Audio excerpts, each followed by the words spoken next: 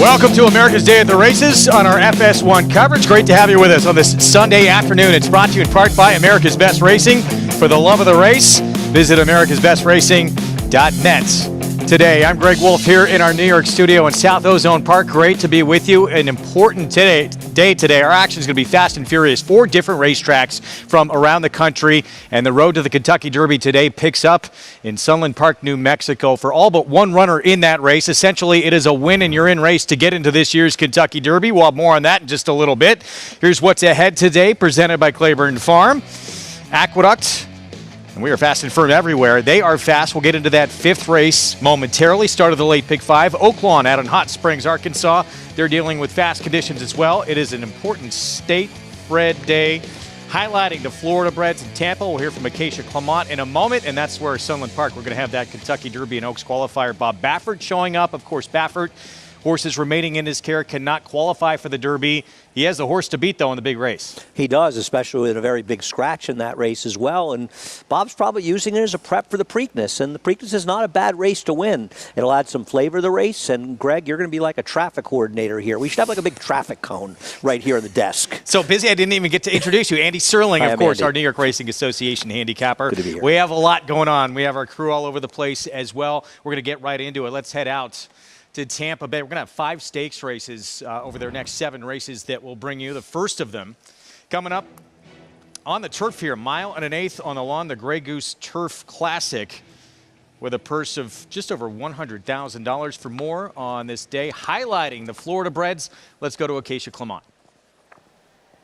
And it's a perfect day for the Florida breds, Greg, as it is a nice and warm, beautiful Sunday at Tampa Bay Downs. Florida Cup Day, as we will get a chance to highlight the state bred program. 1 Florida bred stake in the books already. Horses are on the turf for this upcoming race, though, here in the Turf Classic. And me and Mr. C, your favorite, down to the inside. This is a horse that's been a little bit tough to keep on the racetrack for trainer Mike Maker, but he's a horse in the past that I have seen maybe not warming up the freest. He stayed in a pretty quiet warm-up today with the pony. Typically, we'll see Irad Ortiz take his horses away and kind of stretch their legs a little bit. He was doing everything possible to keep him relaxed out on the track, but he looks fit off a bit of a freshening since trying fellow Florida bred company again last time at Gulfstream when finishing 3rd. Also out of that race is the 2 Lure Him In. Physically, this was the one that I actually did prefer. I thought that he was on his toes. He's always a horse that I've preferred on the turf versus on the synthetic. I think that he just kind of moves better over it too. He got a lovely warm-up on track from Javier Castellano. It's been a long time since he's seen the winner's circle, so he has to prove it today, but he is a generous price versus your favorite. And finally, the 3 Jace's Solitude. He's done well since moving to the barn of Brendan Walsh. I haven't seen him since last year, and I wrote that day that this is a horse that tends to get a little bit hot. Saw that from him once again today, but he's carrying terrific flesh. Also had a big warm-up from Antonio Gallardo, and I thought that this was a horse who looked like he was struggling a little bit to close last time out. Will appreciate getting back to Florida bred company and could be making a big run late, Greg. Acacia, thank you. 4 to 5 favorite. Me and Mr. C for the Mike Maker barn on the inside. What price would the horse be if Irad Ortiz wasn't riding? Not that he shouldn't be favored, but he's a little bit over bet here. I'd be scared of the number 7 horse to wire the field. And you were asking me off camera, Greg, what race I'm really looking forward to the most today. I think it's pretty obvious. It's the Naira Bet Sprint, race number 9 at Tampa. Good answer. If there was ever a homer. True company man right here. Yeah, you bring up the 7 Drama Course. This is a horse who won this race last year and did it gate to wire, and he's a danger to do it the same way again this year. And I think he's come in this race in very good form. I don't see why he can't wire the field. I don't have a problem with me and Mr. C. But the Irad Ortiz factor is killing his price. There's a horse later in the card I was kind of interested in Tampa as sort of a sneaky horse. But Irad's riding him, and it's a double-edged sword. Sure, you want Irad Ortiz. This is a great, great rider. But I don't want him if he's going to be half the price he's supposed to be. He's a price killer. He is. I mean, he's a great rider. For a reason. But, right. And this horse look like a 4 to 5 shot to you? No. Okay. Thank you. But that's the effect he has. Keep agreeing with me and we'll be fine. Jason Beam with the car. First live action on this Sunday afternoon on our FS1 coverage. The Grey Goose Turf Classic. Drama Course, the 7 looking to win this race back-to-back years for trainer Tim Padilla. Again, Jason Beam, the call. Jesus Castanod and King Ramos. Long shot to the outside. Goes in. They're in the gate.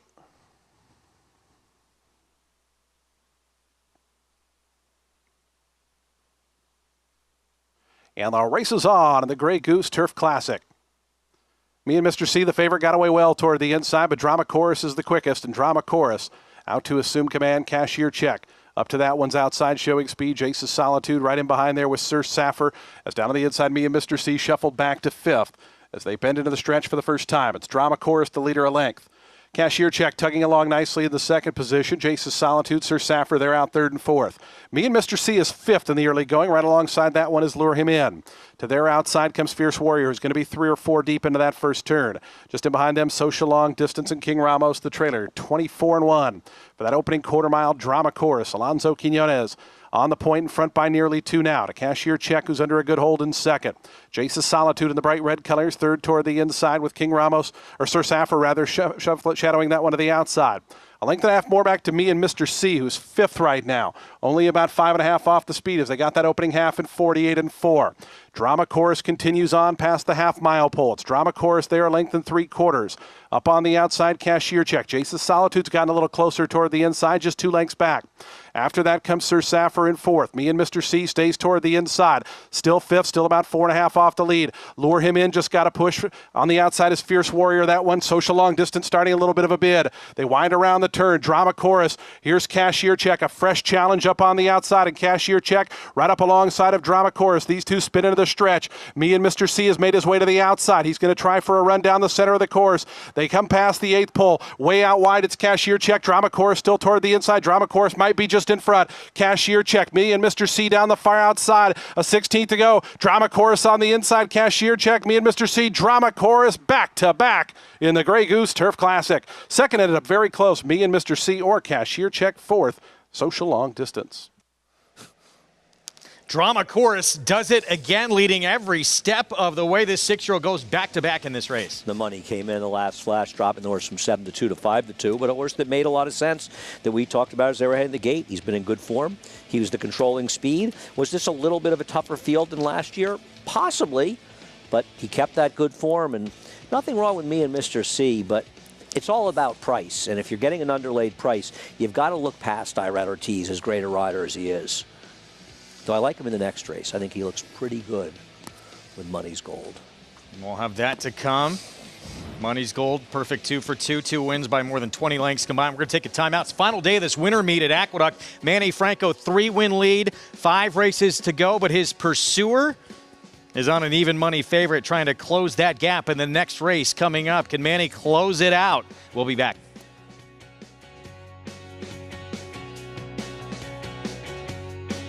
The Run Happies are running. The Run Happies are selling. The Run Happies are winning. Eclipse champion Run Happy is showing a new dimension with winners on turf, dirt, and all weather.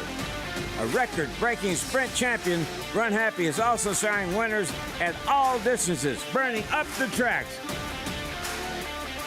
A sire whose runners can carry his speed over all distances and all surfaces. Run Happy, price for value, and standing strong at Claiborne Farm.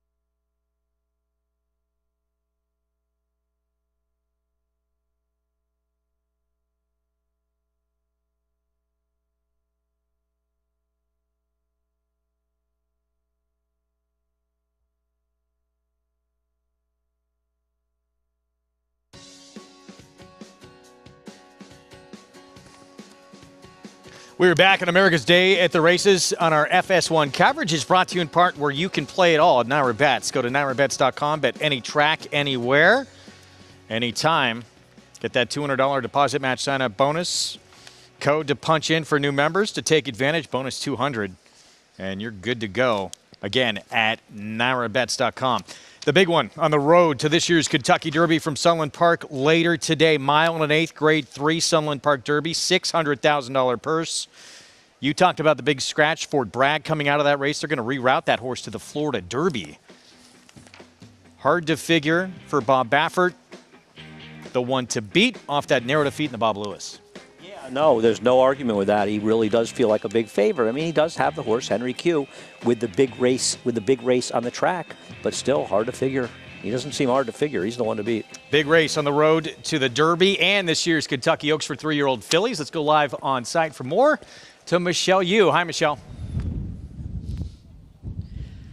Guys, thanks so much out here at Sunland Park, where, as you can see, the sun is shining, but also the wind is blowing, and wind has been a factor here for the earlier parts of the meet. In fact, if you look at your past performances, you'll see some of the horses from the Mind That Bird Derby. Well, the Mind That Bird Derby actually was slated for a different day, but that day had to be abandoned because the dust storm was so severe that you couldn't see from here to the blue railings behind me. So they had to abandon racing that day, and because of that, they did lose some of the horses out of there, including How Did He Do That? So if you're wondering why didn't he run back, there's your reason why. So a little bit of early handicapping going on. You guys mentioned that the point situation for Sunland Derby is on the Kentucky Derby Trail. They are 50, 20, 15, 10, and 5 points available to most of the horses running in the race. Hard Not to Figure, of course, is ineligible for any Kentucky Derby points. Also, there are 3 horses that are not Triple Crown nominated. Those are Henry Q, How Did He Do That, and Wild on Love. So none of those horses are nominated for the Triple Crown here. As far as what the Sunland Derby has meant to the road to the Kentucky Derby, Mind That Bird used a 4th place effort in this race to springboard, of course, to victory in Louisville, and Firing Line won this race en route to running 2nd behind American Pharaoh. So we'll be here all day getting to catch up with some of the connections and see how much factor the wind is going to play today. Michelle, thank you. She mentioned a couple of horses not Triple Crown nominated tomorrow. Actually, the final day for those late nominations for a mere $6,000. It's not much if you do well. No. For some of them, it's probably not that much anyway. I appreciate Michelle, who's sort of always there for us when we need someone anywhere. We go to Hot Springs. We're going to get to Paul Duca momentarily. This race, always there for us. Yes, he is. 6 furlongs, 12,000 starter allowance as we take a look at Drill's little man. Yeah, it does come off that 2nd place finish up in January. I just didn't think it was necessarily good enough, but should be part of the pace. Trying to win 3 in a row. Here's Colton Stream. Feels like one of the ones to beat on, maybe on the lead. Fiery Tail missed by a nose last start.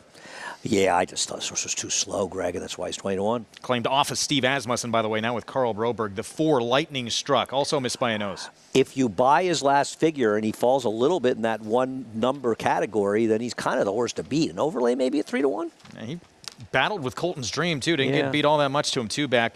Sizaway now just claimed with Martin Villafranco. Well, he better really improve him off the claim to be competitive here. Blinkers go on. Another claim here, Junior Bug. Another horse that just doesn't seem fast enough, though he has some figures that are good enough, but they seem more synthetic. Why is he this short a price? Why is this horse this big a price? Espionage, 9-1? Well, he's certainly not supposed to be twice the price that Junior Bug is, because he feels like he's twice as likely to win this race. One of the problems might be an unfamiliarity with the trainer who claimed him. Kylie Jordan will ride. There's the 7, big number here. 4th race. Just a minute to post. Let's go live to Hot Springs and check in with Paul Duca for the first time today. Yeah, happy Sunday to you guys there in New York. Obviously racing all around the country, and today here in Hot Springs, it's actually hot for the first time. It seems like people are actually out in shorts, and a beautiful day. So far, been a little bit chalky, 3-5, 2-1, and 2-1 in the first 3 races. We do have a good 9-race card, and the pick 5 will start in race number 5. In this race, I'm kind of in agreement with Andy. I just think that the 2 Colton's Dream is just faster than these. Now, Espionage on the outside, is a horse that was taken from the Carlsbad Burn. I just don't think can stay with the 2 early. The 6 Junior Bug, I think that blinkers on and that work on the Churchill Downs training track is why this horse is getting bet, and maybe this horse will show some speed. And then you look at the 1, with all those factors, they have to put pressure on the 2. But if that does happen, if Colton's Dream does get a little tired, the 4 looked tremendous, and he is the other horse in here by far. He got left in his last 2 starts and made up a ton of ground. He's got gait issues. That's the bottom line, but he's made up a lot of ground. He is 4 for 12 on dry racetracks, and a lot of people will look at the 2 Colton's Dream and go, okay, this horse went gate to wire on sloppy racetracks. Well, the race before that, when he was on dirt, you could argue that was even better. I mean, he went 21-45 and hung around, and Chapel Barn came from like 7 or 8 out of it to win that race. So I don't know why the 6 is taking this money. Maybe this horse is training that well, but I saw this race, the 2 in front with the 4 charging late, and I think the 2 holds on. If the 4 can get out of the gate, I think it'll be a lot closer. Paul, thank you. That's been the big question with Lightning Struck, obviously getting out good and just sort of slow going early, too. Yeah, I mean, I'm with Paulie, though. I very much think it's a 2-horse race between these 2. Now, the public sort of agrees. I'm a little puzzled by the money the 6 is taking. It's a horse that was claimed out of a race at Turfway Park on synthetic. His races on dirt were at Belterra, and not to be disrespectful to Belterra, but it's not as tough a circuit as perhaps an Oaklawn can be. I guess he has some fringe figures, but overall, I just thought he was a little on the slow side. Just to be a similar price to the 2 and 4, and as you pointed out with the 7, why is the 7 a dramatically higher price, particularly than the 6? Unless people just don't want to bet this. I don't know anything about the trainer, but maybe it's like an unknown trainer off the claim. Yeah, that is a big number on Espionage, no question. And he's consistent. Back to the 2 for a moment. Mm-hmm. It does look like he's the quickest in this field, but maybe the 7, maybe the 1. Can either of those 2 make life difficult on him? I think the 1 can, and I mean, I have to think that Gonzalez realizes from the rail he's got to send Drill's little man. If he's not aggressive out of the gate or he doesn't break that well, you would think that Cabrera is supposed to seize the bull by the horns and look to take control of the race. You're riding the best horse. If you have an opportunity to control up front, you're supposed to do it. And I know when we get our good friend Richard Migliori on the show, he would agree. Are you concerned at all with Colton's Dream? Those back-to-back wins, yeah, impressive. Yeah, he's probably the quickest, but they were both on wet, sealed tracks. 100%, especially when you consider that the majority of his races have been on synthetic. Now, the one thing he has going for him is his first race on dirt was a creditable figure. It's not as though he didn't run reasonably well in that race, but he did improve on the wet tracks, and I think you're talking, listen, when you're talking about 6 to 5 shots, you don't need to look about why they're going to win. You want to ask yourself why you think they might be a bet against, and that's clearly a good idea. Or a reasonable question to ask. 6 to 5, back-to-back wins on wet, sealed surfaces at Oaklawn, trying to make it 3 straight, and trying to get his first win on a fast surface. As you had mentioned, yeah, primarily synthetic for him in his career. He's logical.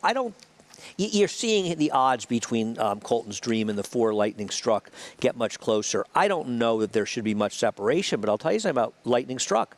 Another horse who his 2 figures are on wet tracks. And it's something you got to deal with at Oaklawn because they've had such a propensity of I believe that's the word, of wet tracks that it just litters the PPs of everybody. Is that a word, the propensity? Let's make it one. I'm going with it. It's like a sister and brother to a preposterous. They've had a tough time with weather, no question. So it's great lucky to see the sun shining. I hope they have great weather Sunday for the card. weekend. You know, with the big card next weekend, you always want to have good weather for the big days. Arkansas Derby next week. Jim Byers, the call. Here's the 4th from Oaklawn. Face starter Bill Knott. They're in the gate, and they're off. Right from the inside, Drill's Lil Man with a quick start. And there goes Colton's Dream. He's up to engage for the lead, while Espionage is finding his stride from the outside. Sissaway now gets out in 4th. Outside of him is Junior Bug. He's in the clear, fairly tight 5th, trying to move up from the outside. From there, Fiery Tail is next to last. Lightning Struck is trailing the field in 7th, and he is a good 8 to 10 lengths off the lead here as Espionage and Kylie Jordan have grabbed the lead away from Colton's Dream. And the favorite is back there 1.5 lengths off the leader, Espionage, as they come to the top of the stretch. And then comes Junior Bug. He's racing 3rd on the outside of Drill's Lil Man. Sissaway now is mid-pack. Just beyond that as they straighten away for home. Then Fiery Tail and Lightning Struck on the inside. It is Espionage. Colton's Dream is working hard, but Espionage is getting clear. It's Espionage by 3. Colton's Dream and Drill's Lil Man are next. Espionage is going to come home clear. Colton's Dream has to settle for 2nd. Then Drill's Lil Man, Fiery Tail 4th. Espionage puts away this field and goes off at 6 to 1 for the victory. That was a very good call by you, Greg. You were right on top of this from the get-go. And it's a good example of, from a betting perspective, maybe you don't love the horse going in or think he's absolutely the best horse in the race, but you look at the odds, and you talked about it more than I did, that this horse was an overlay, and the rider rode very well here, being aggressive. It's like Cabrera didn't want to be that aggressive. So Kylie Jordan said, okay, I'll be aggressive. Took advantage. Back to New York. Late Pick 5 begins here. 1-turn mile as we take a look at the remaining half of the entry. Outside post for Dancing Sophia. I'm shocked this horse is even money. She's a true one-number horse. Her last race was excellent. It was off the claim. If she runs back to it, she can win, but she beat nobody. Run Devil went by the 2, 8-day return. Yeah, I think Run Devil's beating up and much weaker. We're up to the 4. We'll get back to Texian, suspended campaign. I think Suspended Campaign should be the favorite in this race. I made a pick 5 and singled her. Mariah's Fortune at 6 to 1. She beat a lesser field last time. Now she's moving up off the claim for Peter Walder. And we skipped over Texian, blinkers on the 3. And Texian, I believe, is Shug McGaughey's first starter in New York of 2023. How about that? He'll probably have some better ones coming in. I would think. He's got a very, very good 3-year-old turf horse that's somewhere in the PPs at Tampa Bay that we saw win there when we covered them a couple of weeks ago. I'm trying to quickly find that horse. Anyway, we'll let Richie talk. 2 minutes to post. Racing kicks off this late pick 5. Yeah, let's go downstairs to the MIG. Richard Migliori. Yeah, thanks, Greg. And we'll start with the 4 Suspended Campaign, who made a great impression from a physical perspective in the paddock. She is equipped with an isinglass cup on her outside eye, which basically is just a clear plastic goggle to protect her outside eye. But it's not new for her. It's something that she's been wearing in her last several starts. Rudy Rodriguez says that she had a bit of a cloud in her eye, probably got hit with a cloud in one of her races, and he just felt like it helps her, it protects her. And she could be the beneficiary of potentially the race heating up, particularly in the middle. The 5, Mariah's Fortune. Jaime Torres has been very impressive. This is an apprentice that does not look like an apprentice finishing on horses. Got a great attitude. Love what I'm seeing from him for a young rider that still has yet to win 35 races. And she's very sharp, and she took the gate race, her last race, gate to wire, albeit in the slot, but I think she's going to be forward again. And then the 1A, just really well drawn outside with Dylan Davis. You know, she's going to lay up close, stalk from the outside, and she just looks so good warming up. I couldn't get past her at a short price.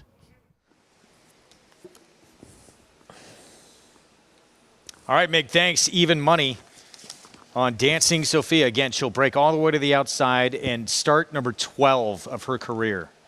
In the first start with a new barn, just jumps to a whole different level than we've ever seen from her before. Yeah, and I'm not going to argue with it. She ran a big figure, but she had never run anything close to it. Now, maybe she just, Chris Englehart got her, and he discovered something, and she improved dramatically for him. And that's all good and fine. I'm never taking even money on a horse like this. She won a 4-horse field. The heavy favorite finished 3rd. She came back to run horribly in her next start. There was nothing in that race. It turned out to be a public workout, but still a fast public workout. Whereas a horse like Suspended Campaign, who's a bigger price, she has a resume of running well against better horses throughout her career, and her recent form is pretty good. She was way over her head last time out. To me, she's plummeting in class. I prefer in here. If I lose to Dancing Sophia, I can live with myself. I just can't bet horses like Dancing Sophia. Talk of the nation, by the way, is the 3-year-old turf horse for Shug McGaughey. Okay. Yeah. One of the 3 really good turf horses we've seen, 3-year-olds. Far Bridge and Carl Spackler, by the way, for Caddyshack fans. He's going to get a lot of attention if he ends up being as good as he looks. Bill Murray's He was character.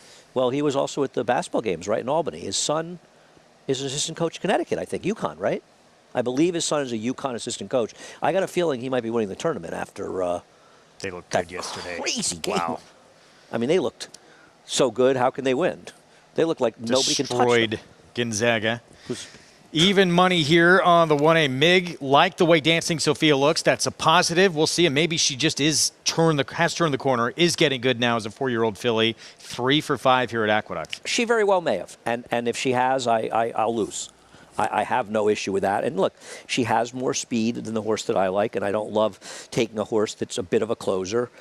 But I just want to see it again. And the truth is the competition otherwise is fairly weak. I mean, I know Run Devil's in good form, but she's beating up on horses like Game Theory and Timed Out off a long layoff who got left that day and Duck Fat. These are horses that would be 20-1 in a race like this. So, that's the problem with winning. You win races, the going gets tougher.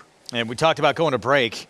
Manny Franco trying to seal up this jockey title here at the winter meet. Today's the final day of the meet. He's on the 4 suspended campaign. He's a 3-win lead. That's it? Over, just 3, over Dylan Davis, who's on the even money favorite. So Dylan with a chance to cut that deficit to 2 with what would be after this 4 races remaining. Well, he scratched in the 6th race, Dylan, and Manny has one of the favorites.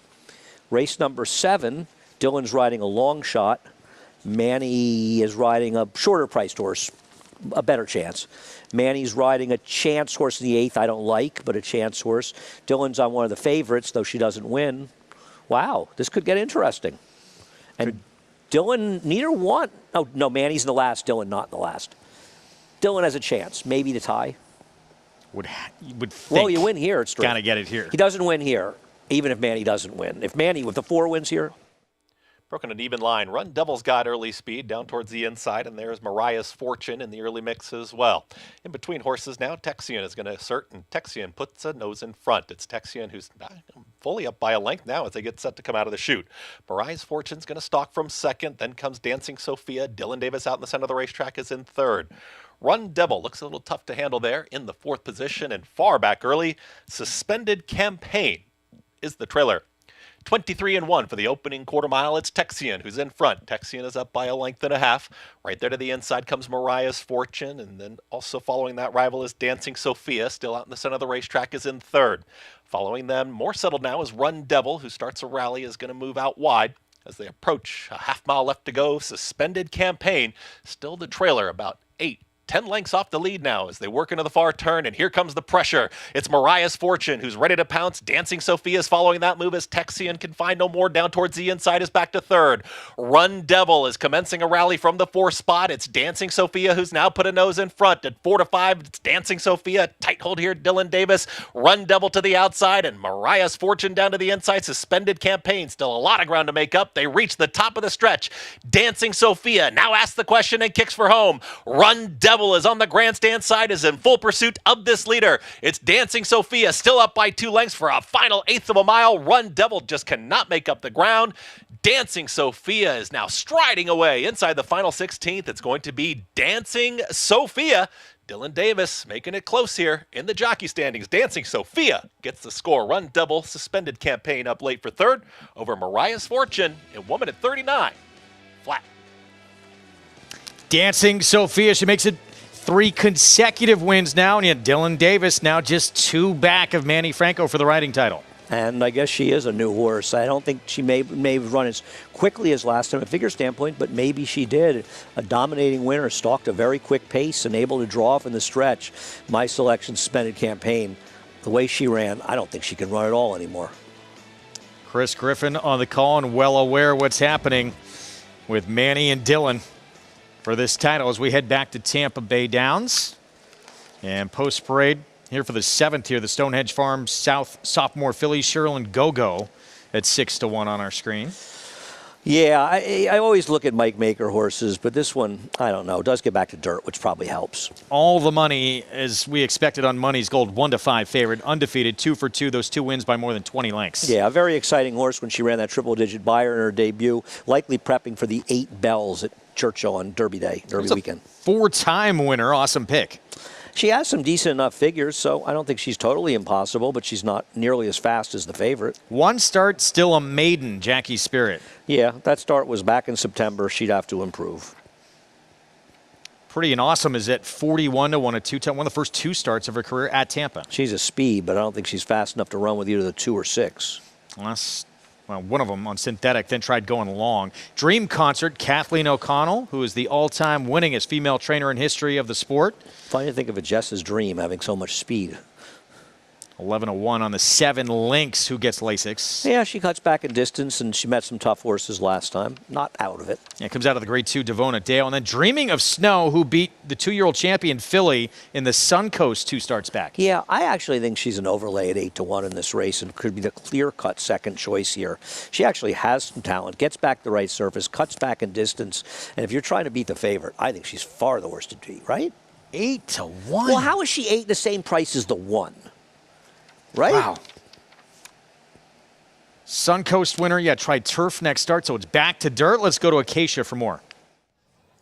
I am in total agreement with you guys on Dreaming of Snow. We'll get to her in a moment, but as far as that very fast, exciting filly, Money's Gold, does go, if you look at her last race, and that was off of a bit of a layoff from that dominant maiden victory, she did break in at the start a little bit and hit her foe, but I thought that it was interesting to see how quickly and agilely she recovered from that, moving forward and eventually taking over the lead. It looked to me like in the stretch that she might have just gotten a little bit distracted because there was just nobody around her, but she just was much the best drawing off from the rest of that field. My first time laying eyes on her, and she looks like a quintessential Munnings. She is compact, she looks very fast, she is quick looking, moved beautifully out there on the track. I don't have anything to say against her in this spot, despite the fact that she is still lightly raced and does have to deal with a short price. But as far as a couple of other long shots in this race who are cutting back in distance, the 7 Lynx does that, as well as getting a bit of class relief after facing the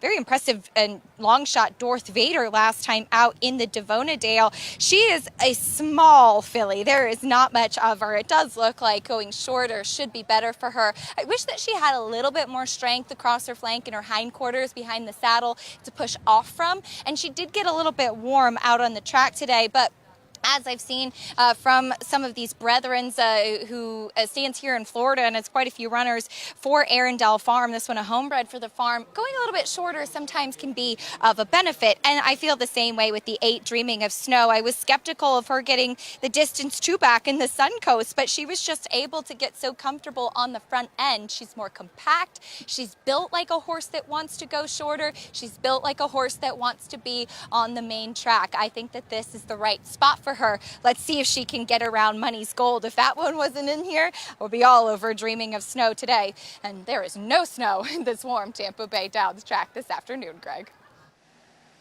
Now, it looks like a perfect day down there at Tampa. Thank you, Acacia. This is perplexing. How in the world Dreaming of Snow, the 8, is at 7-1 in here.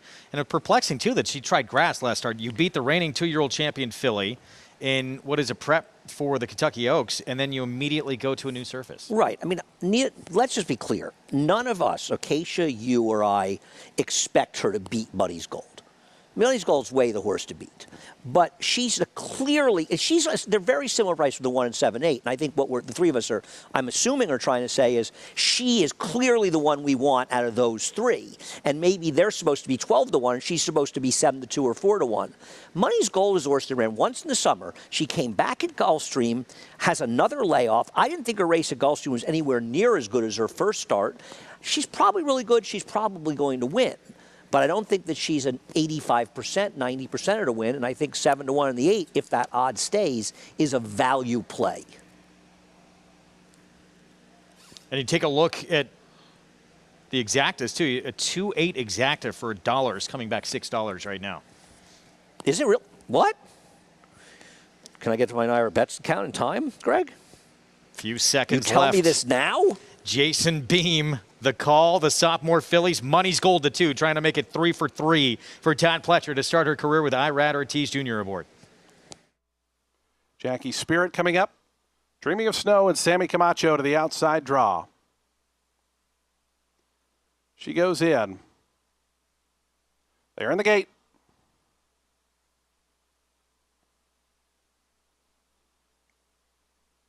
And the race is on in the Sophomore Fillies Stakes. Getting away slowly there was Sherlyn Go-Go. Money's Gold, the favorite, goes right out to the early advantage at once. Dream Concert was away pretty quickly, and right up alongside of the favorite is Pretty and Awesome as they come out of the shooting on to the main course. Pretty and Awesome wants the lead. Money's Gold is now a neck back in second. They're a length and a half clear of Dream Concert in third. Dreaming of Snow came away fourth out in the clear.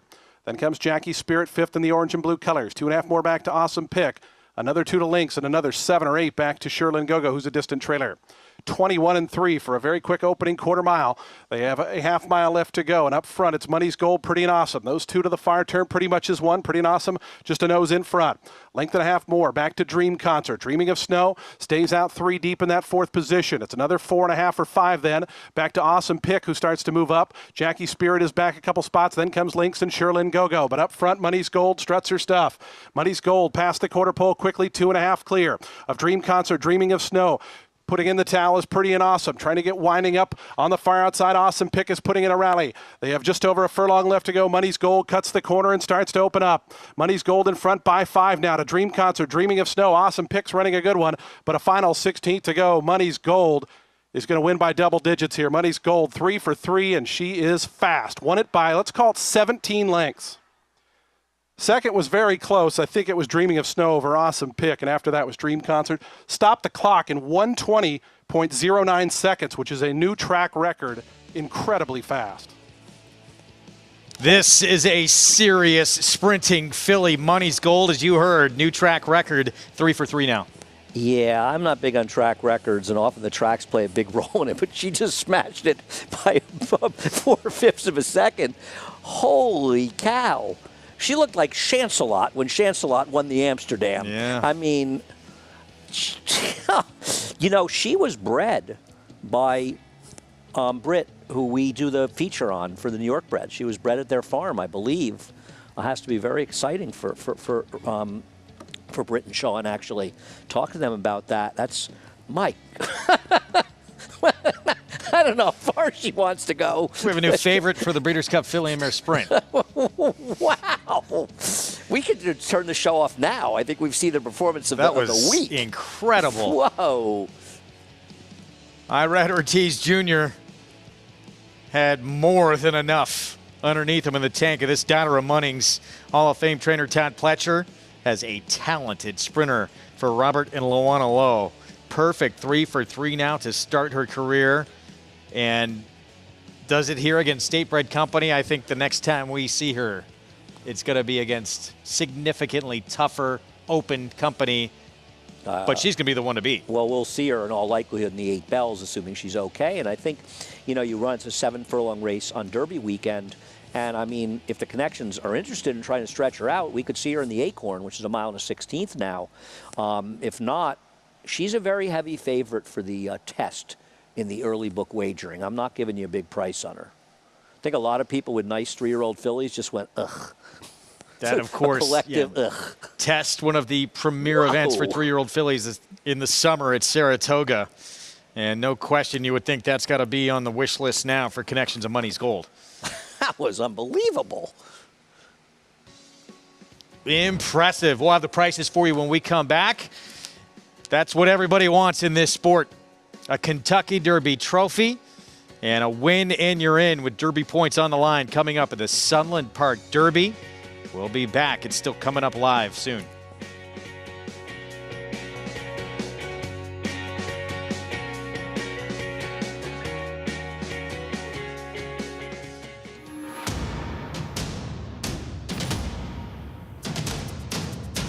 Drain the Clock will win and win by as much as he wants. He'll win by 6 in the end.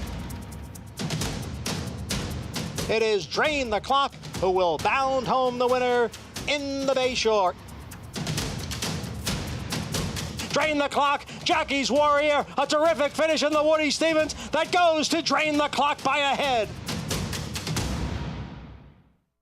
If you're looking into racing partnerships, you should know they're not all the same. When you partner with Bond Racing Stables, you become a member of a growing family of racing enthusiasts, all guided by 3 generations of experience in thoroughbred breeding, training, and racing. Sharing the excitement at Saratoga and Belmont Park, where we've graced the winner's circle with winners like Giacosa, who was bred, born, and raised here at our Song Hill Farm. Get more than just a partnership. Become a member of the Bond Racing family. 3 generations of thoroughbred excellence. This season at Oaklawn, we've got more of everything. More of the top thoroughbreds in the world. More days of live racing. And the largest purses in our history. All at a completely reimagined Oaklawn. Come be a part of this historic season at Arkansas's only casino resort. The Cross Country Pick 5 combines the best racing from New York with top races from around the country in one bet. Find it in your track menu and play this Sunday. Races and free PPs posted at NYRA.com/crosscountry. RaceLens is the most in-depth product in horse racing with unique features found nowhere else. True odds, predictive analysis, and pace projection. RaceLens. It will change the way you follow horse racing and take your game to the next level. We're back. Thanks for spending part of your Sunday afternoon with us on our FS1 coverage of America's Day at the Races, brought to you in part by legendary Claiborne Farm. 100 years of doing the usual unusually well. Let's head to Hot Springs, Arkansas. Race 5 at Oaklawn starts their late pick 5 wager. 10,000 starter allowance, 2-turn mile. As we approach the 5-minute mark to post, let's check in with Paul Duca. Yeah, the start of the pick 5 does start here, Greg. And I thought, I kind of think a difficult sequence. I mean, when you look at the last race time, listen, those were, 12-5 claimers. They went basically, start allowance 12-5. They went 109 and change. So the racetrack is playing fast. I don't know if you can really launch from way out of it. So how do you start your pick 5 here? Poitiers, the 8. We were all 3 of us were on air. We could not believe that this horse, I heard from the little birdie member, that this horse was just going to be really tough to beat that day. 12-1 on the line, and then goes off at 2.5-1 and won by 5.5 lengths in their race last time out and beat Ego in there. And it's come right back, and I thought the horse might get replayed here, but 3-1 in a wide open betting board. This is obviously a more difficult field. I look at the 3 Ego, and what do you do with a horse like this that comes from way out of it at 6-1? I prefer the 4 over him at 5-1. Wartime Hero, you throw Wartime Hero's race out of the slop. His other 2 races on fast surfaces are pretty good, and they can relate here. And then the 5 is taking a ton of money here for Brad Cox. Brad already won a race earlier today. He bought this one for Blake Cox. Ricardo Santana aboard out of the Kelly Von Hemmel barn, and this horse is getting smacked at the window. So I think the 4 at 5-1 is your value in a wide open race. And it's going to be very interesting how this plays out. I would be cautious with the 3 Ego, just the way how fast this racetrack is playing. That I don't know if you can come from way out of it, Greg. All right, Paul, we'll keep our eyes on that. Thanks. Yeah, Ego, the 3, certainly wants to come from pretty far off the pace. It would need a bit of a setup to win here. Yeah, I mean, I feel like Ego, and I didn't go look, is a horse that ran around here years ago. I could be wrong, but I feel like this horse ran the turf here. Maybe even our friend Tom Morley had the horse, but maybe I'm wrong about that. I just don't know. There could be some pace in here, though. Potentially both the 6 and the 8 potentially could hook up. I mean, if you look at the pace projector from Timeform US, they predict a fast pace, and that would obviously help Ego, who's going to be way back. Yeah, and Paul touched on it with the 8. This horse, no one understood it, took all this money, went off as the favorite, and then ran like the horse should have been even a shorter price, winning by 5+ lengths, basically gate to wire last time out. Now, can he back it up and do it again against tougher? And, you know, obviously this is a starter allowance for horses that have run in lower level races, but he was running in a conditional $10,000 claimer. Non-winners at 3 lifetime, I'm assuming, was his condition. It's a very different situation. Pick 5 starts here. We just saw a potential star in the making. It was a star-making performance. Money's Gold in the Sophomore Fillies at Tampa Bay Downs. Now a perfect 3 for 3, but this was a statement victory. Hall of Fame trainer Todd Pletcher, Irad Ortiz Jr., owned by Robert and Luana Lowe. Let's go to Acacia.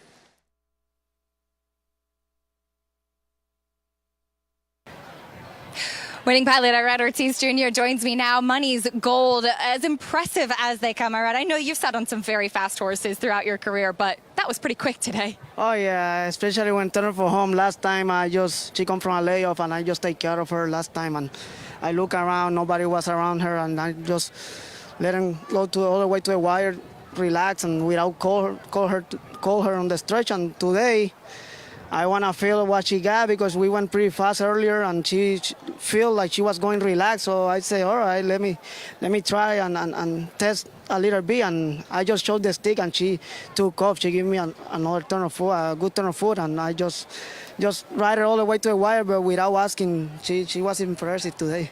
Yeah, it seems like we saw some more maturity from her today. You know, last time she was kind of looking around. You saw her ears going back and forth, but all business today. Yeah, she was very straightforward and all business.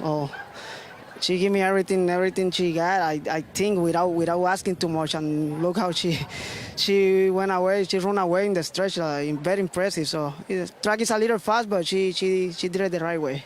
You and Todd Pletcher, of course, have teamed up for some really nice wins together. And this time of year, I know that you all are hoping to pick up some big mounts for the big stakes coming up. And it seems like you could have a very exciting one with this filly. Yeah, hopefully she stays sound and healthy. And I mean,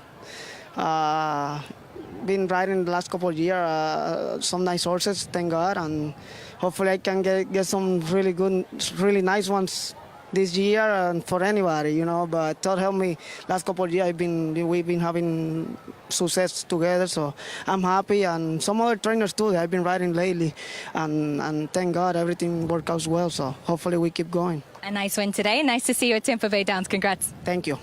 Irad Ortiz with a very impressive filly, and the sky seems to be the limit for her, Greg. It does indeed. And Irad Ortiz Jr. there, your reigning Eclipse Award winner, is outstanding rider. Seemed like almost he was angry he lost that award to Joel Rosario, and he gets it right back. Yeah, Ira's a funny guy because you feel like that, and I know you're joking around. It's like he's riding angry.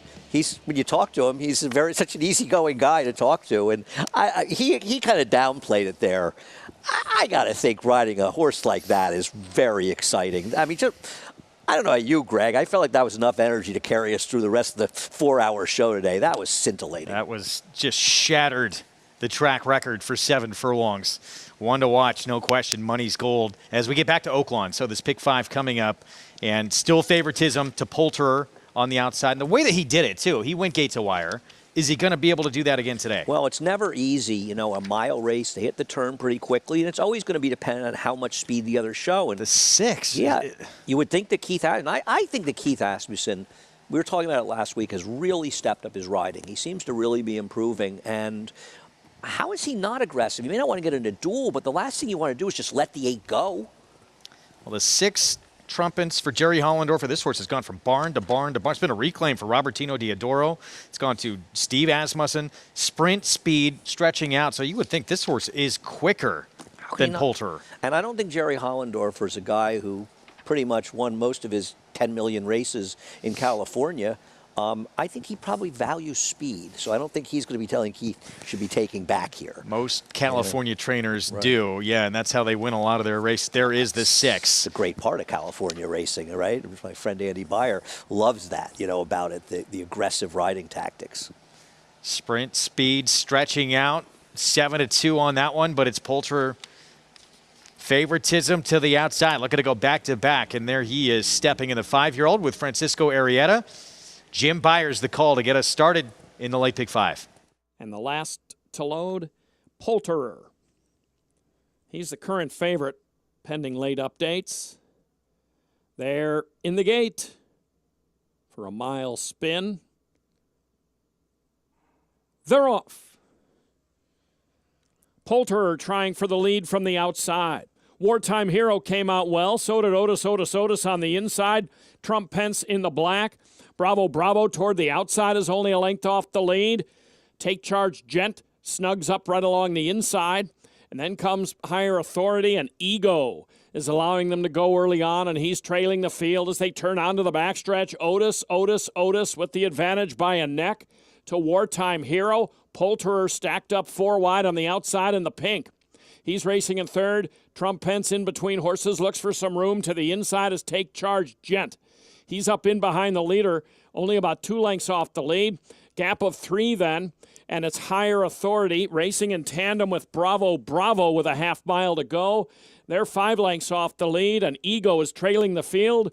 The finish line is the 16th pole here, and Otis is the narrow leader to Wartime Hero. Poulterer's getting a wide journey, but he remains right there in contention on the outside, a half length from the lead.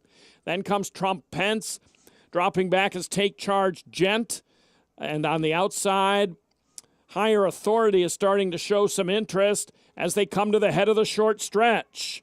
Poulterer is going to the lead. He sat off the speed this time and in a stalking position, and he goes to the front here as they come inside the final furlong. Up to the outside, it's Wartime Hero, then Trump Pence. Final strides, Poulterer back to back, and he wins this one by 3.5 or 4. Finishing second was Wartime Hero, then Trump Pence and Ego. Poulterer does it again, this time sitting off the pace. Who is this horse the last couple of starts? I don't know, because strategy and trip made no difference. When they went 4 abreast in the turn, and he was the wisest of all, I said to you, well, forget about him today. He's not going to win. Win? He embarrassed the field. Totally different horse, and what a marked turnaround in his last 2 starts. Goes off as the favorite in both. Impressive. Rob Atchis, one of the hottest trainers, not only in the grounds, but in the country back in early March. He went 9 for 11 at one point on this circuit in New York, winning 6 straight. He's having an incredible winter meet. He'll look to keep it going when we come back. Good magic in a good-looking performance. Cruises home in the Haskell Invitational. And it's a vintage performance by Vino Rosso in the Breeders' Cup Classic. Nest, much the best. Elite Power on the far outside, and Elite Power gets up to win the sprint. On the outside, it's Malafat coming to the wire. Who's it going to be? It is Malafat.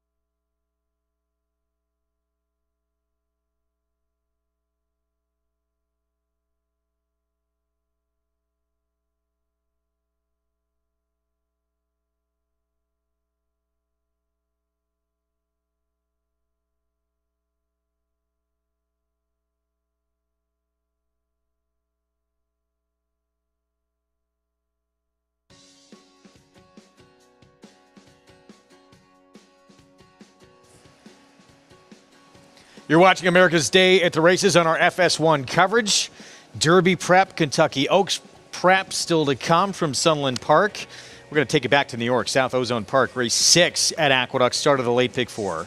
$20,000 claiming race is coming up. It's post time for that race. Program brought to you in part by Hillendale at Alapa.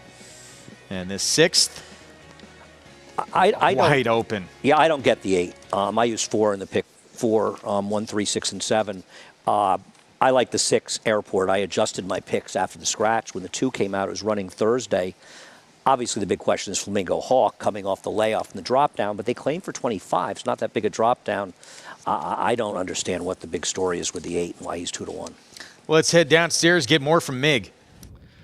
Well, looking at the horses from a physical perspective, the 3 and the 8 were standouts in the paddock. And I will say this about the 3 coming off that layoff after throwing in a poor effort against Admonson.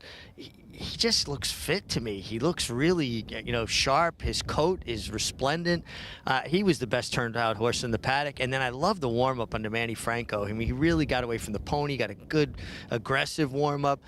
With the 8, Air Show, who did look good in the paddock, got a much quieter warm-up under Jaime Torres. He, stayed with the pony until they got to the backstretch. He did leave the pony in, short little gallop by himself. Maybe they're thinking the turn back in distance after he showed so much speed, an 1/8 of a mile. That's why he's taking all the money. But honestly, the way he warmed up gave me the impression that Jaime Torres is going to try to rate him a little bit more than he did last time. And I don't know that's always a key to success, even though, you get caught late and your thought process is, well, maybe if I save a little more. Usually it goes the other way. They just catch you earlier. All right, Mig, thanks. That pick 4 pool you see closing in on $100,000 here. And Manny Franco trying to seal this riding title. He's on the 3 Flamingo Hawk. Yeah, I don't think Air Show, if he showed the same speed he showed last time, I think he'd be sitting second to Airport, which doesn't mean he can't win the race. I think the Airport, assuming a clean break, is supposed to be in front. Doesn't guarantee the victory, but he's supposed to be the speed. It's not even close. And there he is with Jose Gomez, newly minted journeyman. Clips a winner as your outstanding apprentice. 7 steps in, and then Air Show probably sitting right behind Airport, the 6. We'll see how it plays out. Let's go upstairs. Chris Griffin, the call, the start of the pick 4.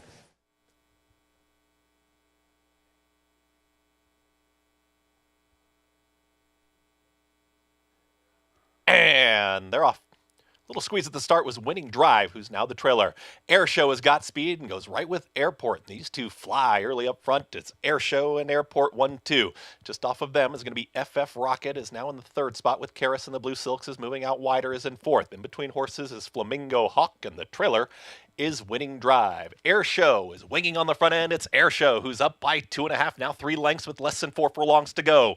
They went 22 and 3 for the opening quarter mile, and Airport is ready to reclaim this position here. And here comes Airport right after Air Show. Air Show is a neck in front. Airport ready to challenge. Following them is Flamingo Hawk, who's gotten much closer here for Manny Franco. FF Rocket is in the 4th spot. Then Karis, who's lost some ground. The trailer is Winning Drive. They approach a quarter mile left to go. Airport to the outside of Air Show, and Air Show is back in front by a nose. It's Air Show. Airport could not push on by. Air Show's got more to the inside.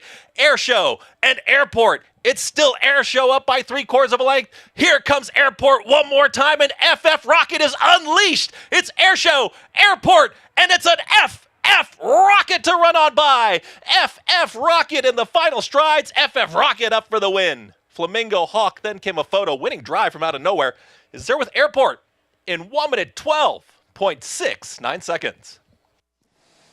FF Rocket getting a setup here with a 6 and 8 battling and 11-1. Yeah, it's a massive overlay in the source. The horse that I picked second earlier got a very good trip. I mean, is it possible that the 6 ran a better race? Maybe, to set it up for these, but at the end of the day, he got the right ride. A nice ride by Romero Mirage on an overlaid horse at 11-1. 3 for 31 coming in. Lolita Shibmangle. Good for her with his 6-year-old son of Curlin, former 2-time Horse of the Year. As you said, Romero Mirage comes and picks up pieces at a big price. Biggest price on the board. Well, that's crazy. This horse is the biggest price on the board, to be honest with you. 11-1 start to this late pick 4. Flamingo Hawk up for second. Airport winds up third. 1-3, 6-8 finish. here in the 6th at Aqueduct. We have a new audience joining us. Slight pause, and we'll get back to action.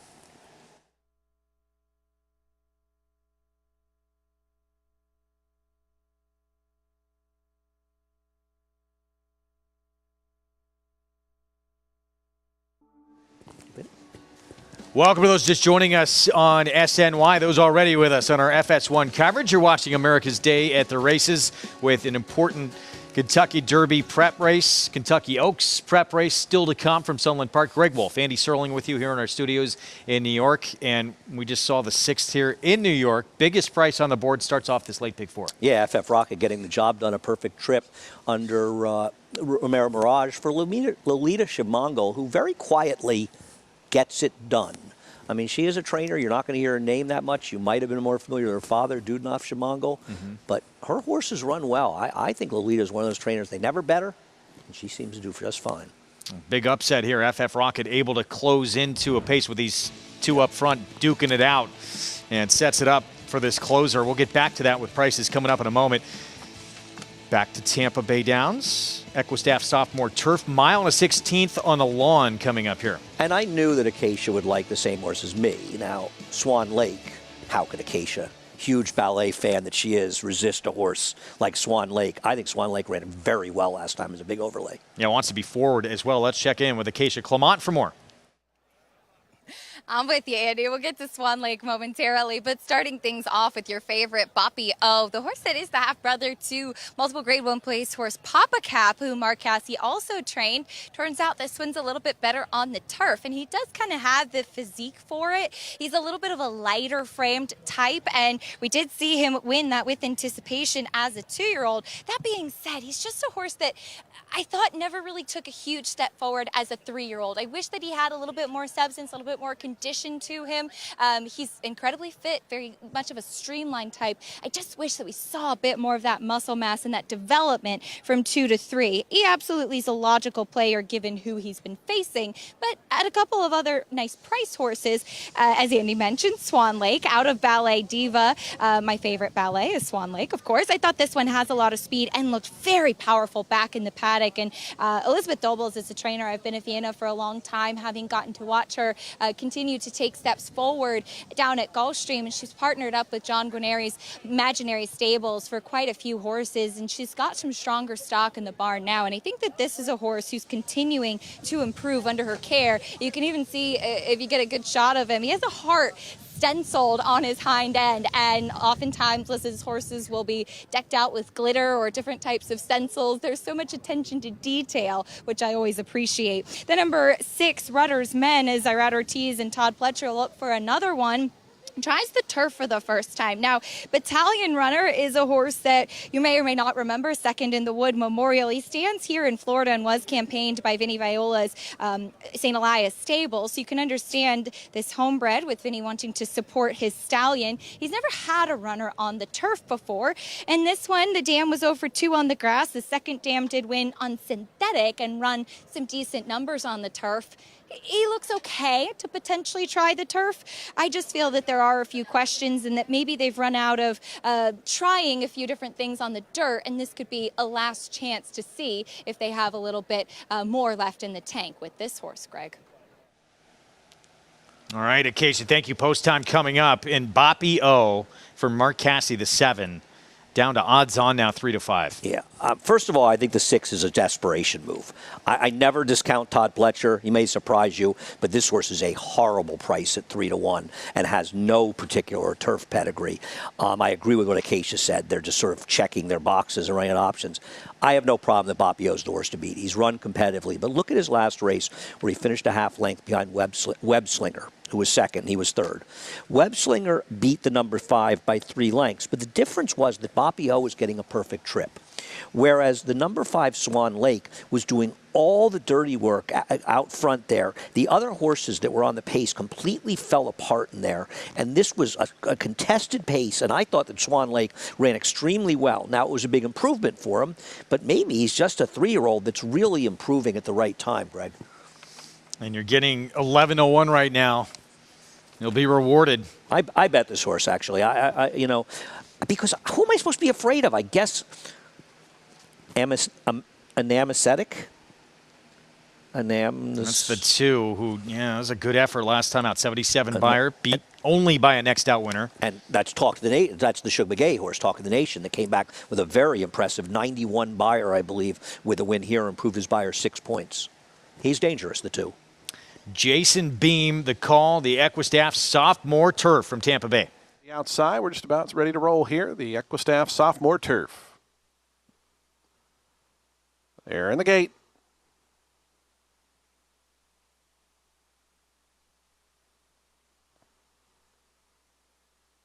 And the race is on in the Equistaff Sophomore Turf.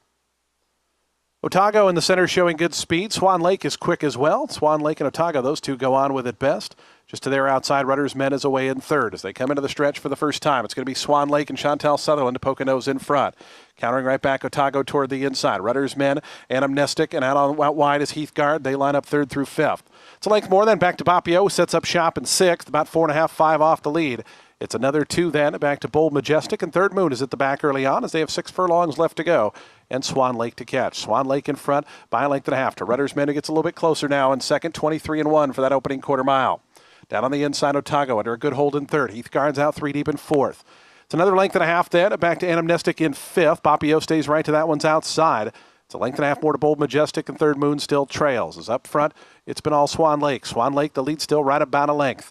Rudder's Men continues to stalk from second. 48 seconds, pretty measured half mile here. Rudder's Men now getting a bit closer. Down to there inside Otago, just a length and a half back, a joint third along with Heathguard. Bapio starts to move up on the outside, but is going to be cast out 3 deep. Here's Bapio on the move, is up to a joint third, but covering ground. They have 3 furlongs left to go. The sprint for the wire begins. Rudder's Men up on the outside of Swan Lake. Swan Lake kicks back. Bapio wants to join the party out 3 deep. These 3 across the course by the quarter pole. Heathguard just in behind them. Anamnestic, Bold Majestic starting to wind up on the far outside. Otago has nowhere to go just yet. They come into the stretch. Swan Lake on the inside. Rudder's Men. Here's Bapio, who sets sail now. Bapio coming after Swan Lake. Otago looking for a seam down at the inside. Is in tight though. Final 16th to go. Bapio just in front. Swan Lake. Otago crying out for room. Now has it. It's Bapio. Otago toward the inside. Otago coming through with Bapio. Otago looked to get up over Bapio. Then came Swan Lake, Anamnestic, and Heathguard. Otago in his 3-year-old debut. Looks like he may have got this for Kelsey Danner. Yeah, I mean, I guess the argument for him is his first start as a 3-year-old. He had a right to improve. He also got a terrific ride by Antonio Arriaga, riding the paint the whole way. But this horse's 2-year-old turf race is not that strong. Antonio Gallardo. Yeah, this horse rode very well. No excuse for Bapio. My horse to 5. Excellent ride by Chantal Sutherland. Ran well, just not quite good enough in here. And Rudder's Man, as Keisha was alluding to, overbet. Otago, upset score in the 3-year-old debut in the Sophomore Turf. That was a heck of a ride by him up the rail, huh? Really was. Well, the prices for you when we come back. We're going to take a timeout. A surprise on this day celebrating Florida breds from down in Tampa, Florida. Son of Spitestown for Kelsey Danner with a big win.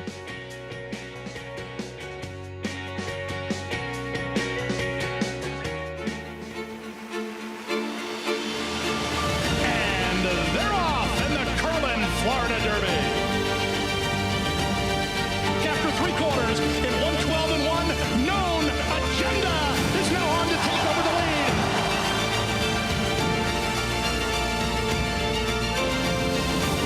It's Known Agenda for St. Elias Stable.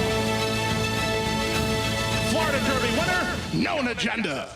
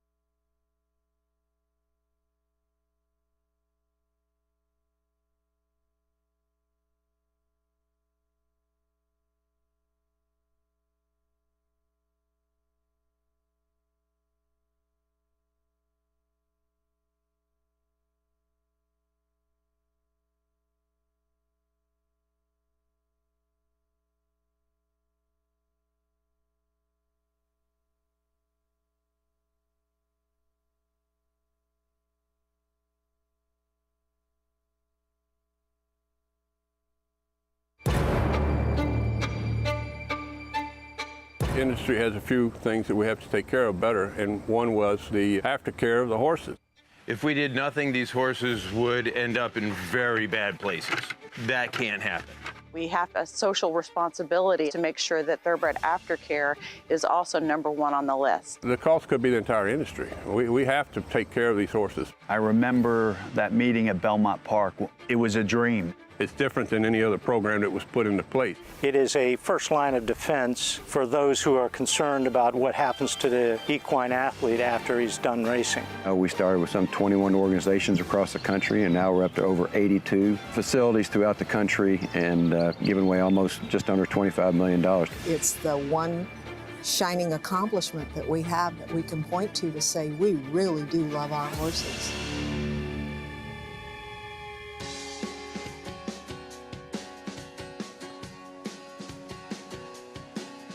Back on America's Day of the Races, program brought to you in part by America's Best Racing for the love of the race. Visit americasbestracing.net. Today, action all across the country in our program today. 4 different racetracks, and we're going to take you back to Hot Springs, Arkansas, race 6 at Oaklawn.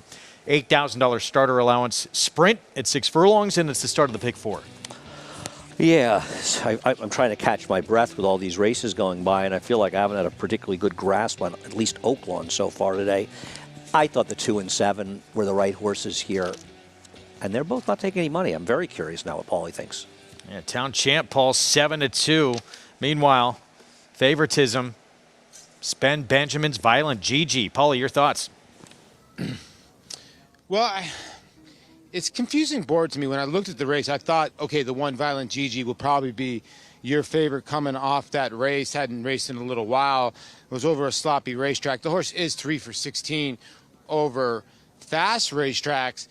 And then I looked at the 4 Spend Benjamins. Now, this is a horse that spent a lot of his time on the turf. And then he got on the dirt. He won Derby weekend. And then he has not won since. He's just kind of a closing sprinter, and he ran a great number last time out. And they didn't really go that fast. So I thought he ran great, but is that just a number where I just can't read it? Because you look 2 back, he was in a good spot, just where Chapel Barn was, like Andy said, the 2, and the 2 beat him. So why 7-1 to 5-2? And then when you look at the 7 horse on the outside, Town Champ, you know, a horse that was voided claim, I get it, back, but since then has won and then went up to the starter allowance level and lost to Arthurian. Arthurian just went through the starter allowance, been winning these races for Robertino Diodoro by pole. So Town Champ doesn't have to deal with that horse either. So I don't understand why the 2 is 7-1 and the 4 is 2-1, to be honest. But I think the 4 has got the ability to win the race. I do think the 1 is the horse to beat, Violent Gigi, and I think the 7's the other horse in here. All right, Paul, we'll see how it plays out. Yeah, he talked about Arthurian, who Town Champ, the 7, has been facing each of the last 2 starts, and that horse has been on quite a roll. Yeah, no, I'm not going to argue with that at all. I think the horse has been in good form. I don't have a real problem. I don't know. I guess my problem is, why am I supposed to be so enamored with the 1? Because the horse has been running well in wet tracks and still not winning? What do you think here? Do you have an opinion? I'm with the public a bit. I'd like Spend Benjamins, but yeah, I get your point with Violent Gigi. And even if he runs back to those numbers too, that, as you said, came on wet tracks, he's still got to move forward, doesn't he? Yeah, I mean, Spend Benjamin's number last time was very big, at least the buyer figure. Time Form US, not as strong. I don't have an argument against him. I just felt like the 2's getting a very good rider change. Is he not? To Ricardo Santana, it just feels like a real upgrade for a horse that's been in decent enough form. I'm going to fool around with the 2 and use the 7 and 4. That's my play. 2 minutes to post. Race that's going to kick off this late pick 4 at Oaklawn. Meanwhile, big upset at Tampa Bay Downs. Otago and Antonio Gallardo for Kelsey Danner. 3-year-old debut. A winning one for the son of Spite's Town. Let's go to Acacia. So happy to be joined by winning trainer Kelsey Danner as Octago was ready to roll in his 3-year-old debut. A horse that was actually getting his first turf victory today, too. Talk about that progression from 2 to 3. Well, when we bought him, we thought he would be turf all the way. Obviously, won when it came off up there in Laurel, but got beat by a nice horse last time. Just needed to improve on his rankness. He gets a little rank going into the first turn and hard to get him to relax, but today he saved something, so it worked out. He's a big, solid horse, too. Do you think he really just kind of flourished this year? Yeah, he was big as a baby, but now he's even bigger, and he's kind of mentally, it's clicked a little bit. So, and we've did a lot of practice breezing behind horses, trying to get him to relax a little bit. Do you think getting that mentality to catch up to his physicality kind of came through with the break in racing, or was it something that you did, like you said, with training? I think going from the sales to racing, the turnout helped him a lot mentally. They always change so much when they come back after 60, 90 days. So, a big performance today. Congratulations, Kelsey. Thank you. Kelsey Danner with Octago. It looks like he could be having a big 3-year-old season with that performance today, Greg. Acacia, thank you. Yeah, great starting point for his 3-year-old campaign, no question. 27.80 for the win. A terrific ride as well. And, lost to General Jim last time, was distantly behind General Jim, who turned into a pretty good dirt horse down in Florida for Shug McGay and unfortunately went to the shelf. But had a nice ride to beat Bapio. No excuse, though, for Bapio. Javier gave him a good ride. He just lost a race he probably shouldn't have lost. All right, it's back to Hot Springs. And it's still Violent Gigi. It's kind of gone back and forth between the 1 and the 4 here. Spend Benjamins to favoritism. Violent Gigi getting back on a fast surface for the first time in 4 starts. Yeah, and we keep talking about it because it's so prevalent that there's so many off-track races. I don't know. I mean, I don't see that this is a horse that necessarily moved up on a wet track. The figure down at Indiana was a good figure 4 back, but it was also a race the horse was claimed for $5,000 and has obviously improved. It's hard to ignore the fact with sloppy tracks. I'm trying to beat this horse. I think of the 2 taking money, the 4, Spend Benjamins, is probably the better one. But once again, I'm going to take a Chapel Barn and use with a 4 and 7 here. Yeah, Town Champ, again, the 7. This horse at 9-2. This horse used to be very quick. There was a time this horse would probably be the one alone in front. What's happened to that speed? He doesn't seem to have as much speed, and potentially the number 6, Whooping J, turning back or not, is pretty quick. Now, I don't think Whooping J makes much sense as a horse you want to bet to win, but I think he injects some speed in the race, which probably helps horses that are closing. And is Chapel Barn with Ricardo Santana Jr. going to be aggressive as well? Yeah, I think he's probably going to be sitting in the pocket at worst, right? I mean, you'd have to think he's looking to get position from there. So I think you see Whooping J likely go with Town Champ outside of him, but I'd like to think Chapel Barn will be right there. And I'll tell you something, if you look at, and I keep talking about it, but I really do believe in the time form pace projector. They use the pace figures to try to judge how the race sets up. They believe it'll be a slow pace and a race that is going to at least favor speed horses. And one thing we've seen at Oaklawn, it's usually a pretty good thing to be forwardly placed. Sneaky horse a little bit too. This 8 Press Snooze came off the bench. It was a muddy sealed track and pretty productive race he was coming out of it. Started making up some ground late. Colton's Dream we saw earlier. Alex's Strike both came to win out of there. You go back, he'd run, 4 straight on synthetic? The dirt starts before that. His numbers are right in the mix with everybody else. Absolutely. I cannot argue with any of that. It's absolutely very, very fair. And maybe he gets a little more pace, but the problem is he's going to have to get pace because he's got no speed. And if the pace projector's right, he's going to be behind the 8 ball. Now, it doesn't mean it's not going to be a quicker pace, but he's going to need some help up front. Walter De La Cruz, there's the 8 in the background, going to have to try and work out a trip from that outside post as we go back to Violent Gigi. And I guess it is a bit of a positive. As you brought up, the last time on a fast track, it was at Indiana, and it was a near 80 Beyer speed figure. It was. It was also a 3-5 in a $5,000 claiming race, conditional claiming race, so that concerns me a little bit. It's not like he's been a super short price. I don't think he's impossible here. I just don't find him to be worth 2-1. And if I had to take a shorter price, it would be on the 4. But I think both the 2 and 7 are as interesting, especially at much better prices. Wide open race. Back to 9-5 favoritism to Spend Benjamins. You got to price shop. You really do. I mean, I think that's one thing we can get across on this show is don't marry yourself to a horse. I mean, listen, we all sometimes have one horse. We think, I really like this horse that day. But I think you always have to be ready to say, you know, I thought I was going to get X price, and I'm getting 60% of it. Did I have a second or third choice that's 10 to 1 that I thought would be 4 to 1? Yeah, a lot of times you just sometimes can back into a win because a horse you thought was a contender is a much bigger price. Maybe you didn't like that horse as your top pick. They don't say to you at the window, was this your first choice or not? Hard enough as it is, isn't it? Yeah, I mean, cashing's the name of the game, and value is the way to make money if you're going to have any chance to find some kind of value. Jim Byers, the call. Race 6 from Oaklawn, start of the pick 4. And they're all in line. They're off. And off to an excellent start. Town Champ had a quick beginning. There goes Chapel Barn. Chapel Barn takes over the lead from Town Champ. Violent Gigi right on the inside. And Whooping Jay, he's trying to be a part of the front group as well. Whooping Jay second. And on the outside, Town Champ now third. Violent Gigi on the inside fourth. Black Storm is next in fifth.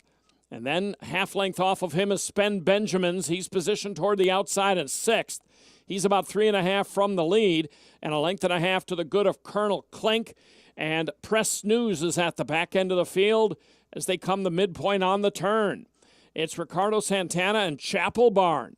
Chapel Barn in control here as they come to the top of the stretch. Then Spend Benjamins, Town Champ just inside of him in the pink blinkers. Way outside is Colonel Clink. They straighten away. And Chapel Barn, Santana all over him. Here comes Spend Benjamins.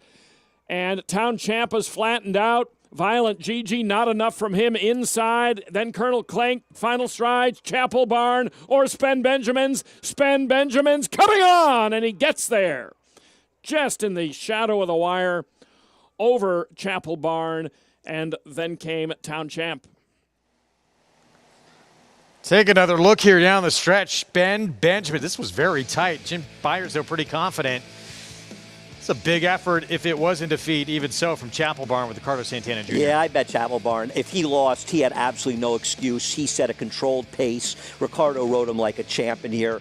It's close. Yeah. I think the 7 got him there. He was pretty wide. Maybe he didn't. Got a little 4-2, but yeah, it looks like the 4 got up. But that was a great ride by Ricardo. Did what he could. We're back to New York. And here's Win for Gold, Jose Lezcano. I know a horse you like more than I do off the claim for Michelle Giangiulio. He's got speed inside. There are some others. I thought he was facing tougher today. 2 and by we'll get back to because I know you like him. 1 whirlwind ride of the 3.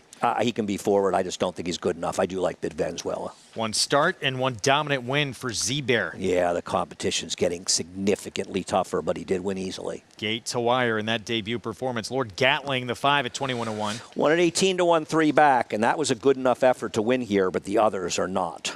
Midnight Worker, double-digit odds, Jaime Torres. I don't understand why he's 11-1 and the 8 is 3-1. He did the dirty work last time and lost by a neck to the 8. It makes no sense to me. Jose Gomez and Joey Loose Lips. Blinkers come off. I think you like him more than I do, though he did run a credible race in the slop last time. And Victorious Wave, sort of new to dirt the last couple of starts. You know, Greg, I loved this horse last time, and he got second, but he never really ran. He just kind of sucked up for second. He got passed from behind. He got kind of lucky, beat the 6. Can you understand why the 6 is almost 4 times the price? Doesn't make sense, right? No, I thought a contender as well. That's a big number on this horse, and that's what we talked about earlier. Sometimes find these horses, and that can make up your mind for you in a race that's perplexing. Yeah, no, I think I like the 2, but I think Big Venezuela finds himself in just a more reasonable spot. But you know, our man the Mig has gotten like no time. You gotta get him on the show. Winningest rider in the history of this racetrack. Let's go back to him now, Mig. It's all right, guys. I'm enjoying listening to you. It's a good show. Let's talk horses now. The 3-1 whirlwind ride ridden by Dylan Davis. And, you know, Dylan's trying to catch Manny Franco for leading rider. And mathematically, he can still tie Manny. He can't actually beat him if he wins this race and the next race. He does not have a mount in the last race. And I will say this horse looks really good. I mean, Oscar Barrera really has done really good work. This horse's coat is resplendent, dappled out, making a really nice impression.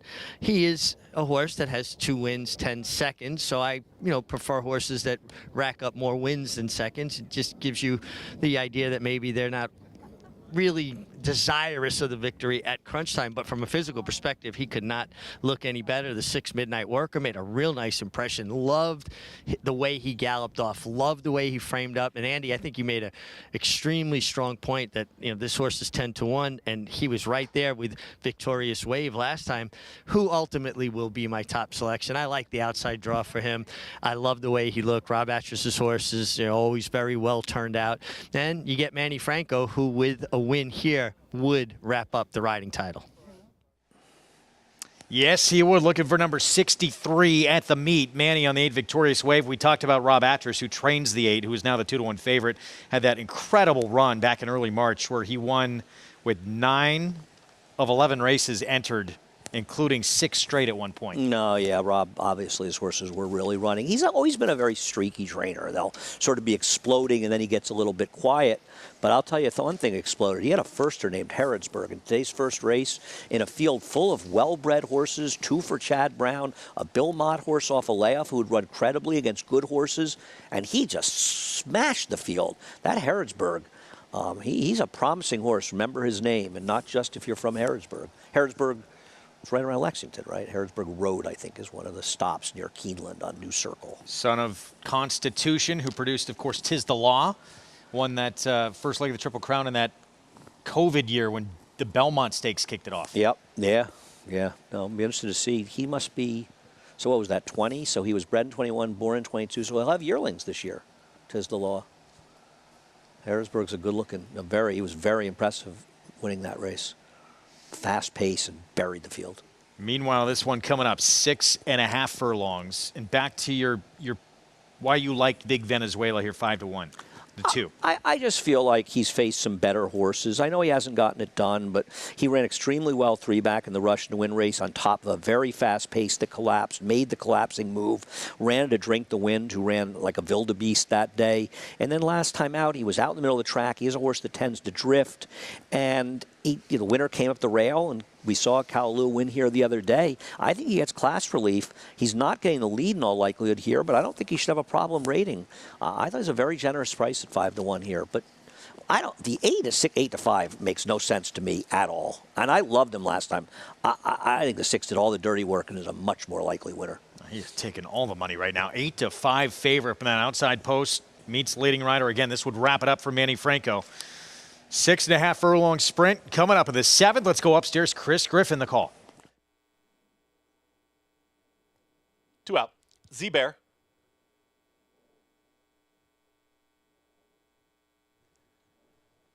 Victorious Wave.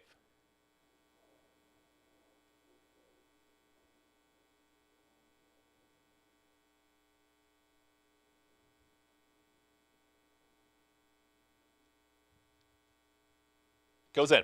All set.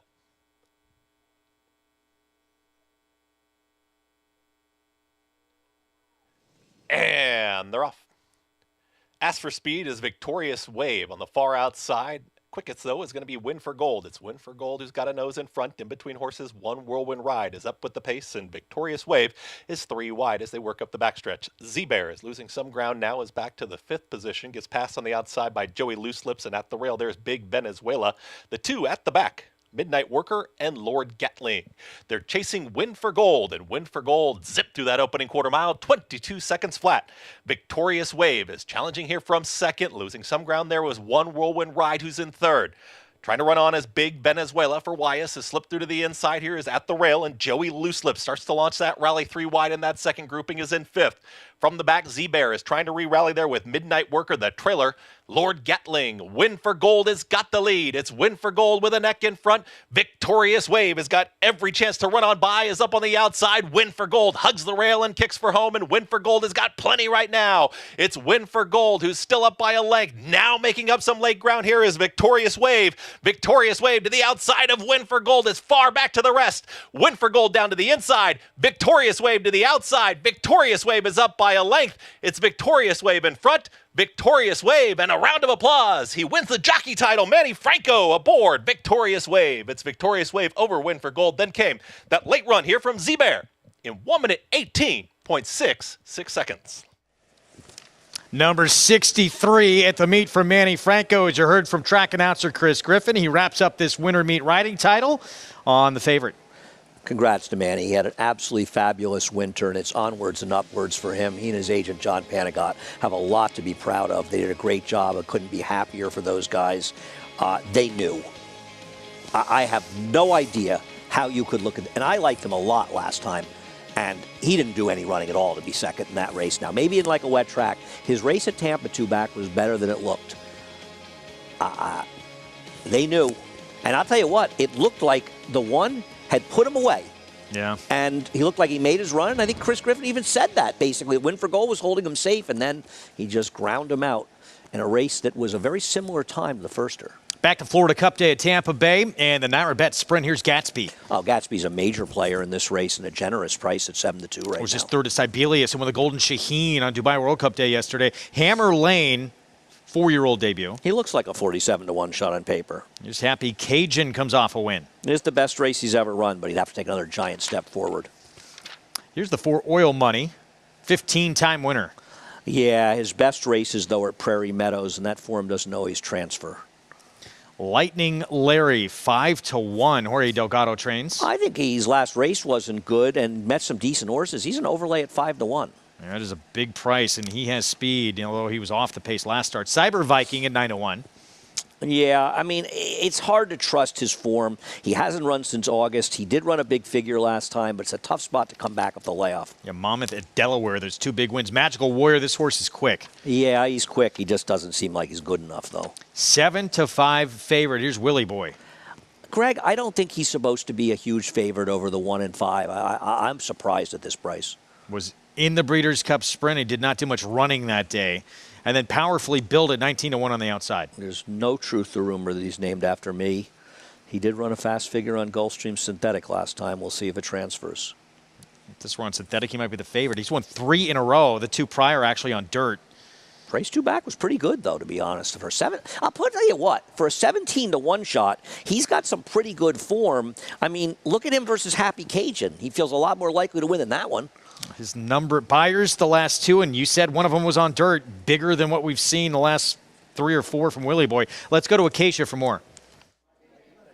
Well, it's the NYRA Sprint coming up, and I'm standing here at Tampa Bay Downs outside the players' room where a bunch of NYRA players and participants have the opportunity to play the races today from a great vantage point. We appreciate all those participating and playing the great racing action from Tampa Bay today. But talking about a couple of horses in here, we'll start with the 2 from Jorge Delgado. And Willie Boy, your favorite. He's a horse that I've always thought the shorter the better for him, really. He's very compactly built. He's very stout. He's very robust, and he is carrying probably even more weight than I've ever seen from him in the past. And he comes off of a disappointing effort in the Pelican last time out. Just, I thought, didn't really have too much to offer that day. And again, did face Sibelius in that race, and it was off of a little bit of a freshening for him, but he was striding out nicely on the track. He's a horse that I've always thought is incredibly game and very consistent. Let's see if he can get back on track today. The number 5, Lightning Larry, the other one for the barn. Speed is the name of his game, and he was a horse that they took every step to keep very quiet back in the paddock area, keeping him in the saddling stall to the last moment, trying to keep him away from the rest of the field.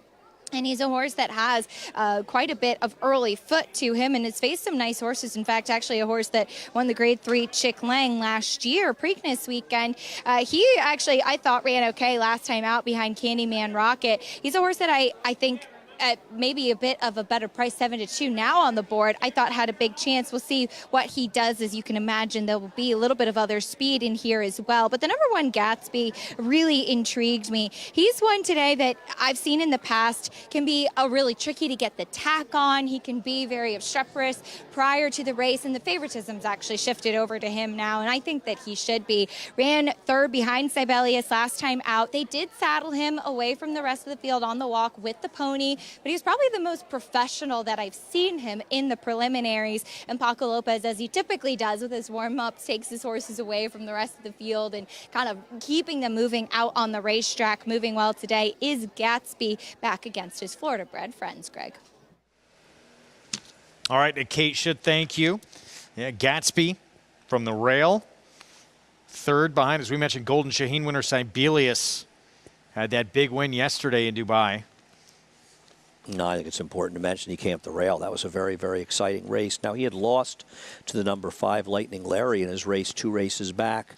He's got to get position. It does feel like any of the 2, 4, and 5 can be forward here, but of the contenders, the 5 is probably the best speed. He's got to get that trip behind him on the rail. I'm not against the number 8 in here, Willie Boy. I just thought of the 3. I kind of liked him the least. Doesn't it feel like his form has kind of declined a little bit? Lost it 1-2, 2 races back, and then put in a total stinker last time. So I just wonder if he's kind of on the downswing. Again, he does not produce races really where he doesn't show up. And that was, for him, that was a big disappointment. Feels like he got good as a 4-year-old, and he just doesn't have the same magic this year. Maybe he'll refine it, but he got very good. He improved a great deal. You know, starting with that big drama, he ran the good third in the Vanderbilt behind Jackie's Warrior, but he's just not backing it up, and I can't trust him off his recent efforts. In fact, I'd rather use the 9 at 14-1 as a bomb. He's getting bet a bit off his resume. Former graded stakes winner. And I get it. He ran the Breeders' Cup Sprint. I understand. I don't care that he ran 10th. I get it. But this is the Naira Bet Sprint, Greg, and the Naira Bet Sprint, it's an extremely prestigious race. Doesn't really get the recognition it deserves. True company man. Our man, Donnie Nelson for Naira Bets is down there at Tampa. Is he? Representing the firm. Yep. Acacia spending time with the Naira Bets players. Got to work on getting us live on site one day for Florida Cup Day. I'm a little bitter. It's pretty nice here, so our weather's rivaling, what they're getting at Tampa. Nice. So favorite Willie Boy, the 8, Jason Beam the call of the Naira Bet Sprint.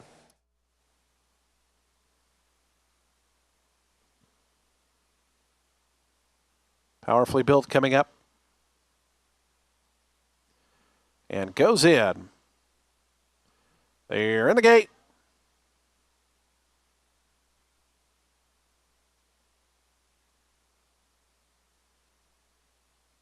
And the race is on in the Naira Bet Sprint. Powerfully built, set hard from the outside gate. Lightning Larry is showing good speed in between horses, and Oil Money is right there. It's going to be Lightning Larry and Oil Money to set the early fractions. Powerfully built was out in third. They're 3 lengths clear now of Gatsby, who puts a nose into fourth. Magical Warriors 5th in the orange colors. Willie Boy settles down 6th, already about 8 or 9 behind as Happy Cajun moves to his inside. Then comes Cyber Viking, and Hammer Lane is at the back. Oil Money to the far turn with Lightning Larry. Those two through an opening quarter in 21 1/5 seconds. They've gone incredibly fast into that far turn. They're 3.5 ahead of Powerfully Built. Gatsby is 4th toward the inside. Then comes Magical Warrior, starts to advance on the outside from 5th. Willie Boy is still about 10 lengths behind as a co-6th right now, along with Happy Cajun as they wind around toward the top of the stretch. Oil Money and Lightning Larry, it's been a punishing contest thus far. They're 2 clear of Powerfully Built, who swings into action on the outside. Magical Warrior trying to rally up. Gatsby is closing in. Willie Boy on the far outside. Just over a furlong left to go. Lightning Larry won the battle, but can he win the war? Down the outside, Powerfully Built. Magical Warrior is charging and coming very well. Lightning Larry still there. Here's Magical Warrior on the outside. Powerfully Built between a Magical Warrior up on the outside to win at a length. Lightning Larry held second over Powerfully Built. Late close from Cyber Viking to get up for 4th. This is a horse who does all his work on the front end, somehow comes from off it, launches this big bid from far off the pace for the win. I'm going to ask you a question. How is he only 10-1 here? Betting on this horse. Wow. I thought we were idiots for not betting Powerfully Built to win there. It was getting the perfect trip. And out of nowhere came Magical Warriors. You say he's never rated successfully before. He's never run a buyer figure of over 79. Didn't appear yet to be in the mix from that sort of standpoint. 4 for 5 now, though, at Tampa.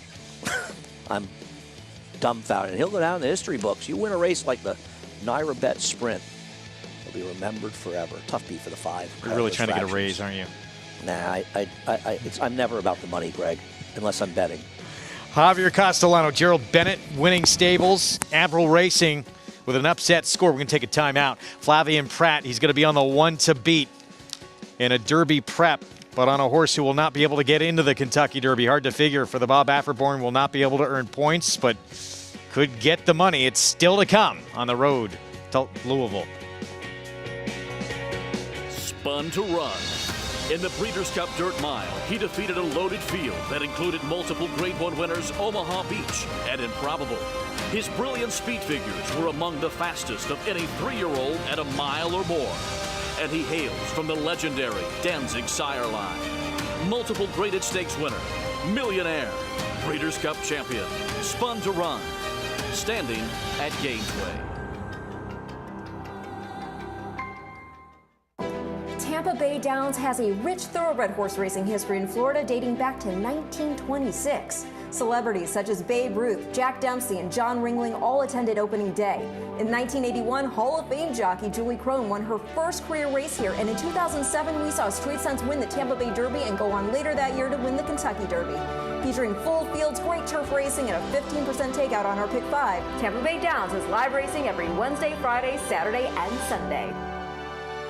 Accelerate, a 5-time Grade 1 winner with over $6 million in earnings. In 2018 alone, he won the Santa Anita Handicap, the Gold Cup, the Pacific Classic by a record-setting 12.5 lengths, the Awesome Again, and bested a world-class field in the Breeders' Cup Classic.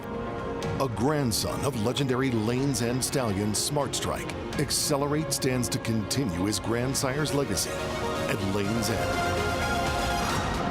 Racetrack Television Network brings you every race, from every track, on every screen, every day.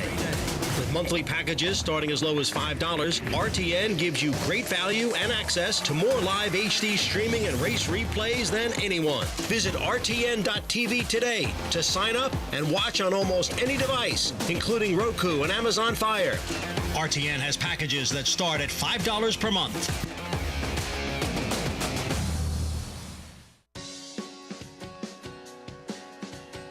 We're back on America's Day at the Races, program brought to you in part where you can play it all at Naira Bets. Go to nairabets.com and bet any track, anywhere, anytime. Still to come on our program, the road to the Kentucky Derby picks back up in Sunland Park, New Mexico, with a Sunland Park Derby Grade 3 mile and an eighth, the one to beat.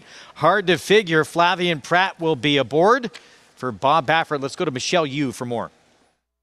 Joined right now by Flavian Pratt, who flew in to New Mexico today. Where'd you come from exactly?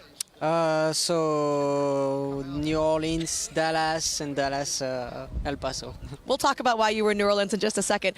Last year, the rider of Flightline, how do you come back from a year like that? What's your winter been like? Winter's been good. We went to Del Mar. Del Mar was great. Then we started at Santa Anita. We started actually quite slow, but it's been going on well now, and yeah, I'm pleased with my winter. Do you feel like the whole winter you're looking for your Derby horse? Well, I mean, yeah, you do look for a horse anyway. I mean, there seems like there could be a few options, and but yeah, we'll see what happens. You mentioned a few options. Yesterday you were in New Orleans for the Louisiana Derby, and you rode Kings Barnes there. What are your thoughts about him? I thought he ran a great race. Did everything right. He broke well, got himself into the race, and he kicked on really well. I thought so. I mean, did everything good. He's run 3 races. He won 3, so it's a good prospect. At what point do you make that decision? This is my Derby horse, because you've got a couple in the fire. Well, there's what 3 races yet to run, but. Yeah, I mean, it's still about a month ago, a bit more than a month, so yeah, it's going to come soon. All right, I want to talk a little bit about Hard to Figure today. No Derby on the line for him, but you did ride him previously in the Bob Hope, and to me that was a very erratic race. Can you walk me through what happened that day?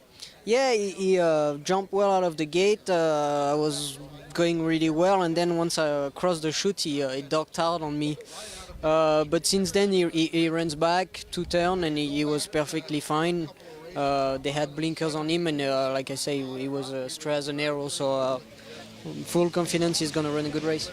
Is that something that you ask about when there's been like a incident where the horse has lugged out or done something wrong? Do you ask the trainer specifically, tell me about this horse mentally, how he's doing?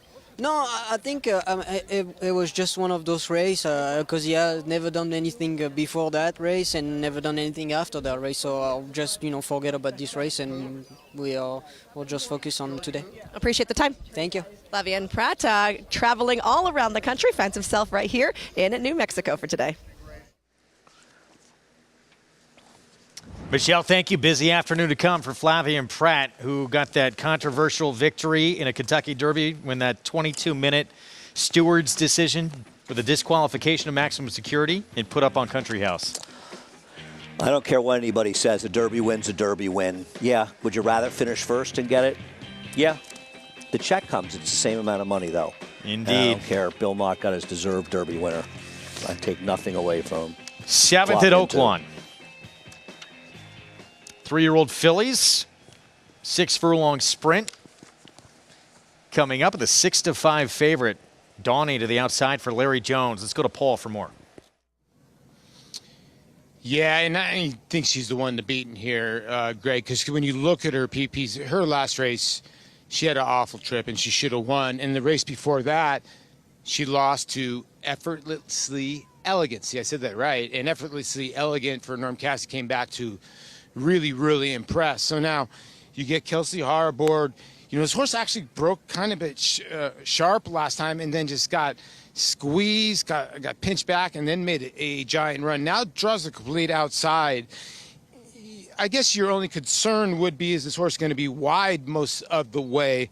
And does have a little bit of speed. And the other part is, it's a filly that has never touched, you know, dry surfaces, so a muddy surface and a sloppy surface. And the first time this horse did go off at 28-1, although, you know, Effortlessly Elegant was a big favorite. So I thought this horse would be a little bit odds on. The 2, for all you Cake fans, yeah, there's a band called Cake. We're going the distance. This horse was good first time out, showed some decent speed with Deshaun Parker, gets the blinkers on at 8-5, and I think the public's thinking, okay, this filly by Tappert might be able to get to the front end in here. And then the first time starter, the one I thought looked the best, and another filly by Tappert, Tom Swearington, is rolling out some nice runners. He's very good with first time starters. The 7 at 6-5 is going to take some beating in here, huh? But the 2, I like the 7 over the 2. I hate to say that, but I think the 1, obviously the way Tom's going, and I think he had the horse prepared very, very well. I'm probably like 7-1 in here, hoping the 1 maybe can run a giant race. No, I'm good. Yeah. We'll see what happens here. Paulie, thanks. 6-5 favorite, Donnie for Larry Jones. He talked about the good filly she faced in that debut, Effortlessly Elegant, and came back, though, ran beaten second again, had a little bit of trouble in that race, gets a fast track for the first time. Right, but I look at this race, and I see a horse that's had 2 starts, that's run similar figures to a horse with 1 start, and the horse with 1 start with blinkers on appears to be the controlling speed, whereas the other one hasn't shown any real speed, though she had some speed in her debut. I'm going to go to going the distance. So I prefer the 2 going the distance, with all due respect to Paulie. 3-2. On going the distance, the 2. Yeah, blinkers on. Start number 2 should be forward, but probably going to have to deal with the 4 as well. Zippin' Pippin on the engine early on as we're back at Tampa Bay. And where did this performance come from? Magical Wear not only stepping up to a level that we hadn't seen before from this runner, but doing it a totally different way. Usually a speedster comes from off the pace for the win under Javier Castellano. Let's go to Acacia. Pleased to be joined by winning jockey Javier Castellano as Magical Warrior. Coming from off the pace today, Javier, a horse that typically uses early speed. Was that the game plan today? It really was. Give me the green line, trying to be able to see right off the pace. I really like the way he did it. You know, it seemed to me the way I handicapped the race, a lot of speed in the race. And I think I'm able to side up behind the speed. I think it worked out great. I like the way I've been handicapped in the race, and the way he came out, it worked out perfect. How encouraging is that for a jockey when a trainer gives you a green light to do what you think is best in the race? Absolutely. I feel a little confident, you know, myself, and can able to decide what I need to do using my best judgment in the race when they broke out of the gate. And it seemed to me he broke well out of the gate. I didn't have to rush it to dictate the pace, and I'm able to see right off the pace. Like I say, yeah, I think it worked out great. He gave me a lot of confidence to ride the horse, and that's why I put a lot of effort and worked out great. It seems every time I come to Tampa, I'm interviewing you here in the winner's circle. Talk a little bit about looking for opportunities here and riding at this track. Absolutely, Akasha. You know, it's everything about opportunity. Thank God, being very thankful and blessed. They're trying to give me opportunity to ride the best horses on the ground, and I'm able to do my job. Congratulations. Thanks a lot. Javier Castellano, he handicapped the race, and that's why he's in the Hall of Fame, Greg. One of the best 4 straight years. He won an Eclipse Award at one point as Outstanding Rider, and we talked about him so much last year because he was, if there was a comeback Rider of the Year, it would have been him. No question about it. And he just finally got healthy, and I think a lot of people had sort of written him off.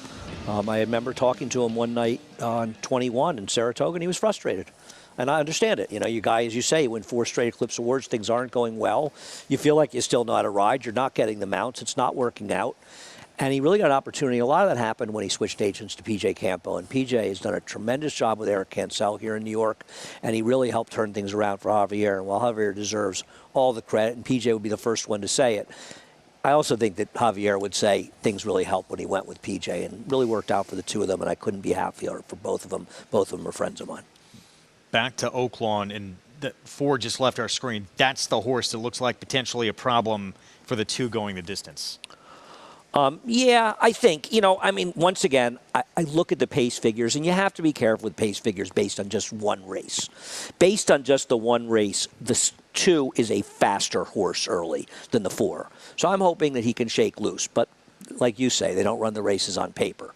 But I think that going the distance is supposed to get loose in there. I don't know what to make of the races coming from Fairgrounds. The 2 ran against first-time starters. The 5th horse came back and improved the buyer figure 7 points for Chris Hartman. The winner, though, is a 24-1 shot in there. So I don't have any familiarity with those horses, so that gives me a lack of comfort. But in my opinion, given no firsters are taking any money, I'd rather take the bigger price in the 2 if you feel like it ends up being a bit of a match race between the 2 and 7. We don't know, apparently, what everybody else does with the 7 here. Donnie, even money. Yeah, and I don't start get number it. 3 for Larry Jones, the trainer. The other thing about her is she's never been bet in either one of her races for Larry Jones. I know she's run credibly, and I'm not knocking her, but she was 28-1 and 6.5-1 in those races. I prefer going the distance. And honestly, at 8-5, I think that she's bettable. There's the favorite who just went by. That price gets even lower now. Odds on 4-5 as they load up. Here's a first-time starter, daughter of a Belmont Stakes winner, Taprit, stepping in. Gustavi for Tom Swearingen.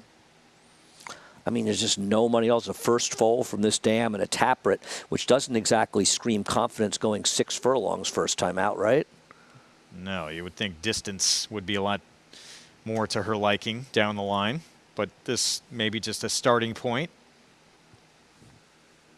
So Donnie outside post the 7, odds-on favorite here in start number 3. First time on a fast track with Kelsey Haar. Let's go to Jim Byers for the call. They're all in line. And they're off. Difficult start for Candy Coop. Appeared to throw her head at the start. Going the distance, absolutely catches a flyer out of there, and going the distance, immediately up by some 4 lengths. Cloak of Mercy is second. Donnie on the outside third.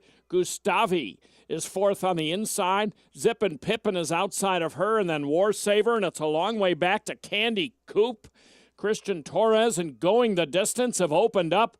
We'll call it 7 or 8 here into the far turn.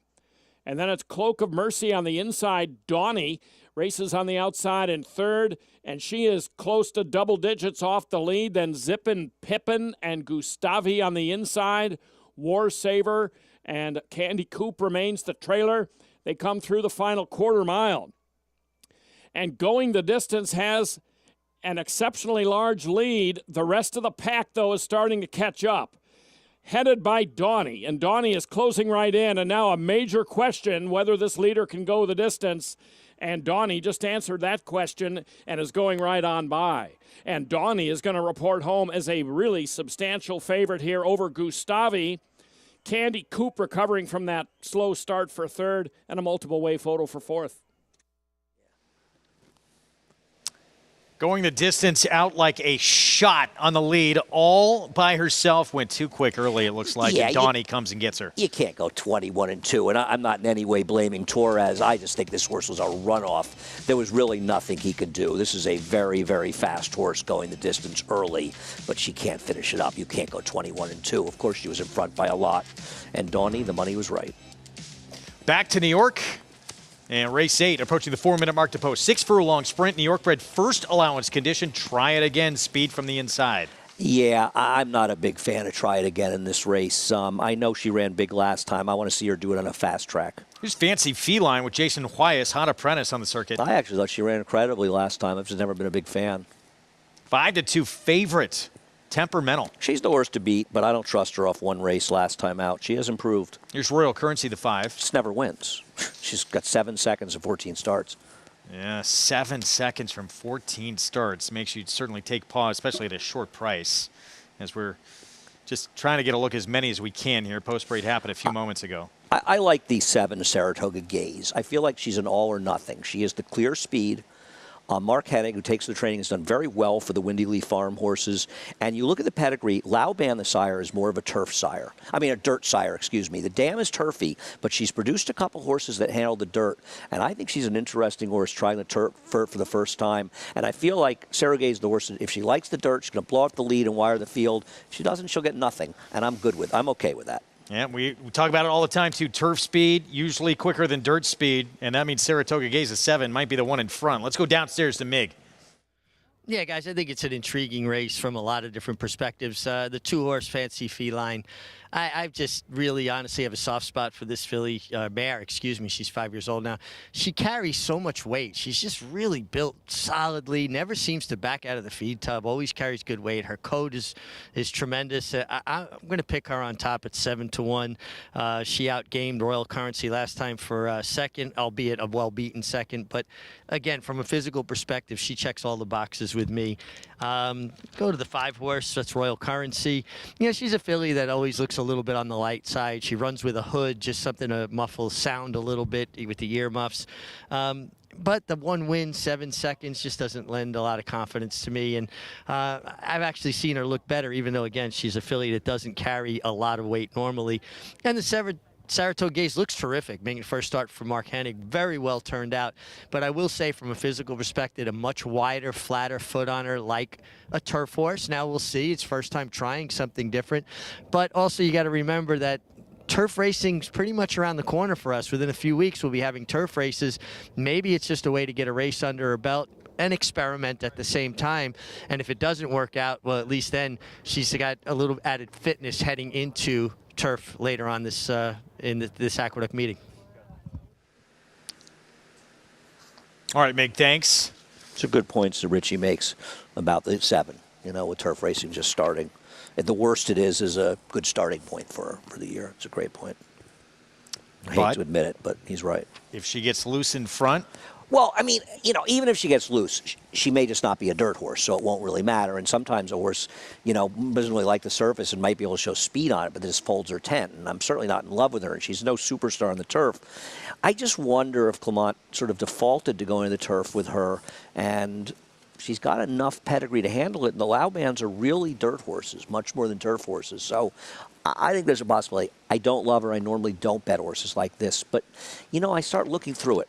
I think the 5 is about as bad at 9-5 as any horse you can find. She's 1 for 14 with 7 seconds. And frankly, Fancy Feline ran a better race than she did last time out. So she wins. I'm going to lose. And the 3, I don't know. Bavarian Cream got an 80 by her. She got a 75. The race kind of fell apart. The favorite did no running. I just wonder if that's not really indicative of her overall quality, which makes her okay. But I feel like this is a race where if the 7 can handle the dirt, she'll have the field at her mercy as the speed, and she just found the right field to run against. She's not going to have to be a superstar. And you know what? At 9-2, I don't mind losing some money on her if she's not a dirt horse. Because I'm not betting the 3 and I'm not betting the 5. And frankly, I agree with Richie. I would bet the 2 Fancy Feline, who I've never been a fan of and has never really run a very good race. When she was successful, she rode biases. Makes you think, though, I mean, Christophe Clement had her for 6 prior starts and never put her on the dirt. Maybe for a reason. Maybe. We don't know. Yeah. I tend to think that way, and that's why I don't pick them. But this is the right field to take 9-2 on her, I just thought. See how it plays out. Trevor McCarthy will be on board. The dirt debut from the outside post for Saratoga Gaze. The favorite, the 5, Royal Currency for trainer Charlie Baker, the one who figures to pressure that 7 early, but may not be as quick from the rail. Man who's already wrapped up the riding title here at this winter meet, Manny Franco, on Try It Again from the inside post. Let's go upstairs. Chris Griffin, the call, race 8 from Aqueduct. 40 Smooth moves in. 3 out. Royal Currency. Dylan Davis and Royal Currency go in. Here's Banker's Daughter. And last to load will be Saratoga Gaze. Saratoga Gaze goes in. All set.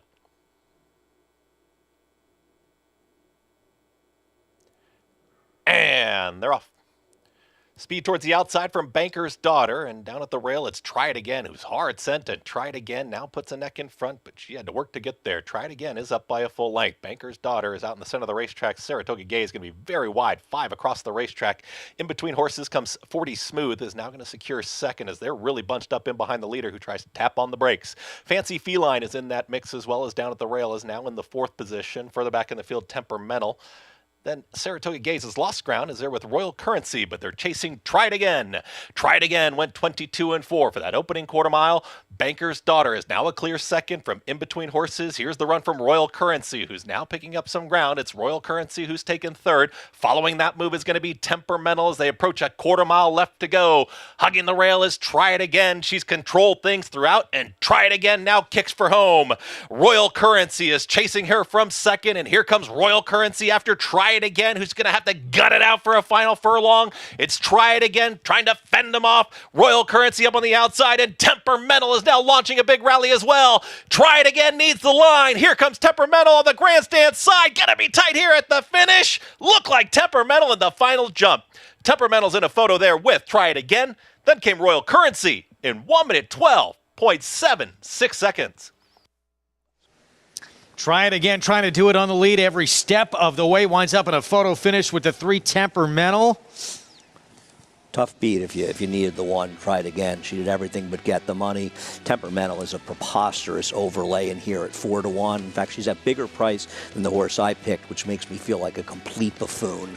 I thought she'd be a third of the price of my horse. And once again, if you're taking a short price on Royal Currency, I think you should reevaluate your play. She doesn't want to win.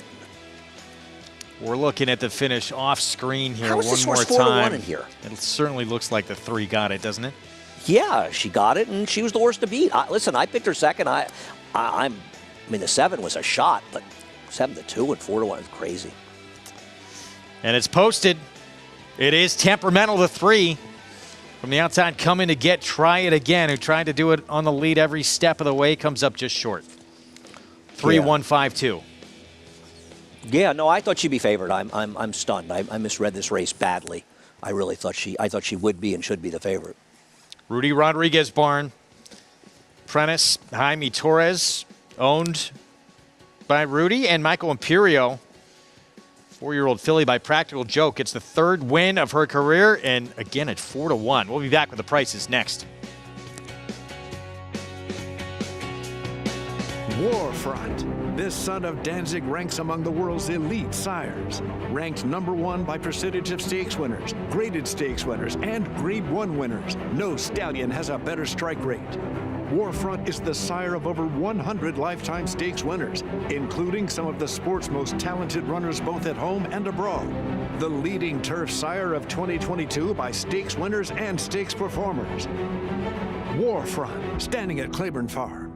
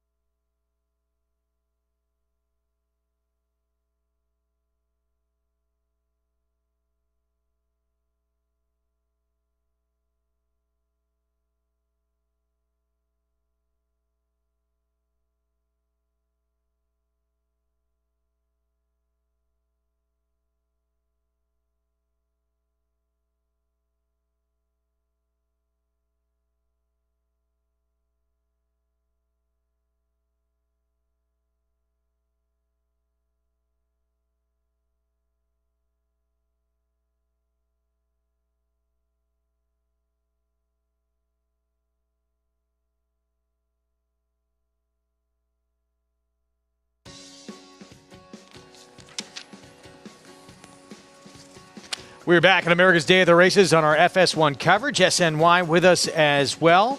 Regional networks out in Southern California. It's brought to you in part by Naira Bets. Bet any track, anywhere, anytime at nairabets.com. Still to come.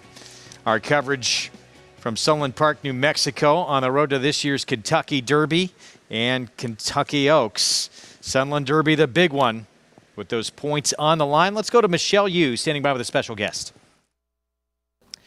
Joined now by Dustin Dix, the Director of Racing here at Sunland Park.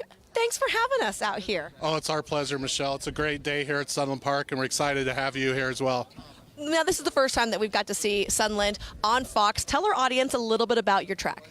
Well, we're here at Sunland Park, New Mexico. Of course, everybody knows us for the Sunland Derby. It's a grade 3 event, 50 points for the winner. And really the key to horse racing here in New Mexico was the slots being passed in 1999. So that kind of boomed our horse racing product and where we are today with the 18th running of the Sunland Derby. And you've gotten a lot of support from neighboring states, namely California. We've had a lot of California shippers. How exciting has it been for you to get to see some of the greats coming over to Sunland? Oh, it's very exciting. Bob Bafford's been a huge fan of Sunland Park, talks glowingly of it as a kid, and he's been a supporter since the beginning of the Sunland Derby, and a lot of people from California as well. We saw Mike Mikowski here, who won with Kelly Leak. Just California has been a huge supporter of Sunland Park and the Sunland Derby throughout its history here at Sunland Park. If someone was coming to visit Sunland, what would be either the one thing they have to do or the one race you want them to see?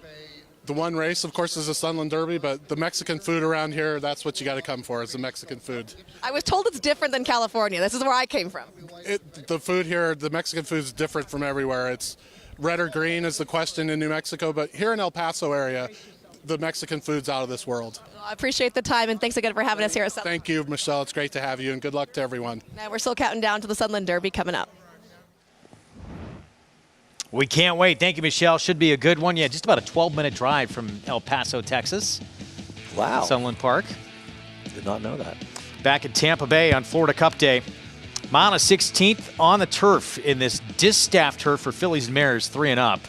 And 8-5 favorite, Frosted Oats, so we'll get to. We start with Cindy's Song. She looks like she's over her head, but then again, so did the last winner. Speed from the inside with this just one-time winner on the lawn, 46-1. Crystal Coast next door, just missed by a nose at Gulfstream last start. Yeah, but she's also moving up. She's been running more against claiming horses, and this is a bit of a tougher field. Peace Seeker, another big price. Went a mile and 3/8 on the turf last start. Yeah, listen, I mean, I don't really take those races seriously in judging them. She has some back figures that are pretty strong at Woodbine, though. To the contenders, here's Sweet Danny Girl, 2 back, a stakes win at Gulfstream. She may be the speed of the speed, but it feels like they could be moving up front. First time Lasix. Stakes winner sprinting on the dirt as well at Keeneland, the 4. Here's Frosted Oats, the favorite at 9-5. I think it's preposterous this horse is favored over Sweet Danny Girl. I don't know how much distance she wants, and I do not like her chances. My racehorse, they get over bet. Bill Mott, the trainer, by the way, the 5. Here's Lily's lead. Emiseo Jaramillo rides, rider change. Could be an underlay at 55-1 based on her past performances. A vow. Todd Pletcher, Irad Ortiz Jr. If we have a minute, I'll expand on it. I like this horse. This horse has tons of turf pedigree. Dan was a good turf horse and got a hopeless trip last time. Prudent Song is quick and has won back-to-back starts. Yeah, she looks like she could be forward, but there's plenty of pace in here. I don't think she can keep up with them. Alexa's Dream, 47-1. Any case? Not by me. I had a win that was a very slowish side victory, 2 back against easier. A little Love and Luck comes in off a victory. Yeah, and a good win locally. She's got some interesting back races. I think she's very dangerous here. Got a big number for that, too. Mona Stella for Patrick Biancone. She was forward in an extremely slow-paced race last time, and now is sat with an outside post, but obviously has the talent to get there. And Dreamster draws in from the also eligible list, has only sprinted on dirt to this point. And she has no turf pedigree that I could find at all. I thought it was interesting that Todd shipped a vow over here off of that dismal-looking effort. He trained the dam, it's turf pedigree, and that was a slow pace that she had no chance to close into. I wonder if Acacia likes her. That's the 7 at 9-2. Let's go to Acacia for more. As a matter of fact, I do, Andy, and we'll get to a vow in a moment. But starting things off with Frosted Oats, represented as we usually see with these My Racehorse runners taking a lot of attention at the windows. I did like when this filly switched to turf for Belmont, and she's coming off of a couple of efforts, won a win, won a fifth, disappointing with a little bit of trouble at the start last time out. She's one that she's fine in here. I've seen her carry a little bit more weight and condition in the past. I thought that she just looked a little bit dull back in the paddock. She's one that certainly could bounce back in this spot. I thought that she ran okay 2 starts back when she got that win. I just feel like I've seen her look better in the past than I see her today, and at such a short price. The number 10, though, A Little Love and Luck, she looks terrific today, coming in off the back of that big win last time out off the layoff for Mike Deeney. She gets back in with Florida bred company that she hasn't faced in a while, and she has really flourished now as a 4-year-old. Saw Danny Centeno kick his feet out of the iron, just trying to get her to relax out on track, but she perked up once they got the tack on her. She was kind of marching out in the post parade. I liked everything that I saw from this filly by Arrogate. The number 4, Sweet Danny Girl. It was a slow pace 2 starts back when she won that Sunshine Millions filly and mare turf.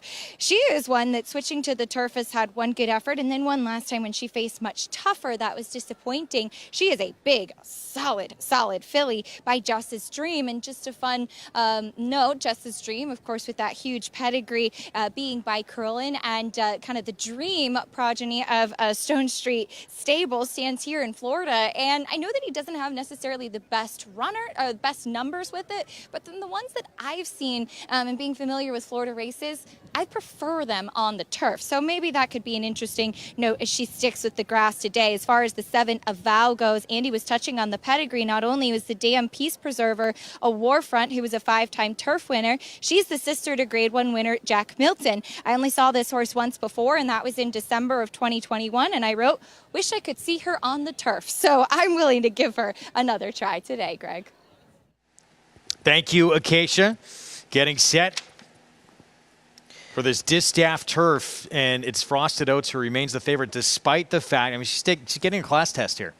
Yeah, I think she's an absolutely horrendous favorite here. I don't believe that she's fast enough to win this race, and I also think she's distance challenged, and I do not believe that 1 1/16 is going to get her any better.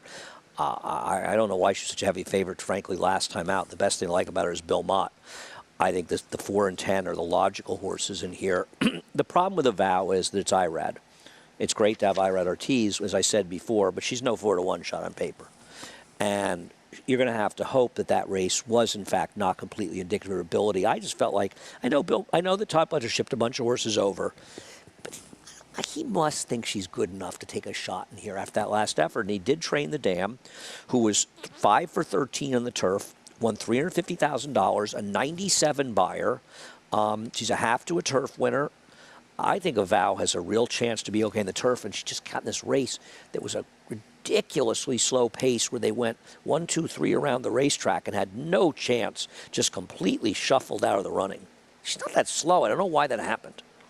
And meanwhile, the 10, A Little Love and Luck, 8-month layoff. She'd already been a stakes winner on the turf before, Gulfstream. Comes back off that 8-month rest and is a dominant winner, matching, well, actually, a new career top number on February 3rd. I agree. I mean, she's 9-2, and Frosted Oats is 2-1. I'd be shocked if she doesn't beat Frosted Oats. Listen, if Frosted Oats wins, I can have as much egg on my face as you want, because I think she's a horrible gamble in this race.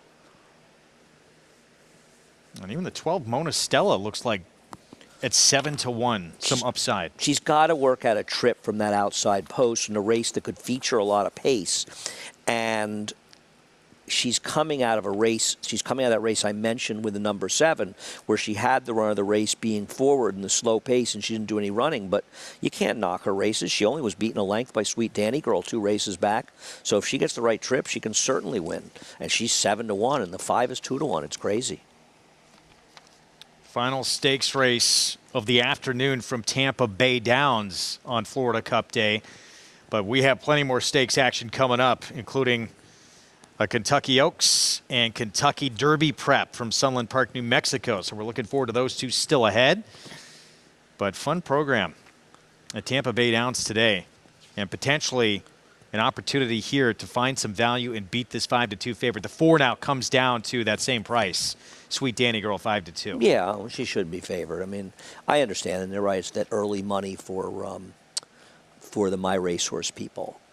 You know, unfortunately, with a horse like the 7, and I knew this would happen, they're just overbaying the horse because Irad is riding, and this is not a $9 horse. It's a $15 horse in this race. So she's a bad value play, and I'll pass.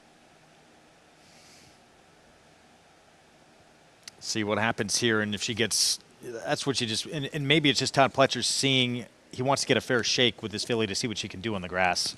Yeah, I after mean, being impeded last time out. Yeah, I mean, it wasn't that she had trouble. It was that they crawled, and nobody could gain ground. She's buried inside. She never had a chance. Now, maybe she's just not any good, and that may be the case. But given her pedigree, obviously Todd must think she's better than last time. And the way the race was run, she had absolutely no chance at all. 5-2 favorite. Now Sweet Danny Girl's overtaken Frosted Oats as the one to beat on the board. A Vow. That price keeps coming down with these connections. Pletcher, Irad Ortiz Jr. down to 7-2 on the 7. Second try on the turf for her. And the 10, former stakes winner on the grass. A little love and luck at 4-1 on the board. Jason Beam with the Distaff Turf from Tampa Bay Downs. Black and white silks. Winning on Lily's lead, Monastella's gone forward. Dreamster going to be the final one to join. We're just about set for a start. The Pleasant Acre Stallions, Distaff Turf. Dreamster goes in. They're in the gate.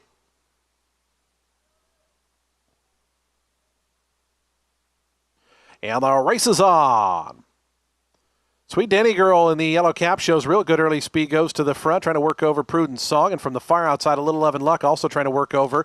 That affected Monastella. Dreamster had to tap on the brakes momentarily as she tries to work over to about the 3 path as they bend into the stretch. Sweet Danny Girl is the leader. Cindy Song on the inside cuts the corner to get up to second. Prudence Song is now third. Then comes a lineup of 3 down toward the inside. Crystal Coast between horses. Frosted Oats in a tight spot. A little love and luck right to her outside. Alexa's Dream is 7th in the early going. Monastella is 8th. Peace Seeker toward the inside 9th. Dreamster is 10th. There's 2 lengths more back to Lily's lead. And A Vow is 12th and last, but only about 10 lengths cover the group with 5 furlongs remaining. 23-2 for that opening quarter mile. And it's Sweet Danny Girl who leads it. Javier Castellano and a Sweet Danny Girl in front, a length and a half to Prudence Song. Cindy Song to that one's inside. They're a length and a half clear then of Crystal Coast. A little love and luck. The gray stays out in the clear from 5th. It's 2.5 more back to Frosted Oats, who finds a good spot 6th. Alexa's Dream is inside of that one. Monastella going to follow Frosted Oats as they run toward that far turn. Lily's lead is after that. Then comes Dreamster. Peace Seeker with 1 beat. That is A Vow who still trails. 47-2 the opening half mile time. Sweet Danny Girl around the far turn. Prudence Song turning up the pressure on the outside. Draws to within a neck. They're 2 clear of Crystal Coast. A little love and luck. Frosted Oats starting to get underway on the far outside. Monastella got checked back a little bit there in traffic as they turn to the top of the stretch. It's Sweet Danny Girl off the turn. Sweet Danny Girl quickly 2.5 in front of Prudence Song. Crystal Coast toward the inside. Then comes Frosted Oats. Monastella down the far outside. A final 16th to go though, and Sweet Danny Girl is clear out here. Sweet Danny Girl. Bit of front end prestidigitation here by Javier Castellano. Won it by 4.5. Second was Prudence Song. Third, Alexa's Dream closed in to get over Frosted Oats, who was 4th. A Vow got going late to photo for 5th. Javier Castellano and another winner here. Sweet Danny Girl forward in this race. 4.89 finish. Yeah, the pace never developed that quickly, but she's just the best horse in the race, and she dominated. It's hardly really surprising. We'll see. They kind of merry-go-round it around with the long shot. Prudence Song getting second and sitting second the whole way. My Vow ran 5th. She made up some ground. She just needs Belmont in those one-turn miles. Back to Hot Springs, Arkansas, race 8 here at Oaklawn in this state-bred allowance optional claiming race. Paula Duca, Ron Moquette with a couple in the race, including the favorite, Man in the Can, the 3. Yeah, Man in the Can is the favorite as we speak. I was talking to actually Ronnie when I was walking out, and I said, listen, what are you going to do here? He's like, listen, there's a lot of speed in here. But the one edge that I do have is that I've gone around 2 turns multiple times where a lot of these horses haven't. He's worried that somebody else might go to the front end. He doesn't really know if his horse can really sit. So he the way I was kind of sitting it, hearing from him was that he was going to send. Now, Macho Runner, the 4, who's 11-1, beat him last time. But Man in the Can not only had one race in September, so probably needed that. I would think he's going to move forward off that race. And 9-5, a little too short for me, but I think maybe the horse that will go out there and maybe control, I don't know. I mean, there's a lot of horses that are stretching out in here. Navy Seal, the 8, was very, very impressive last time out and put together back-to-back races. Since coming to Oaklawn from Hawthorne, Nancy Knott's done a good job with this Son of Midshipman, and it's going to go long. The 2 times going long, 68 Buyer hasn't really shown much, but this horse is in really great form. And 7-2, maybe Cabrera punches from the outside. This is the reason why I don't understand the price on the 5. Bellamy's Roan, come from off the pace going a mile and 16th, cut back to 6 furlongs last time out, and probably should have beat Navy Seal. So Navy Seal is 7-2. The 5 is 12-1. The 5 has got experience around 2 turns with a W from off the pace if it gets heated up. I guess the 8 at 7-2 people are liking, but I'm 3-5 here. I can't believe the 5 is 12-1 in this spot. This is my long shot play of the day if it heats up. If not, the 3 is going to be really tough in here. Yeah, Paul might be onto something here. Bellamy's Roan the 5. 2 back, 1 at a mile and a 16th with a number that is right there with the favorite in route races at 8-5. Listen, I'm not knocking a price here. I think Man in the Can.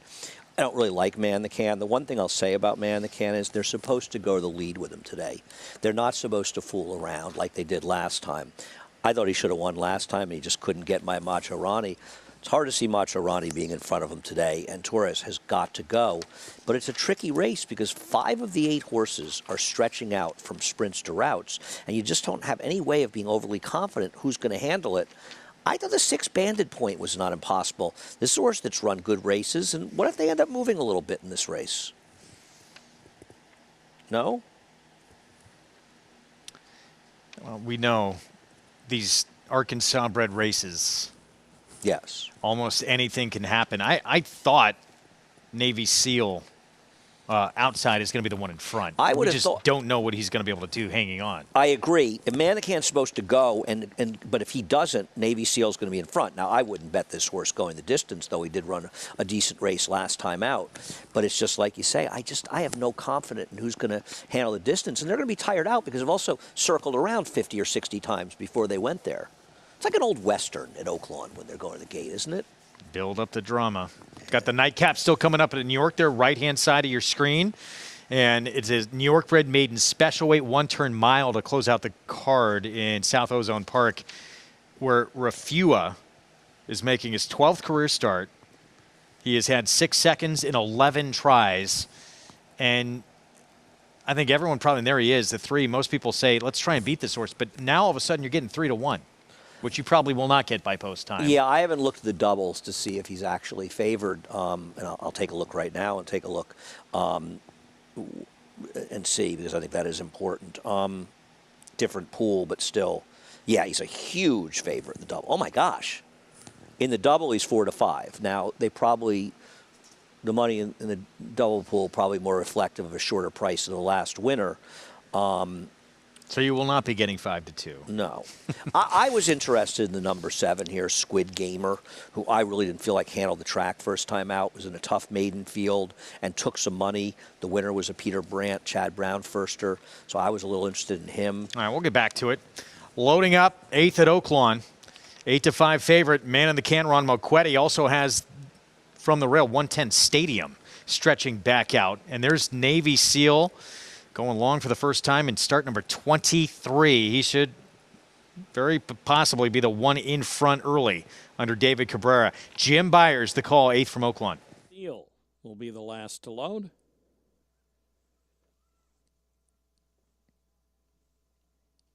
They're in the gate. And they're off. Man in the Can came out smoothly. Here's Navy Seal on the outside of him. Twisted Dixie on the stretch out, prominent toward the inside, and there goes the very light gray Macho Ronnie. And he's using his speed to go up and garner the lead here entering the clubhouse turn. And Macho Ronnie and Chelsea Bailey take the lead, cross over to the inside. Man in the Can will settle second on the outside. Twisted Dixie is third. Navy Seal, 3 deep on the outside and fourth. 2 lengths then. And on the outside, it is Bellamy's Roan. He's a bit wide up the backstretch, and he is sharing the 5th spot with Bandit Point in the orange. And then 110 Stadium hugs the inside. He's 6 lengths back, and More Than Blessed is trailing the field as they approach the half-mile pole. They've got to come and get Macho Ronnie. He leads the way by 2. Man in the Can in a perfect spot. He's just tracking the leader from the outside there. Second, Twisted Dixie in a good spot right on the inside as well, followed by Navy Seal. He's been biding his time in 4th. And then comes Bellamy's Roan the far outside with Bandit Point. They're still about 5 lengths off the lead with 110 Stadium. And More Than Blessed is trailing the field as Man in the Can takes over from Macho Ronnie, who drops back on the inside. Navy Seal is on the outside of Man in the Can. Those two straighten away together. Man in the Can far from the rail. Outside of him, Navy Seal. Farther out, Bellamy's Roan is kicking in a good one, and Bandit Point is right there from between horses as well. Man in the Can, Bandit Point coming on.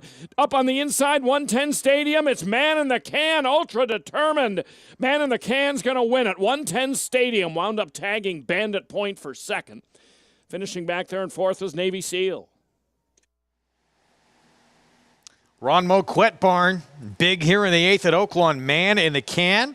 Christian Torres aboard for the winning ride. Yeah, they rated and let the 4 go, and obviously had nothing today, but it was a much different horse today. Drifting a lot in the stretch. I wonder if they'll take a look at it. You'd have to the head on because he did drift quite a bit. Hard to say it affected anybody, but he was drifting badly. My 6 horse had his chance, but just not quite good enough. Moquette Exacta with 110 Stadium getting second there. Back to New York for the nightcap coming up. Again, 1 turn mile in this New York bred maiden special weight, and still right now it's Miracle Mike, the 1, going longer for the first time here at start number 4, 9-5 favorite. Yeah, he's a horrendous favorite and unlikely to be favored by post time, but he didn't do any running his return race. He has 1 good race his first start. He did ride a gold rail that day. Something obviously went wrong in Saratoga, and he probably needed his last start, but Todd Pletcher usually has him ready to go off a layoff. I'm skeptical and think he's massively overbet. There he is, Manny Franco, wrapped up this meet title earlier on the card. Here's Rafua, so 6 seconds in 11 starts, 3/3 as well. And numbers-wise, again, he deserves to be the favorite. He towers over this field, but when you keep losing, especially when you've been a favorite so many times, do you give up on this horse? Well, I mean, it's always, once again, going to come down to price. And I think he's going to end up being about 6 or 7 to 5, in which case I'm happy to bet against him. I'm betting Squid Gamer without an enormous amount of confidence. Let's go down to Mig. Yeah, guys, I think this is a really interesting nightcap. The 3 Rafua. Just one thing I noticed, and to be fair, full disclosure, I really don't have any previous knowledge of what's in character for this horse, but it appeared to me that he had kind of broken out in a decent sweat, and then he dried up. And I find that more worrisome than when a horse has a tendency to sweat up and they stay sweaty. It seems when they dry up, they just almost lose a little something in translation there. Again, maybe it's not out of character for him, so I don't want to make too much of it, but I thought it was worth noting. And it certainly, had me looking even more in other directions, despite the fact that he's accumulated so many seconds. He was a horse that's obviously has run fast enough to win here. The 4, Indian Mischief, son of Into Mischief, the mare, won on debut. She's had 4 foals to race, 2 of them won on debut. Got a very slow work tab, though. You'd like to see at least 1 or 2 works sprinkled in there that kind of point out that this horse could run. Slow but steady work tab, so talks to the fact that he's a healthy individual. 7 Squid Gamer. Certainly think that getting onto a fast track is going to help this guy. He's kind of a bigger, coarser kind of horse that definitely I think will appreciate a fast racetrack, not having to deal with the inclement conditions. And then the 8 Olympic Dreams, who will be my top selection. He's also getting on to a fast main track for the first time. I love what I saw from this horse. I loved his warm-up. He's a beautiful gunmetal gray son of Medaglia d'Oro, and I think being outside and being able to get into a good rhythm for a horse with a very big, long stride should be very helpful at 6-1. He's chased Refua. The last couple of starts, been far behind him. We'll see if he can turn the tables today. And meanwhile, Andy going to Squid Game. If I had to play the Squid Game, I'd want Mig on my team, I'll tell you that. I did not watch the show. You should. It's pretty good. This horse got bet first time. For these connections in that field, it was only twice the price of Peter Brandt, Chad Brown, first time starter. The one by him was 10 lengths. He did not handle the track. Now, listen, doesn't mean he can run it all either, but he didn't handle the track. I want to give him one more chance. I don't have a lot of confidence. I used the 8 Olympic Dreams. I used the firster Indian Mischief. And you don't get the feel. We say this a lot sometimes, these 0 for 10, 0 for 12 horses finally getting a field where they think they can get it done. Yeah. You don't have that feeling here? No, because there's so many wild cards. Miracle Mike once had some ability. He's second off Alea for Todd Pletcher. The 4 is a firster and into Mischief for Linda Rice that's taking some money. The 7, the 8, they're all horses interesting. So I don't think he got into a field where there's just nobody else can run. Maybe nobody else can run, but I'm going to guess at least somebody can. 12th opportunity for Refua to get the victory. Beaten favorite the last 2 times out. 4th time overall. Sent off as the favorite. The best figures of anybody in this race without question. And now 6-5. Piling up all those runner-up finishes. Just very hard to take at a short price. But I agree, he can win here. I just think there's so many variables. You've got good trainers, whether it's Todd Pletcher, Linda Rice, Charlie Baker. One of these horses is, at least one of these horses is going to show up. Nightcap on this Sunday card from Aqueduct. And it's Refua. Once again, the favorite. Eric Cancel will ride. The 2 backs away from the gate. Big long shot. We'll see if one of these new faces can step up. Chris Griffin, the call to close things out here in New York. Ferris Mueller has now stepped forward and goes in. Here's Refua.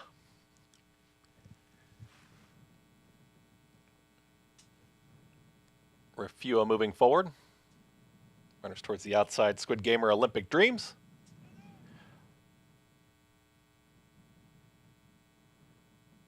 All set for the finale.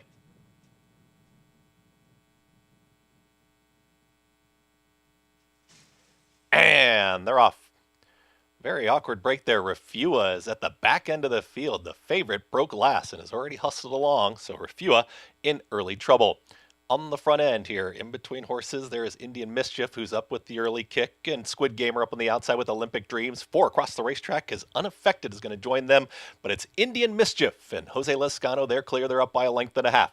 Miracle Mike and Manny Franco tracking to the inside. They get a ground-saving trip, and they are right on the heels of this leader. Just having to check here. No room yet, and now Miracle Mike is going to try and push on through. It's Indian Mischief and Miracle Mike 1-2. Then comes Unaffected. Up on the outside, Squid Gamer is in the 4th spot. Refua has had a tough journey so far as splitting rivals, now is in the 5th position. Olympic Dreams, second to last. Losing ground, Ferris Mueller, and far back is the trailer. Bears correct. They're chasing Indian Mischief, and Indian Mischief takes him into the far turn. Went 47. N2 for that half-mile time. Here comes company. It's Unaffected who's under a drive. Olympic Dreams has got a wide run. Squid Gamer is in that mix, 3 wide as well. Indian Mischief has got the lead, but for how long? Squid Gamer is running on in the 3 path. Unaffected, Olympic Dreams. Trevor McCarthy, they're progressing. And Refua, after the start, is just looking for room. Refua is bottled up in behind horses, is going to move to the outside as they reach the top of the stretch.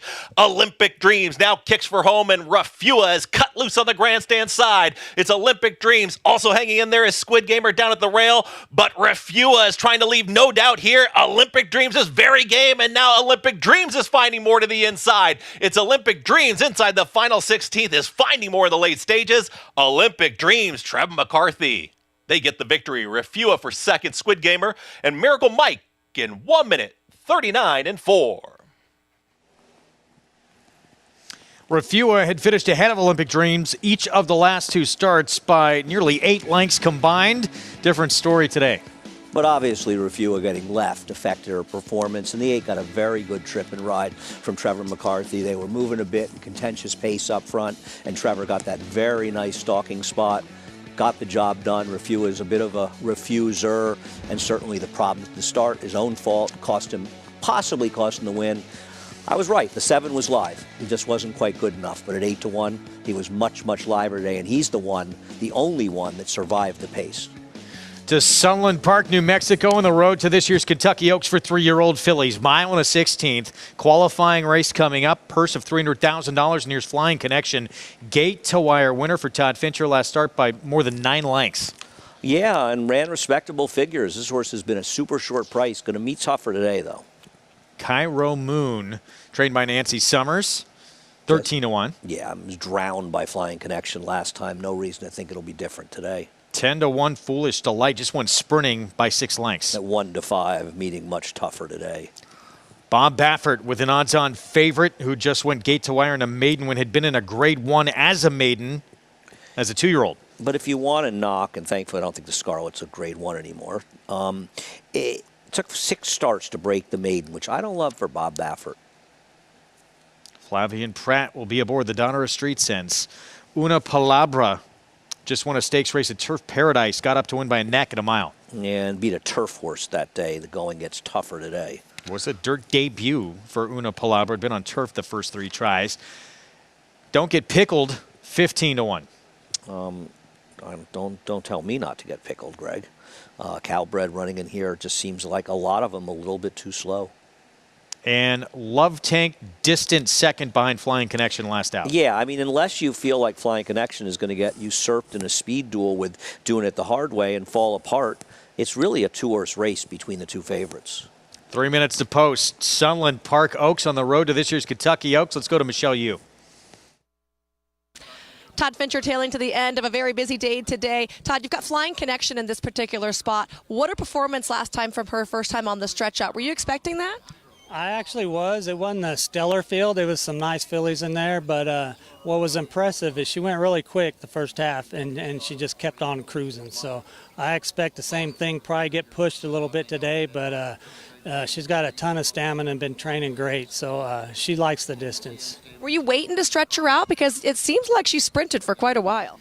Yeah, we took her to Del Mar, and she had a little something going on the rear end, and we couldn't figure it out. We did a scan on her, couldn't find anything. She just was a little off, and so we brought her back home and kind of started her over, and she just got stronger and stronger, and obviously she wants more distance, but everybody likes to run at Del Mar, so we went and gave it a try. All right, want to look ahead towards the Sunland Derby as well. You've got Henry Q, the new local horse. How impressed were you by his Mind That Bird Derby win? Yeah, I'd only had him about 10 days when he ran, or maybe a week. Very nice. Also, not a stellar field, but wow, he did it the right way. He won very easily and acts like more distance is what he's asking for, and he's trained excellent up to this race. How important is it for a horse to have a local out or be able to train here? I think it's always an advantage to have home court advantage, and he's at home now. I mean, hopefully his home will be in Kentucky in a few weeks, but right now this is home, and he feels comfortable here, and I always believe that's an advantage. Appreciate the time. Good luck. Thank you. Todd Fincher starting out Flying Connection in here, and Henry Q in the Sunland Derby.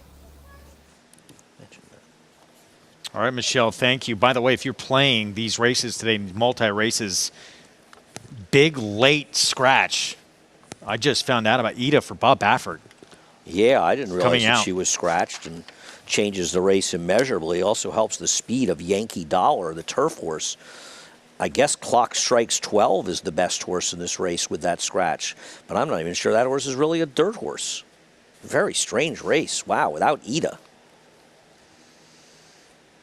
Especially at a mile. Changes everything in there. I mean, City on the Nile, maybe? Wow. Yes, that changes everything. Ford doesn't have any turf pedigree at all. I guess Lady Commissioner could win. A very different race with that scratch, Greg. So this is the first leg of a pick 4 coming up, 3-5. Doing it the hard way. Let's go back to Michelle. Thanks, Greg. Obviously, most roads go through Bob Baffert in this particular spot, but we heard from Todd Fincher, and I don't think that his filly is impossible here. I think that she has that local out. He sounded pretty confident in her being able to stretch out, and I'm kind of on Andy's side. I'm not a huge fan of doing it the hard way because it did take her so long to break her maiden. I was even anti her the day that she did break her maiden at Santa Anita.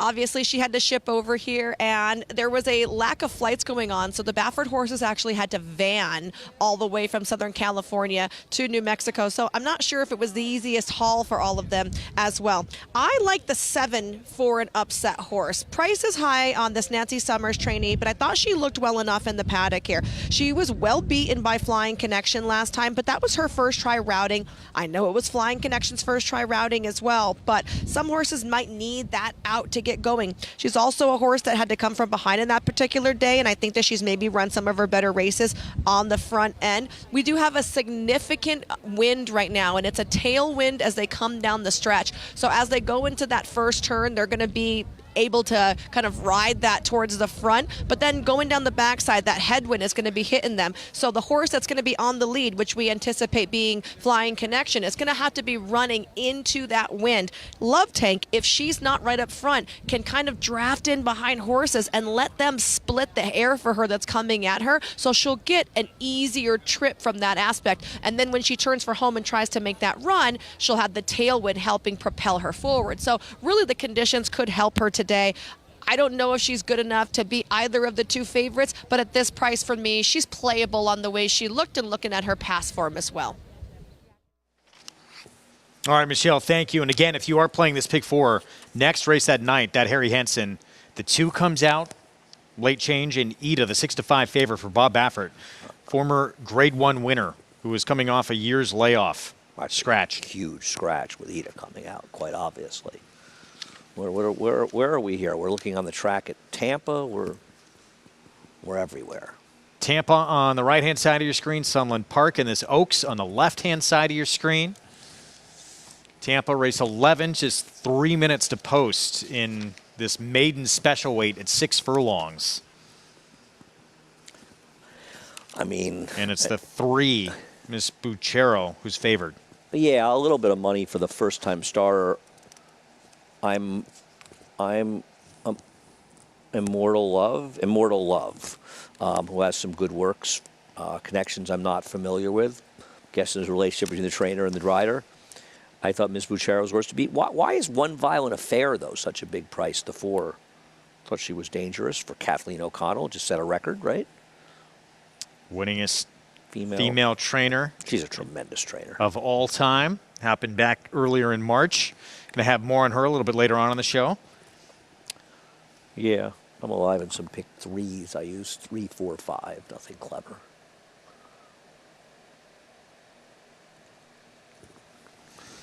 Nothing clever at all.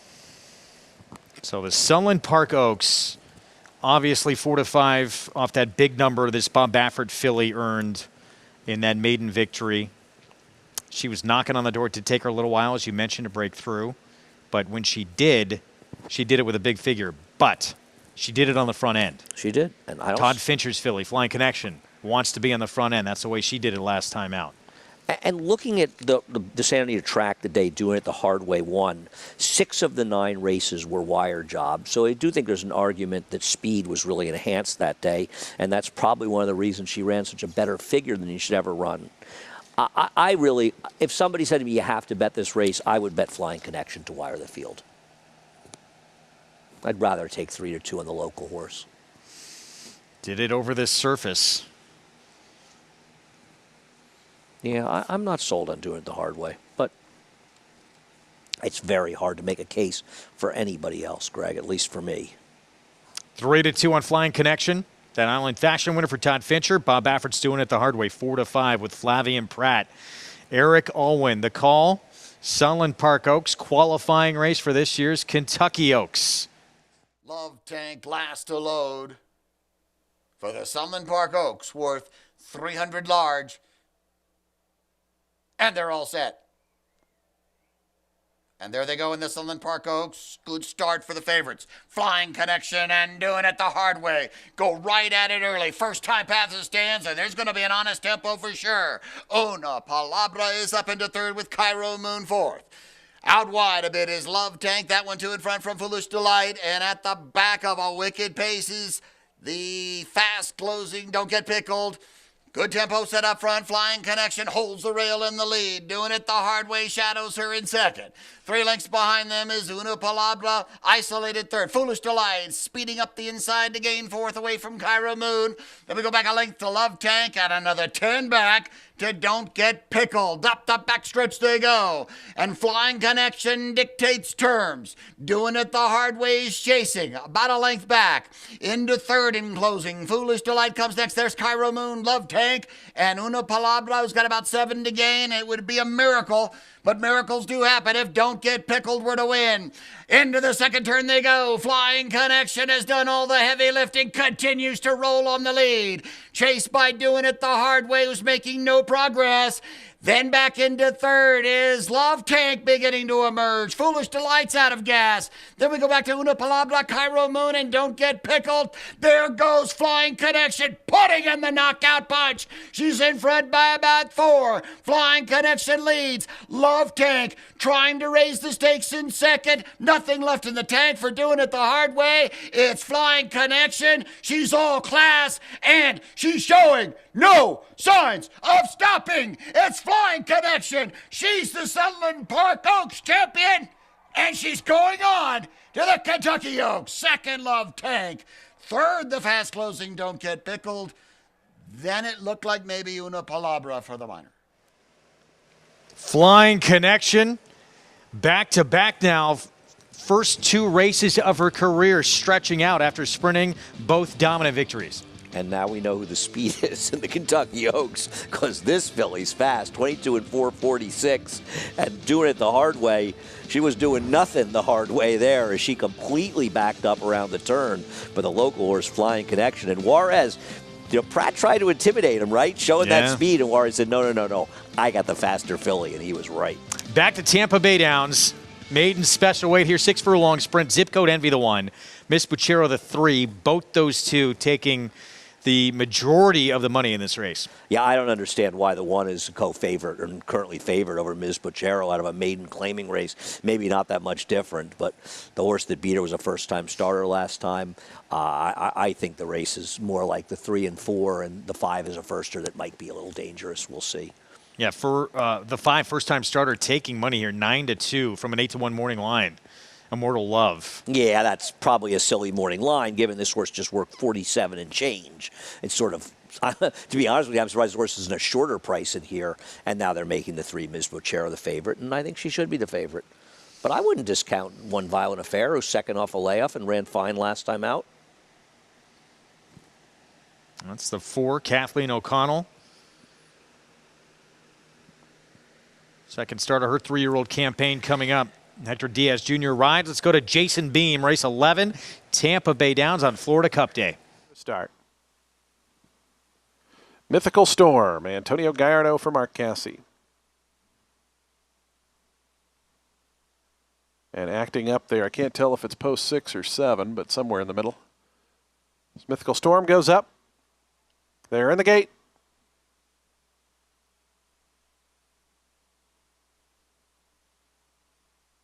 And the race is on. Moonlight Vision showing speed. Miss Buchero is right there. Immortal Love is close up as well, but it's Miss Buchero who takes the lead shortly after the start. In the second position, Immortal Love. One Violent Affairs to that one's inside, and out wide, Moonlight Vision is racing in 4th. Length and a half more then. Back to Zip Code Envy. Wild Hawk is back 6th. Space of 2 after that, back to Mythical Storm.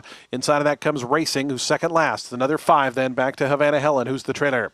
Miss Buchero bet down late to 6-5, leads it by a neck. In between horses, One Violent Affair, 3 deep here for Immortal Love. Those 3 across the course by the 3/8 pole. They've gone 3.5 ahead of Moonlight Vision, who's pushed along from 4. Zip Code Envy starts to make a touch of ground, 5th on the inside. Then comes Wild Hawk. It's 3 more, then back to Mythical Storm. They string out after that. To the top of the stretch they come. Miss Picaro, Immortal Love right up alongside, and those 2 to the top of the stretch. They've gone 2 lengths clear of One Violent Affair, who switches to the outside. Zip Code Envy up the fence, trying to rally on Wild Hawk down the center of the course. They have just over a 16th of a mile left to go. Miss Picaro in front by almost 2 now. Immortal Love back in second, Wild Hawk and One Violent Affair. But inside the final 50 yards, it's Miss Picaro and Jose Batista to go on and win it here by 4 in the end. Second, Immortal Love. Third, looked like Wild Hawk over One Violent Affair. And 5th, Zip Code Envy. Miss Picaro, second time out. The victory here as the 6-5 favorite, I believe. Well, she was 5-2 as they were going to the gate and went up at 6-5. There you have it. She was the best horse on paper. The 5, frankly, the first her, Immortal Love, looked like she was going better than Ms. Buchero around the turn, but they got in the stretch, and it was no contest. We'll have those prices for you when we come back. Flying Connection puts away Doing It the Hard Way, who was nowhere in the end. Back-to-back stakes wins, and she is on to the Kentucky Oaks after this performance.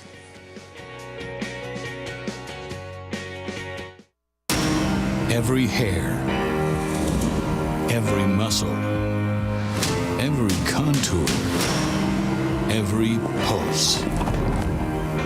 In the juvenile, Essential Quality have won. in the Belmont, Essential Quality has won the Belmont Stakes.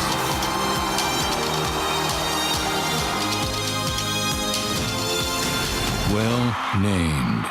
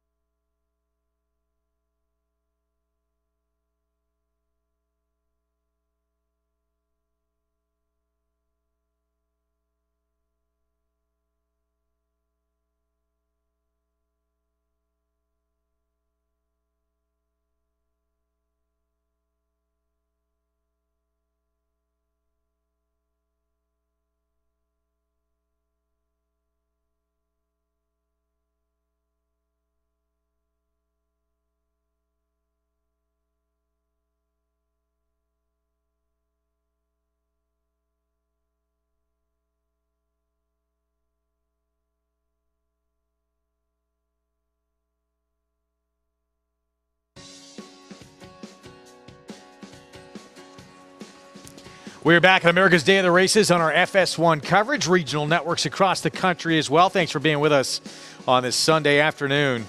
Still have a Derby prep to come from Sunland Park, New Mexico. Back at Oaklawn, though. Race 9 coming up. Look at the current odds. Even money on Decision Maker. 35,000 starter allowance. It is 1 mile and a 16th. Thomas Van Berg, Paulie, trains this one with Francisco Arrieta at a short price.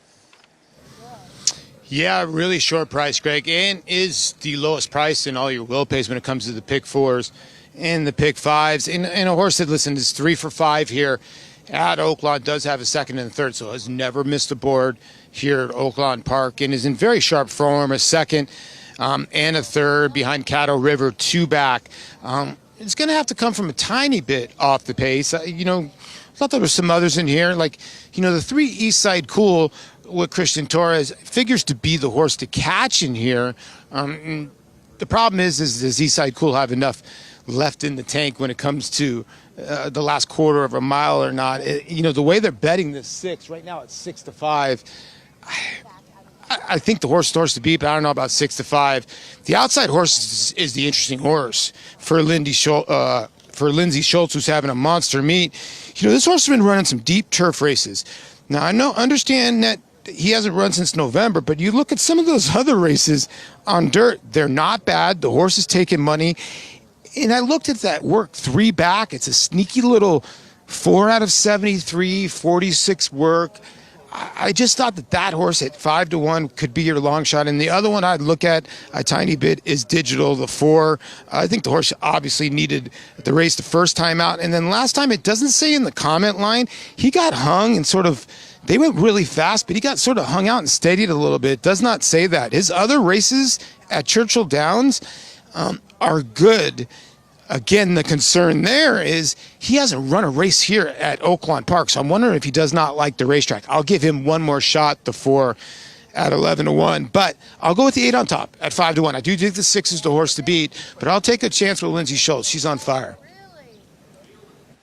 Dead closer for Paulie, Alex June, who has been on turf really the majority of late. It's been a while since this has really been a horse that's been pointed to dirt. I'll say this too, Silver Dust, the 7. It's a multiple graded stakes winner. He's won 4-time winner of grade 3s, but not the same horse when he was winning those kind of races, but still ability against a group like this. No, I don't disagree. He's too big a price probably.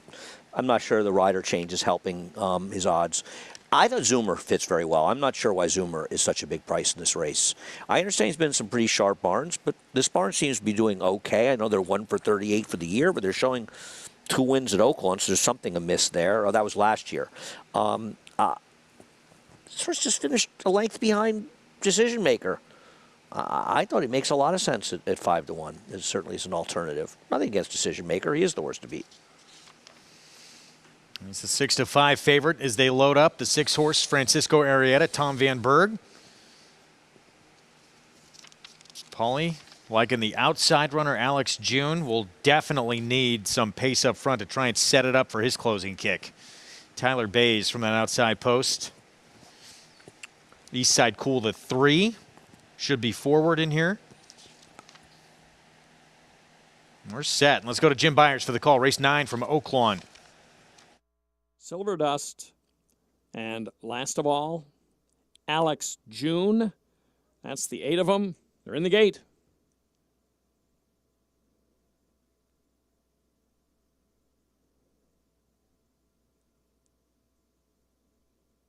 Race 9 at Oaklawn, and they're off.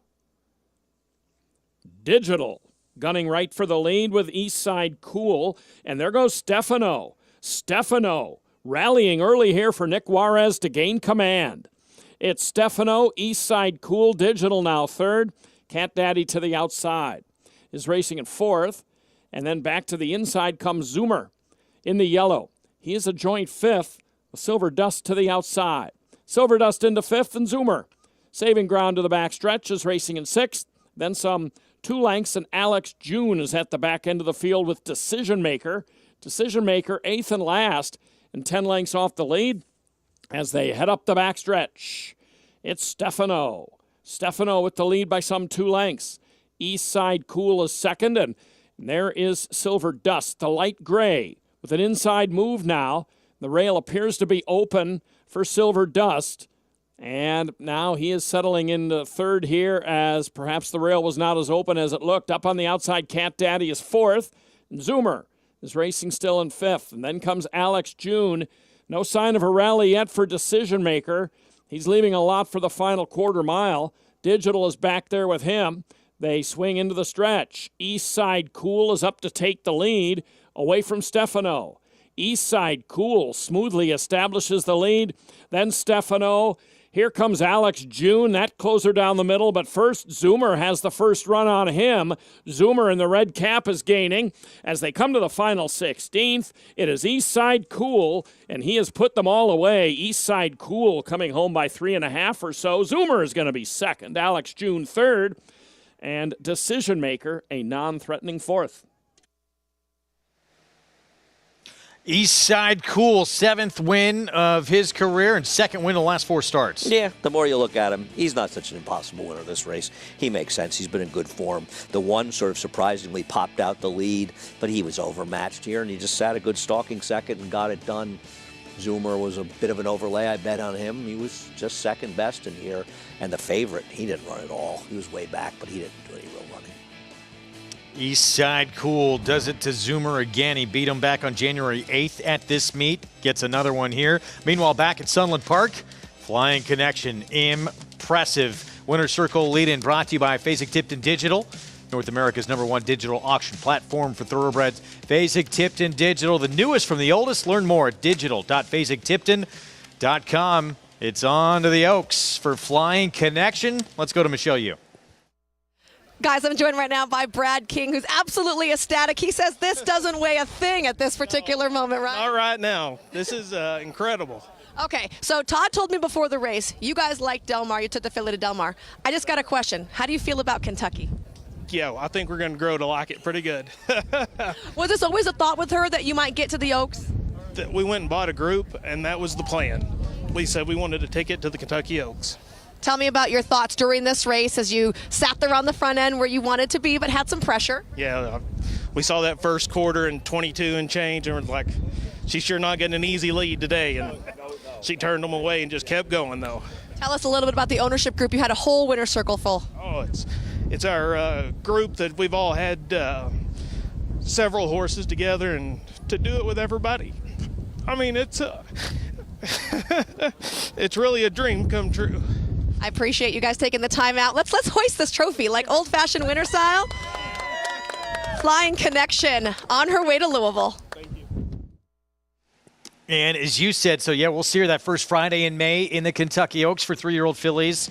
She might be the one that everyone's trying to catch in that race. Well, yeah, she feels like the speed. We'll see how good she really is. The going's going to get tougher, but I mean, she's running buyers in the 80s, and other than that freak show we saw earlier today, Munnings Gold, who's a sprinter, Norm Cassidy's horse that won at Fairgrounds got an 86 buyer yesterday. She looks like a runner, but there's nobody we've seen so far. The 3-year-old filly's going longer that's scaring anyone. Is that fair? Yeah, I would agree with that.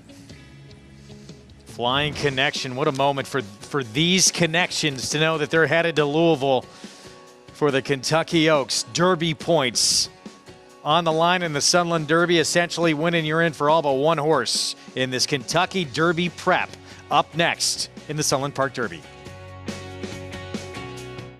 Good magic in a good-looking performance. Cruises home in the Haskell Invitational. And it's a vintage performance by Vino Rosso in the Breeders' Cup Classic. Nest, much the best. Elite Power on the far outside, and Elite Power gets up to win the sprint.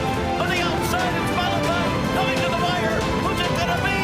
It is Malafat.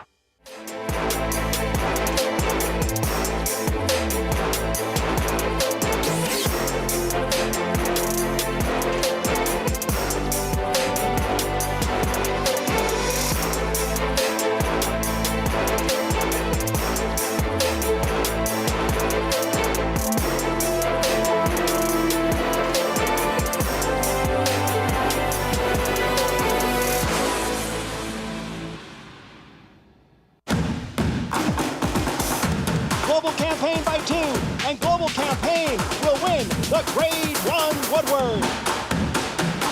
It is Global Campaign holding on to the lead. Global Campaign won the Peter Pan.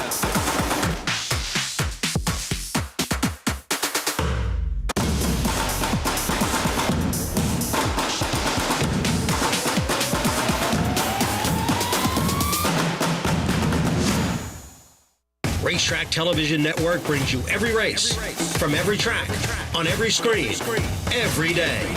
With monthly packages starting as low as $5, RTN gives you great value and access to more live HD streaming and race replays than anyone. Visit RTN.tv today to sign up and watch on almost any device, including Roku and Amazon Fire. RTN has packages that start at $5 per month.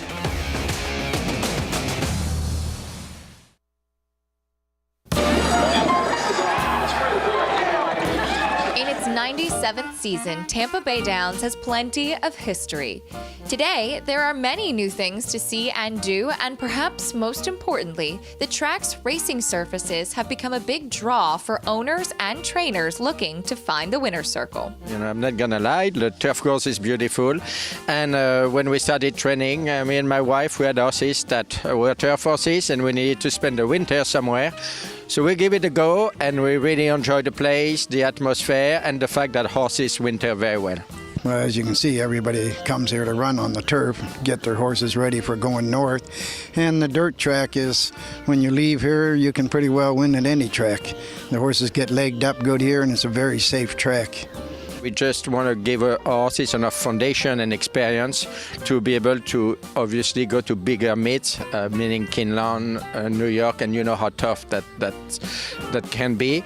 And we feel that Tampa is the right place to do so.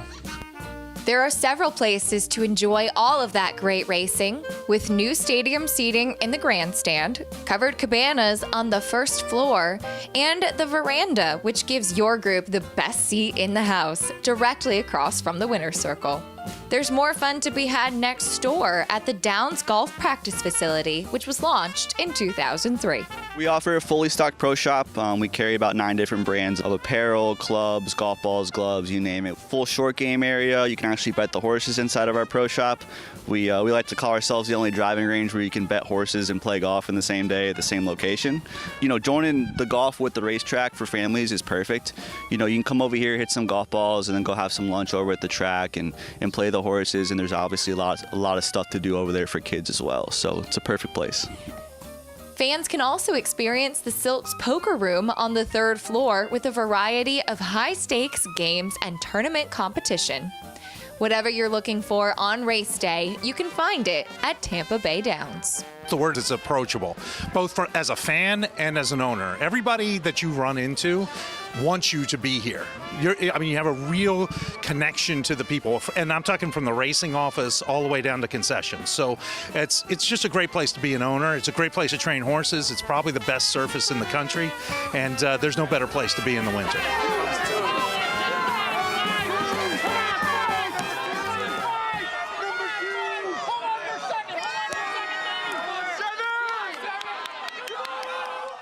Terrific racetrack. So many people rave about that surface as well, Acacia, and you've been able to spend quite a bit of time there.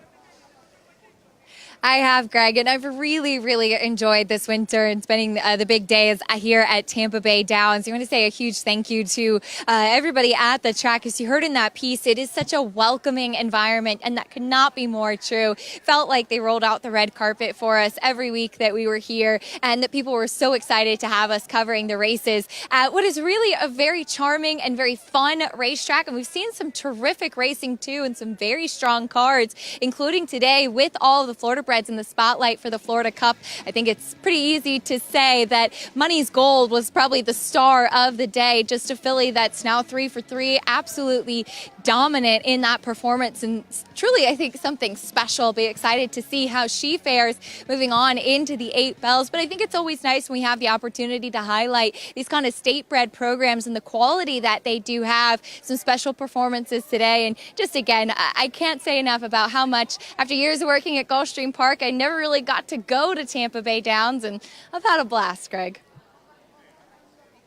A terrific day of racing, Florida Cup day, and you mentioned that filly that just stood out. That was the star performer, I think, on that card. Money's Gold for Todd Pletcher. It looks like she could be a true superstar in this 3-year-old filly division. No question about it. I mean, we've talked about that division. There's some nice horses out there, but we haven't seen anybody that's particularly exciting coming from that group, and that performance is really the most exciting we've seen. I'm not so sure. I mean, it's hard to say right now. It's not the most exciting performance we've seen, period, this year. I understand she wasn't beating a killer field, and the second horse is not a bad horse, but to break the track record by almost 4/5 of a second, track records are made by the racetrack. This was a legitimate track record performance. I'll be eager to see what kind of figures she gets. And you have to be looking forward to seeing her as she progresses, and hopefully we'll see her here. Assuming she stays sound, we will. Undefeated, 3 for 3 now, and this was the statement-making, look-at-me victory for Money's Gold. Tremendous day of racing at Tampa. They still got one more coming up, another maiden race on their 12th on the program to close things out. We'll have that for you when we come back, and we continue with America's Day at the Races on our FS1 coverage. Eclipse champion Blaine, a proven sire with over 15% lifetime stakes horses. His recent top runners include graded stakes winner and Kentucky Derby hopeful Litigate. Litigate going to go on to win it here. As well as Kentucky Oaks hopeful Wet Paint. Also an emerging broodmare sire. His stakes-producing daughters include the dam of Eclipse champion and Kentucky Derby favorite Forte. Forte to win the Breeders' Cup Juvenile. Blaine, standing at Claiborne Farm.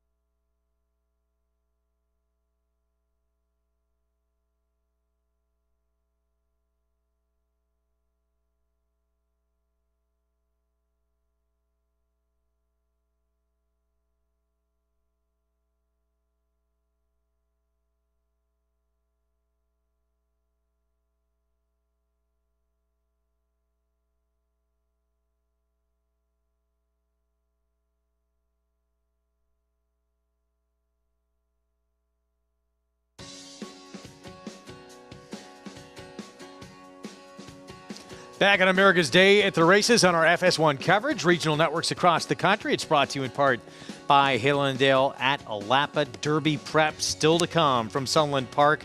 First up, though, fillies and mares, 3 and up in a 2-turn mile in the Harry Henson handicap. Here's a look at Unique Babe.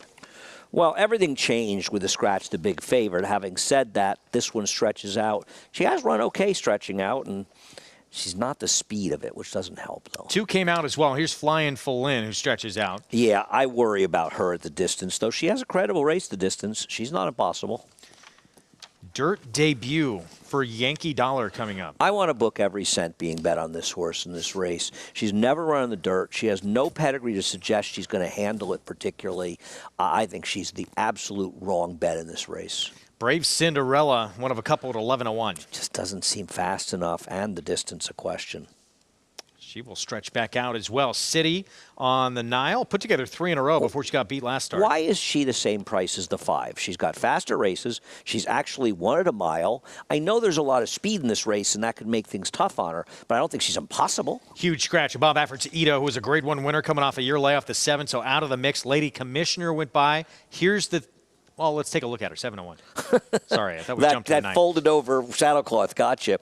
Her race on the dirt 3 back is good enough to give her a chance, and she should get paced to run at. She's a generous price, isn't she? She is. All the money with the scratch of the 7 going to Clock Strikes 12 for Jonathan Wong. Well, she has run going back 2 years ago, or a year and a half ago, to Delmar Turf with good figures. Look at the last couple of dirt figures. They're not good enough. She's overbet in here. I'm going to make a little exacta box. I'm going to use the 8, the 6, and the 3. Post time coming up for the Harry Henson. Let's go to Michelle. Chris Amora sends out Flying Phelan in here, and it's been a while since we've seen her. How come you've had a break? Just no shot to run her. We've entered and entered. You know, sometimes you get the mares that are pretty decent, and it's just, you know, sometimes hard to get 8 or 9 fillies grouped up to get ready to get a prep. I'd love to prep.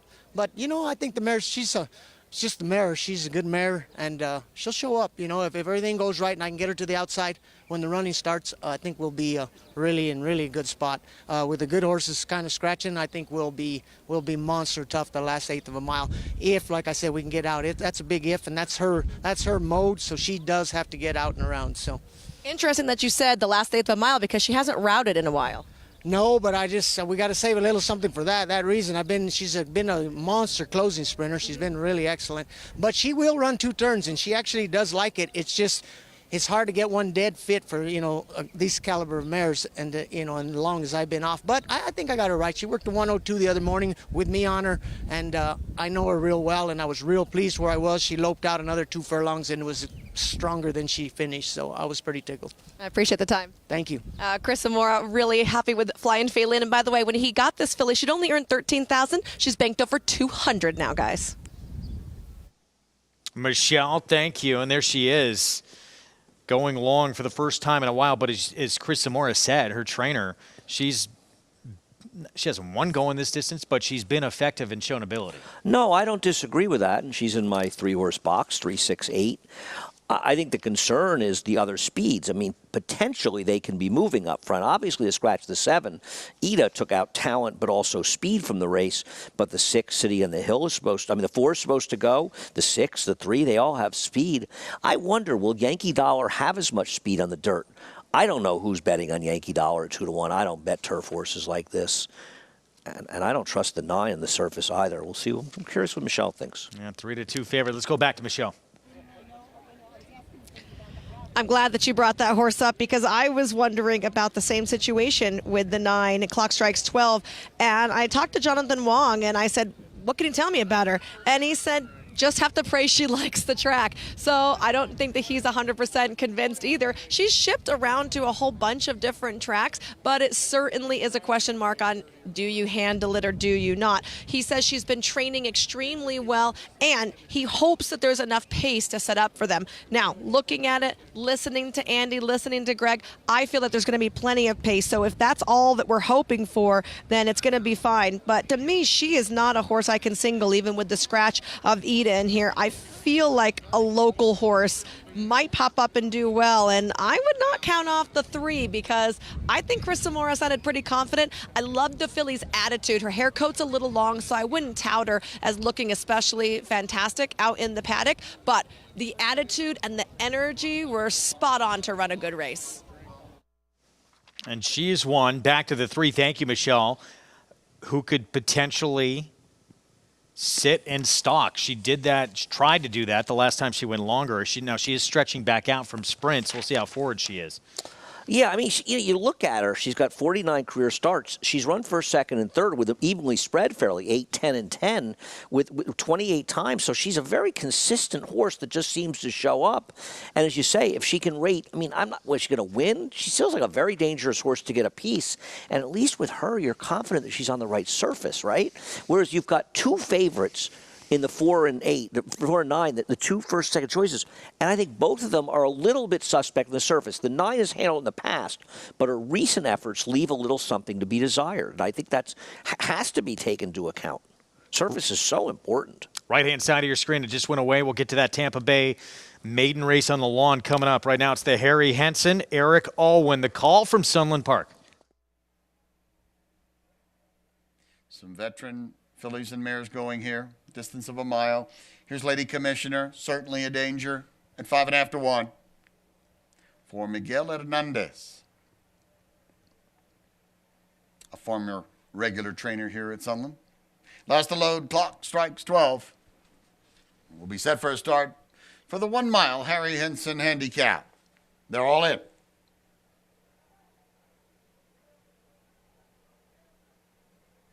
And they're off. Getting left at the start was Lady Commissioner. It's going to cost her at least 3 to 4 legs. Going out to the front, the prompt, unique Babe leads. Going to be hounded there by City on the Nile. And close into third, that's Flying Fallon, just 2 back. In mid-division is Yankee Dollar with 5 to gain early. Brave Cinderella comes next. 3 lengths behind her is Clock Strikes 12, and after the slow beginning, Lady Commissioner will have to make up 8 to 9 lengths. Up the backstretch they go as they hit those headwinds, and the leader is City on the Nile. She's doing her stuff, strutting her stuff, leading by about a length. Unique Babe could not keep up with that one in third, Flying Fallon. A closer fourth is Yankee Dollar with just 2 to gain. 3 lengths behind her, Brave Cinderella comes next. All alone next last is Clock Strikes 12 with 7 hard lengths of work in front of her, and still trailing Lady Commissioner. Less than a half mile to travel. City on the Nile, poised for an upset bid here at 11 to 1, and she's still on a lonely lead. Yankee Dollar took a shot at her, but it looks like a failed one. In third, Unique Babe trying to mount a rally. Brave Cinderella's looking for room. Flying Fallon marooned wide. Nothing from Lady Commissioner as of yet, and at the backs, the favorite Clock Strikes 12. City on the Nile continues to roll. The frequent visitor to New Mexico Winter Circles is gone, it would appear. City on the Nile is not stopping. Here comes Yankee Dollar for one more stretch drive. It's still going to be City on the Nile. She's going to reach the Winter Circle in time. What a win. City on the Nile, the former claimer, won it from Yankee Dollar. Lady Commissioner heated up late. They got a very close third. 13th career victory for this 6-year-old mare, City on the Nile on the front end. Getting a little weary late, but she has enough to hang on. She's won 4 of her last 5. Yeah, as we pointed out, she was an outrageously big price in this field. Obviously made some sense on paper. Nothing wrong with her. Unfortunately for Lady Commissioner, she blew the brake or she would have won the race. Back to Tampa finale on this Florida Cup Day card. Mile and a 16th on the turf. Maiden special weight Chad Brown.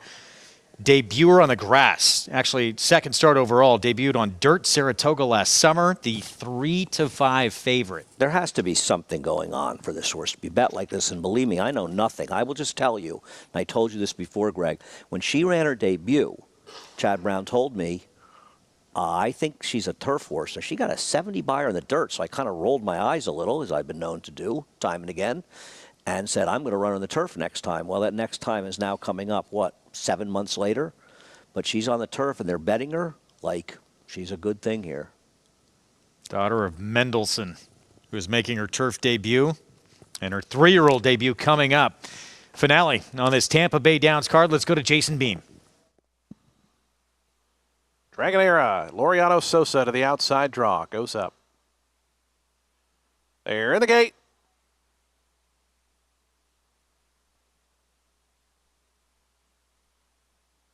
And the race is on. Bit of bumping there for Machiavelli, who came away toward the tail of the field. Domore Gatu shoots out to the early advantage. From the outside, Dragonera has asked for speed, though. And Dragonera going quickly here along with Roman Flame. And those two open up here. 3.5 lengths through that first furlong. Now 4. They go quickly here. Roman Flame and Dragonera setting a very strong pace. They've gone 4.5 ahead of La Pachenga. Domore Gatu. Just in behind that one comes Fly Like a Butterfly. Skyview Drive there, 5th and 6th. Length more then back to Money Beats in 7th. Break of 2 more back to Bet the House. Another 2 then back to Peak Popularity, who's already about 12 behind the leaders up front, but they are going quickly. It's another 3 then back to Machiavelli, who had the trouble at the start. Lamazel is the trailer. 22 and 4 for that opening quarter mile of testing fraction there. Roman Flame leads them onto the back stretch. La Pachenga, Dragonera out 3 deep. They try to slow it down a touch down the back stretch. Skyview Drive just in behind them is 4th under a good hold. 2.5 more then back to Fly Like a Butterfly. After that, Domore Gatu. Another 3 then back to Money Beats. After that, Peak Popularity. The favorite spotting him about 11 here as they have just over 3/8 to go. Lamazel starting to get underway from the back. Bet the House drops back with Machiavelli. 47 and 3, so they did get a little breather there. Roman Flame, Dragonera 3 deep, and La Pachenga between them. Those 3 across the course. It's Roman Flame, on the far outside, Dragonera, and now here's La Pachenga between them. Those 3 right across the track. Skyview Drive just in behind them in 4th. It's 3 more back to Peak Popularity, who's getting underway. Lamazel's also starting to close in. They come to the top of the stretch. Roman Flame, Dragonera, La Pachenga. Those 3 still across the course. Skyview Drive trying to pick up the top 3. Down the outside, Lamazel, Peak Popularity, Money Beats even running on. A final 16th left to go. Dragonera, Roman Flame, Skyview Drive down the outside. Dragonera did all that work early on and is going to get the win.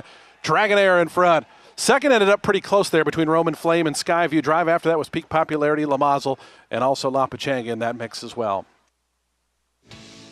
Dragonera, Owen Hardy, Godolphin Homebred, and a daughter Medaglia Doro with the victory. They don't usually win stretching out from 5 furlongs to a mile and a 16th, but this was one where the pace seemed quick, but they seemed to hold together in there, and I have no idea why the 9 was taking so much money. I know they didn't really come apart in this race, but she didn't do much running to run 4th or 5th there. Dragonera with the victory. Meanwhile, back at Sunland, City on the Nile at 11-1. This 6-year-old mare stretching back out on the lead every step of the way, and they cannot catch her at a price. Sunland Derby to come next. Gunrunner is the sire of 6 Grade 1 winners from his first crop. He leads all stallions standing in North America by percentage of Grade 1 winners, percentage of Grade 1 stakes horses, percentage of stakes horses, and percentage of stakes winners. Owner Breeder Magazine wrote, 3 Chimneys is home to one of the most exciting young stallions in North America, one that is already eliciting comparisons with Danzig and Mr. Prospector. Gunrunner.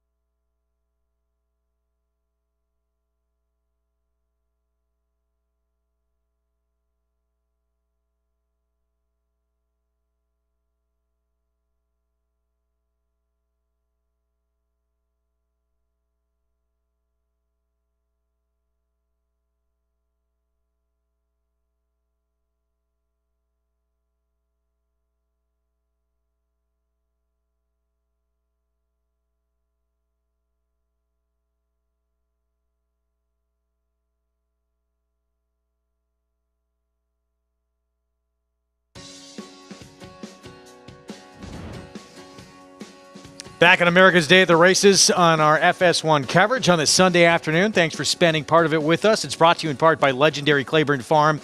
100 years of doing the usual, unusually well. Back at Sunland Park, New Mexico, in the Harry Henson handicap, this 6-year-old mare showing some fight and determination, grabbing the lead. It looked like a few wanted to go into the front. She gets there, and she hangs on for the gate-to-wire win, 13th of her career. Let's go to Michelle Yu. City on the Nile, take some gate to wire out here. I'm joined by a breathless Amanda Sweeten. You ran, and you're very pregnant right now. I'm 7.5 months pregnant, and I carried my 2-year-old all the way over here to the winner's circle, but it was worth it. Tell me a little bit about your feelings, because I could see when you came in here, you've been pretty overwhelmed with emotion. It's his horse, so I'm pretty excited because it's my son's. So I'm happy for him. Congratulations. How come this was yours? What'd you say? How come this one's yours? Well, I don't know. They've been training horses for a while, and she wanted me to get into the business. She let me buy some money out of my own savings account. I bought it, and it's a really good horse. It's paid off the money that we bought it with, and it's already winning me some more money. Okay, wait. She was a $6,000 claim. So who picked her out? My husband liked her and gave us a couple options, and he had another horse that was just a little cheaper than her. Wasn't doing too good. So I was like, well, if we sell her, and you want to use some of your college money to buy this one, then we'll do it. And he was looking at the past history of her, and he said, I want to do it. So he took money out of his college fund, and he bought it. You should be more excited right now. You should be jumping up and down. Why did you pick her when you guys decided to claim her? Well, because they were the ones that were like, it's a good horse. They believed in it. So then I was like, I'm fine. I'll do it. And I'm glad I did, obviously, because It's a family affair, right? yes. Well, congratulations, you guys. Super thrilled for all of you. And the new one on the way, the Harry Henson here, goes to a very happy family. Amanda Sweeten at the helm. What an incredible story. College is just about taken care of now with this mare. I love that. That was awesome. That was great. Took the college money to buy the horse. I love that kid. $6,000 claim, and she's gone on to win now 4 of her last 5. Listen, big win there. Congratulations to them, and they were super excited, which is always fun to see. Andre Gonzalez, Amanda Sweeten, who was there in the winner's circle. And what a performance. Francisco Amperan aboard for the win. The big one, here we go. Grade 3 Sunland Park Derby, qualifying race for this year's Kentucky Derby. And hard to figure for trainer Bob Baffert. Of course, horses that stay with Bob Baffert, most of them under his care have gone to different barns. This one's staying with him, so cannot earn points to qualify for the Derby. Right, and keep that in mind. So he can't run the Derby. I mean, he's not going to be able to get points the last race. So even if somebody says, well, maybe I'll switch to Bob Baffert, you had to switch by the end of February, I believe. But his owner is loyal to him, and I imagine he's pointing towards the Preakness. That's Mike Pegram. They've been together a long time. This one just ran a huge effort in the Bob Lewis out in Southern California. Just missed by a neck to Newgate. Grade 3 Sunland Park Derby. Winner, if it's anyone other than hard to figure, will have the points to get into that starting gate that first Saturday in May. And some intriguing runners in this one. How did he do that? Steve Asmussen showing up here as well, with a horse who was just second in a stakes race at Sunland, behind one in Vermilion and went gate to wire, that Riley Allison Derby. We'll have it for you next. Liam's Map, a 2-time Grade 1 winner with 6 consecutive triple-digit buyers, including a 114 to win the Breeders' Cup Dirt Mile. He's already taking the lead as a sire, with Grade 1 winners Basin, Wicked Whisper, Colonel Liam, and Juju's Map, plus multiple 6-figure yearling sales and 2-year-old sales up to $1.2 million. Proven on the track, proven in the sales ring. Liam's Map, only at Lane's End. The Kentucky Derby Bankroll Builder is back at Naira Bets. Bet a $50 win bet on a selected Derby prep and get $20 for your Derby Bankroll, win or lose. Opt in each week to play at NairaBets.com.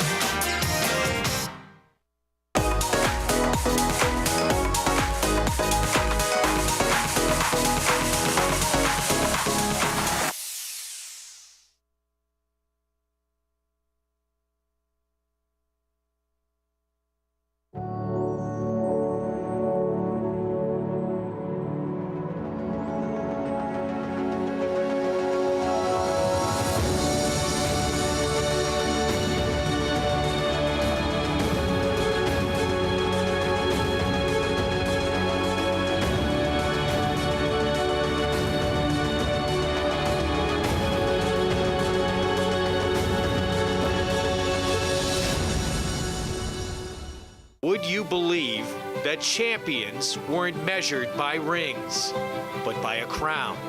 That the history books were written on dirt? That the greatest of all time was a horse? He is moving like a tremendous machine. Experience the magic at this year's Belmont Stakes as we honor the 50th anniversary of Secretariat's legendary Triple Crown Triumph. Join the celebration at Belmont Park on Saturday, June 10th. Tickets on sale now at BelmontStakes.com. This Saturday, the road to the Kentucky Derby heats up in Hot Springs, Arkansas. America's Day at the Races brings you expanded on-site coverage from Oaklawn Park, featuring the Grade 1 Arkansas Derby and Grade 3 Fantasy. Don't miss all the action from 1:30 to 8:30 p.m. Eastern on FS1. You're watching America's Day at the Races on our FS1 coverage. Regional networks across the country. It's brought to you in part by America's Best Racing. For the love of the race, visit americasbestracing.net today. Greg Wolf, Andy Serling with you. Big one is coming up on the road to this year's Kentucky Derby, Grade 3 Sunland Park Derby from Sunland Park, New Mexico. Who will step up? We already saw Bob Baffert defeated with a heavy favorite earlier on the card. Well, the truth is that Bob's having a rough day so far. His horse did not run well at all in the Oaks, and he had used the Oaks as a prep for Plum Pretty to win the Kentucky Oaks a number of years ago. Then Ida, we don't know the story. She ended up scratching out of the 9th race, so all his eggs are in the basket of a pretty good one and hard to figure, and especially with the scratch of Fort Bragg, it's really hard to figure against the local hero, Henry Q. Fort Bragg, appeared to be maybe the second choice in here. He's going to reroute, go to the Florida Derby as a date with Forte coming up. Well, Forte didn't draw well in there, drawing post 11. There's about 6 horses in there that look like filler. Only 6 of the 12 horses in that race have ever run a buyer of 81 or higher. So we'll get to this field coming up. We're going to look at what happened on the Derby Trail yesterday out in New Orleans in the Louisiana Derby. Todd Pletcher with a lightly raced horse who didn't debut until January 14th of this year, stepping up with a victory and taking advantage of his speed on the front end. Yeah, I mean, listen, I don't want to knock Kingsbarn. He's obviously a very talented horse, but he had the absolute run of the race. This race was the complete opposite of the Risen Star. The Risen Star had a huge pace that totally collapsed. And even Lecomte had that big pace, and that had helped Instant Coffee look like a better horse than he was. This race, they waltzed around the racetrack. The one who had run well in the Risen Star, despite the pace, he actually had a big win on synthetic at Turfway, but Kingsbarn just buried the field here, got a 95 buyer, and at this point has to be considered a Derby contender. And for Todd Pletcher, you've got a speedy type with Kingsbarn. You've got Forte, who's sort of a middle of the road, right? He makes his own trip, he sits close. And then you've got Tappa Trice as a deep closer. So they're a particularly interesting 3, not only good horses, but very contrasting running styles. And I think you're Todd, you like that. One of them should be able to get the right setup, It's going to be the 11th time since 2000 that Todd Pletcher will have 3 or more Derby horses. Well, I mean, we've talked about it so much. And listen, people who say that Todd has underachieved in the Derby with 2 Derby wins, I'm going to have to just respectfully disagree with them. I don't think they respect how hard it is to win the Kentucky Derby. Just because Bob Baffert's won so many doesn't mean it's easy. And Todd's run a lot of horses he wouldn't want to run, but one thing Todd has been brilliant at is winning the preps. I mean, he's been incredible. 5th Louisiana Derby win for Todd Pletcher. Yet another one where he's won it time after time. And this horse, he said, too, thing he liked about him best in this race, that it looked like his legs really were still underneath him at the end of the race, and he loved his gallop out. So he was still going strong and had more left in the tank. Right. The concern is that it's almost impossible it's going to be such a soft pace in the Derby. Now, listen, we don't know that he can't stalk, but he's not going to get that kind of setup in all likelihood in Kentucky. Now, we'll see how the field sets up, but it's hard to believe. Been more of a stalker. They just took advantage of nobody going, it seems like. Sure, but he also had a breakup performance doing it. Yeah. So we have to see what he can do. I'm not discounting him. I'm just saying he's a little bit dressed up in this race. Meanwhile, Fairgrounds Oaks, 3-year-old fillies. We'll get to that in just a moment. Look at what remains on these big ones, these 100-point races. That was one of them, of course. So Kingsbarn is in.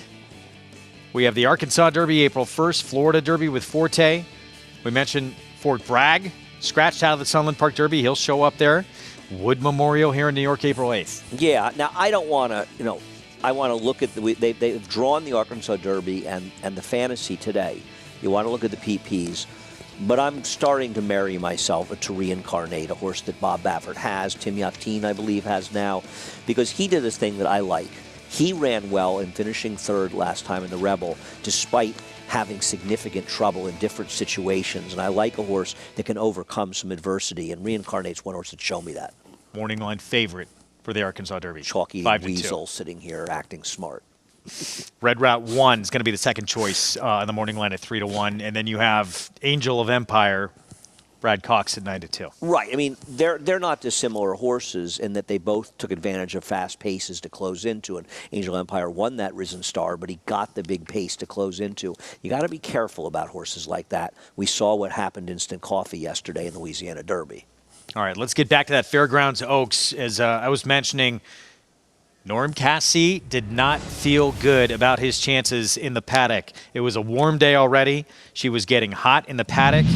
Seemed like a little unsettled. It did not matter in the end. She's not won back-to-back starts. Well, it's a good thing I didn't text him and ask him, which I would never have done. But I'm happy to see Norm, who's having an unbelievable year. Hoosier Filly just hasn't gone on and shown to be the kind of horse that Tom had hoped she was. The favorite took over the co-favorite top of the stretch, but the winner just blew her away in the final 1/8 of a mile. And I mean, I don't know what you can say. So far, this year has been Norm Cassie's year. There's a long way to go, but Norm is looking at one of the favorites right now for the Kentucky Oaks. Very exciting for him, and I'm really excited for him as well as Gabby Godet. He has been, relatively new. Spent all that time, coming up, obviously under his dad, but one of the breakout stars in the game.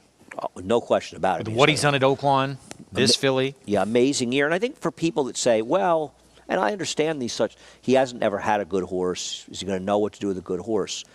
It's not really true. He was sort of very involved in the training of Tepin, bad Got filly Stormy. named Tepin, right, and Got Stormy.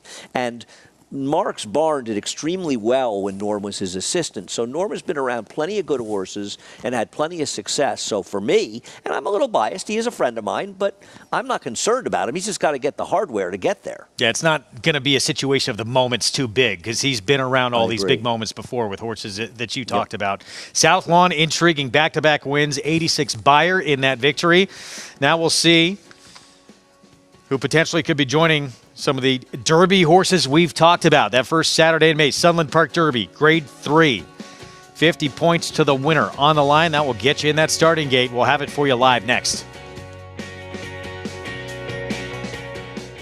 Good magic in a good-looking performance. Cruises home in the Haskell Invitational. And it's a vintage performance by Vino Rosso in the Breeders' Cup Classic. Nest, much the best. Elite Power on the far outside, and Elite Power gets up to win the sprint. On the outside, it's Malafat coming to the wire. Who's it going to be? It is Malafat.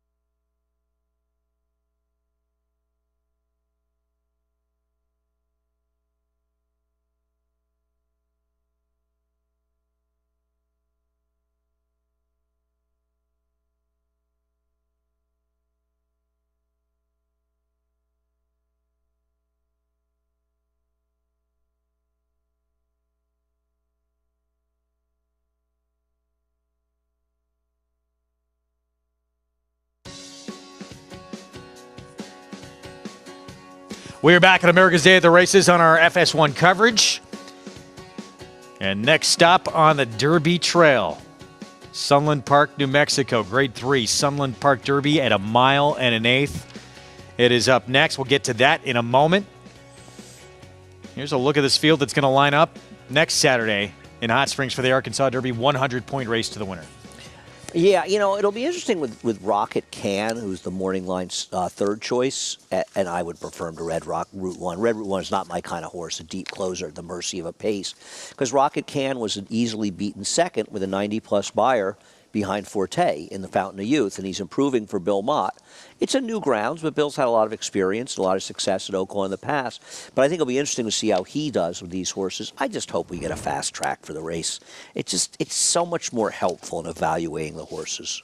Here's our post parade. Grade 3 Sunland Park Derby. This is How Did He Do That? Steve Asmussen, who tried to chase down one in Vermilion, was unable to. Just doesn't have the speed figures that match up to these horses. Consistently, basically too slow, and he gets a big setup.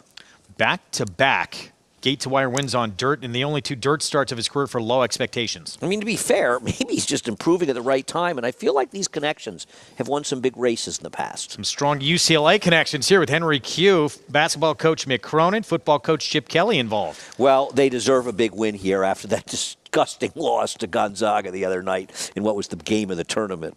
One in Vermilion, 9-1 when Gate to wire in the Riley Allison Derby. Feels like at best a pace victim. Bob Baffert's favorite with Flavian Pratt. Hard to figure, just missed in the Bob Lewis out at Santa Anita. Interesting to see what he does. That race came up much faster than any race he has ever run. Is he just improving the right time? And is he going to be able to deal with a potentially quick pace? Dam is a half-sister to a winner of this race back in 2017. Hence, Wild on Ice. Long shot to the outside. Joel Marr trains. Yeah, I have no idea this horse is 15-1, not 115-1 based on the PPs. You said Hence. Was Hence a Claiborne? I think it may have been a Claiborne horse. I'm not sure. Well, here's Henry Q. So 3-2. Talked about the strong UCLA connections here. Mick Cronin, Chip Kelly, part of that ownership group of the Del Mar Group. For more, let's go to Michelle Yu. Henry Q goes postward for the Del Mar Group. As you can see from the shirt, I have a representative of that ownership group here with me, Todd Bladel. Todd, how did you get involved in the Del Mar Group? You know, I was introduced to Doug, and to be able to be in a group with Coach Cronin and Doug O'Neill is a dream come true for me. Been going to Del Mar since the 8th grade, and, you know, I wake up every day and pinch myself. Now, do you get to call Chip Kelly and Mick Cronin and be like, hey, let's talk horses? I think they're pretty busy, so I tend to stay away from that, but Doug gets quite a few texts from me. I mean, it's kind of fun, right, to get to be here and represent. Tell me about his victory in the Mind That Bird Derby. What did you think about it? I still couldn't believe it. When Edwin went to the lead, you know, the first thing I said was, whoa, what are we doing? He's not a speed horse. And then just to see him pull away down the stretch, I text Doug right away and said, I can't believe what I just saw. We have a chance at something special here. Now, when you guys sent him out here, were you thinking this is our path to Kentucky? It's been the goal. It's always been the goal. So if he runs well here, he is going to be nominated to go to the Kentucky Derby. He should have enough points. He should have enough points. I can tell you if he wins, Mr. O'Neill will be getting quite a few texts from those of us that are here wanting to book our tickets to Kentucky. I like it. Appreciate the time. Best of luck here. Thank you so much. Henry Q looks to go back-to-backs and stretching out to a route of ground for the Del Mar Group. Well, he was dominant. Thank you, Michelle, in the Mind That Bird Derby. And we should say this race, obviously, Sunland Park Derby, Mind That Bird used it. 4th place finisher in this race the year he would go on to Kentucky and shock everyone at 50-1 in 2009 under Calvin Burrell to win the Run for the Roses. For about a month, he was actually really good. And unfortunately, issues seem to have caught up to him in Saratoga. He never ran. The funny thing is they renamed the Borderland Derby, the Mind That Bird Derby, and the Borderland Derby, Mind That Bird got a brutal trip and lost by a neck. But at least they named the race for him. And the winner gets nothing. Another horse who actually did win this race, 2015, Firing Line, who wound up second to American Pharoah. This is a good horse, Firing Line. A California horse. Did he go on to do much after Triple Crown? I don't have any memory of him. Some good horses in that group. But the thing about Henry Q, I think there's some parallels to Henry Q in the favorite, don't you think, Greg? Well, here's hard to figure, and we'll get into that here in a second. Mike Pegram, obviously this long relationship over the years with Bob Baffert. They won a Kentucky Derby together. They won so many big races. And this horse, this was the 3-year-old debut when he just missed. Yeah, this was a huge effort for him and a gigantic improvement, and that's what worries me a little bit. Because you go back and look at his prior races, he's got 3 Beyer figures in the 60s and an 80 in a blowout win in a restricted stake. This was a huge improvement by him, and I don't trust that this number's reliable, but I'm not sure he has to run back to it at all to win. Well, they put blinkers on him in this race. But prior to that, he was on the lead. Very headstrong horse, apparently, who saw something in the infield, Baffert said, made a right-hand turn and just had to check throughout the race. The blinkers seem to have solved the problem. Let's go to Michelle Yu for more.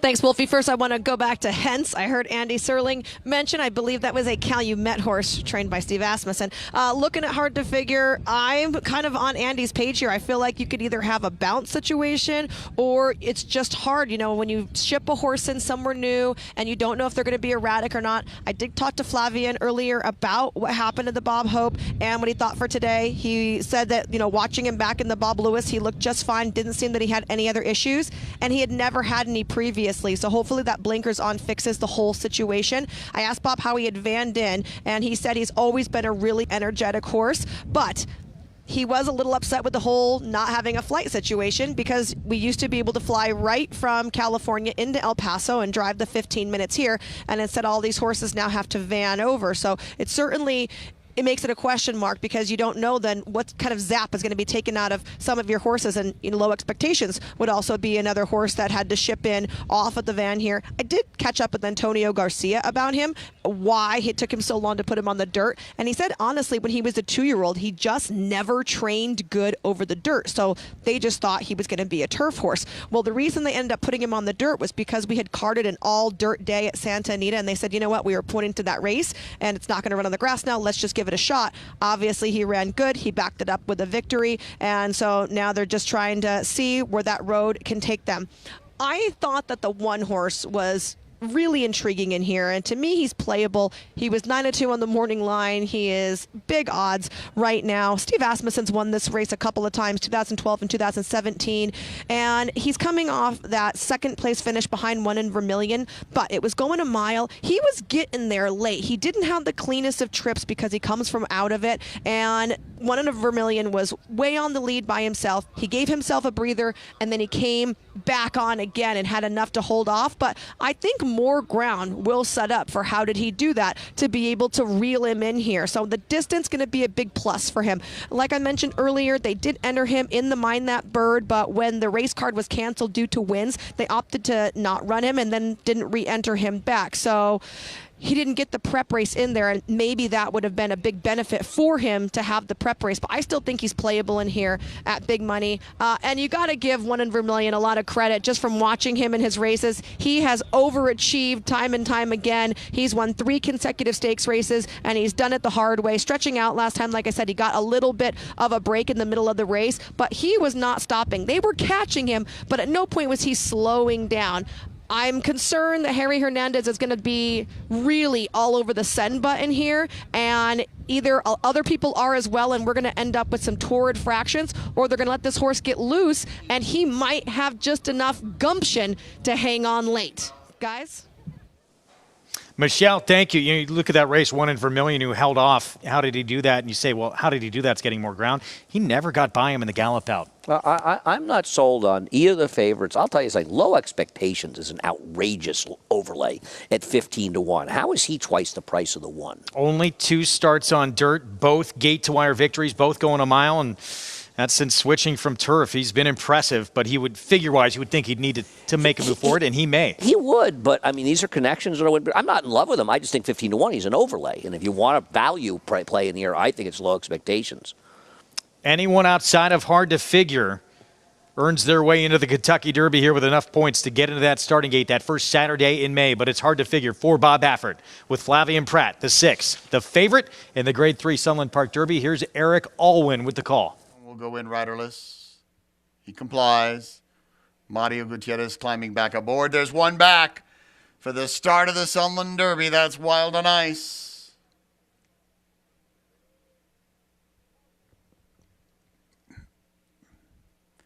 And we're all set.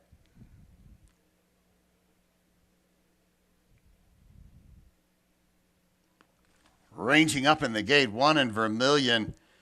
Very excited in the gate, throwing quite a fit. One in Vermilion, delaying the start. Harry Hernandez had to dismount. Could have a delay here. Stand by. One in Vermilion being removed from the gate. Checked out by our track veterinarian. We'll see if he passes inspection. Looks like he's a go. Back in the gate is 1 in Vermilion. Harry Hernandez climbing back aboard. And once again, we're set for a start in the Sunland Derby. And there they go in the Sunland Derby. Fast into stride was Henry Q. Also, right next door is Hard to Figure. The two favorites are going to get it on early. Here in this 9 furlong event, close up third is Wild on Ice. Under a stronghold is Low Expectations. Next last is 1 in Vermilion, and trailing by 7 long lengths is How Did He Do That? Going into the first quarter mile, Henry Q is the boss so far. Leads by a measured half length. Hard to Figure with that streamlined stride of his is going equal to the task. While in third, Wild on Ice. In fourth with just 2 to gain. That's Low Expectations. He's 6 in front from 1 in Vermilion, who's going the wrong way and trailing by a lot. Is How Did He Do That? Up the backstretch they go in the Sunland Derby. There goes Hard to Figure. Hard to Figure puts his neck in front. The two favorites are going at it. In second is Henry Q. Still third, close up Wild on Ice, and biding his time fourth, Low Expectations. It's 5 back to 1 in Vermilion, and a long way back still to How Did He Do That? Half mile to go. The match race continues. Henry Q now recollects the lead. In second now is Hard to Figure, who's still very, very close and looking strong. These two going right at it in the Sunland Derby. Henry Q, Hard to Figure, and Wild on Ice is still well within range. Fourth is Low Expectations, and the rest can forget it. Into the top of the stretch, Henry Q being asked the question. The first to crack was Hard to Figure. Henry Q under siege. Low Expectations fighting along the outside, and Wild on Ice is forging a big run. Can Wild on Ice do it? Wild on Ice reaching forward by about a half. It's Wild on Ice on the inside. Low Expectations in a classic. Kenny Tohill has done it. Wild on Ice in a shocking upset won the Sunland Derby over Low Expectations. Third was Henry Q. 35-1, Wild on Ice. Where did this performance come from? You know, I think that's a very good question. Let me just say something else. He didn't just win, Greg. He was the best horse in the race. He chased the pace wide the whole way. It completely incinerated the two favorites in here. The number 2 I thought was interesting. I was sick top of the stretch. I didn't bet him. He set the perfect trip, saving ground behind him, and he couldn't come up the fence and beat him. So he didn't just win this race. He didn't get lucky to win it. He was the best horse in the race. And he's now in the Kentucky Derby. Okay, then. Wow. Well, 2 prior wins came sprinting at 6 furlongs, 5.5 furlongs. He'd been beat by a country mile or more against a couple of horses he was facing in here, and he comes up with the goods today. I stand by my original statement. How's he not 115-1 in this spot? I don't know what to say, and I'll tell you something. There was a rough day for Bob Baffert. I mean, didn't hit the board with 2 horses. His favorite, a late scratch in the other race. Listen, I don't care how good you are and how much success you had. This game humbles you, and you have to respect and appreciate every success. And he didn't have them today. And Henry Q, I mean, you could say the pace did them in, Greg, but this horse was right there. Wild on Ice, a shocker in the Sunland Park Derby. Let's go to Michelle. Guys, I'm with Joel Marr right now. Wild on Ice. What a trip right there. I was at your barn this morning, and your assistant told me his last 2 races, he got terrible trips. Was this more what you were hoping for? No, that's exactly what we were hoping for. Wishing for. It just happened to happen today. He's had a lot of trouble away from the gate both times, and we just wanted a clean trip and see what kind of horse we had. What gave you the confidence to enter him in? Well, if you don't enter, you can't win, they always say, so we decided to go ahead and give him a shot. He's worked like a big horse the whole time. You know, I haven't had a lot of these kind of horses, but I've had a few, and he's one of them. What about plans for him now? We got to make new plans now. I don't know. We'll wait and see. Congratulations. We'll let you relish this. I see him coming back right now. Thank you very much. Wild on Ice victorious here. A shocker in the Sunland Derby.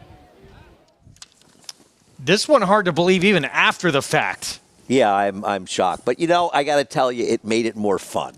It's kind of cool. And now we got to listen to 6 weeks of Is He Rich Strike Part 2.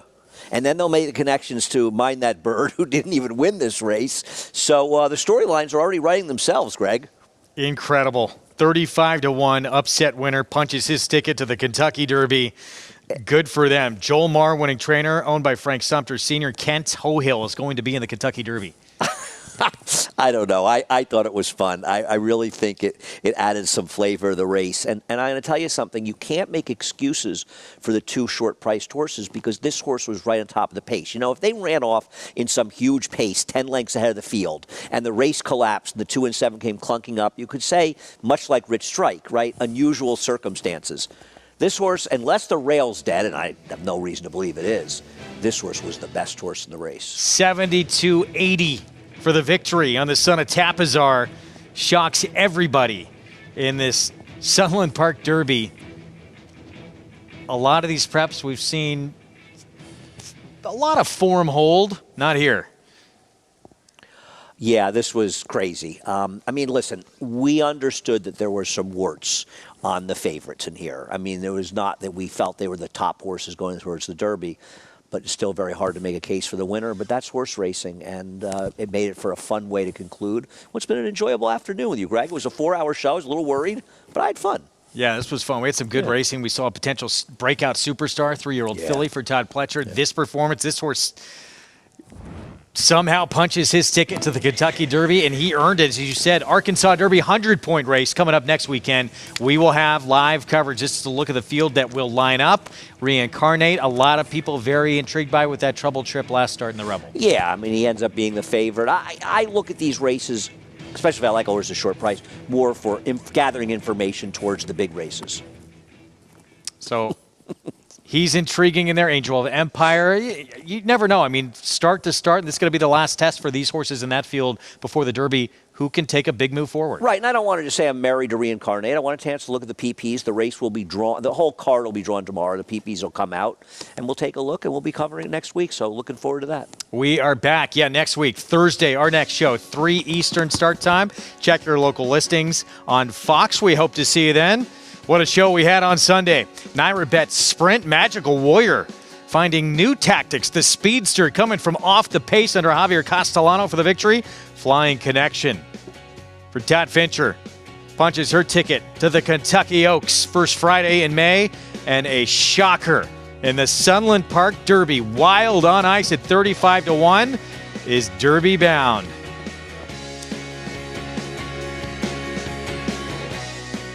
War Dancer. The momentum continues with recent stakes winners on turf and dirt. Dancing Buck going wire to wire in the Grade 3 Belmont Turf. Dancing Buck has opened up on the field. It is Dancing Buck by a half dozen lengths. And 2-year-old filly War Saichi with a wire-to-wire win in the Ladyfinger Stakes. War Saichi asserted her authority immediately out of the starting gate, and she has not relinquished the lead. War Dancer, the #1 third crop turf sire in North America. Proud to stand in New York.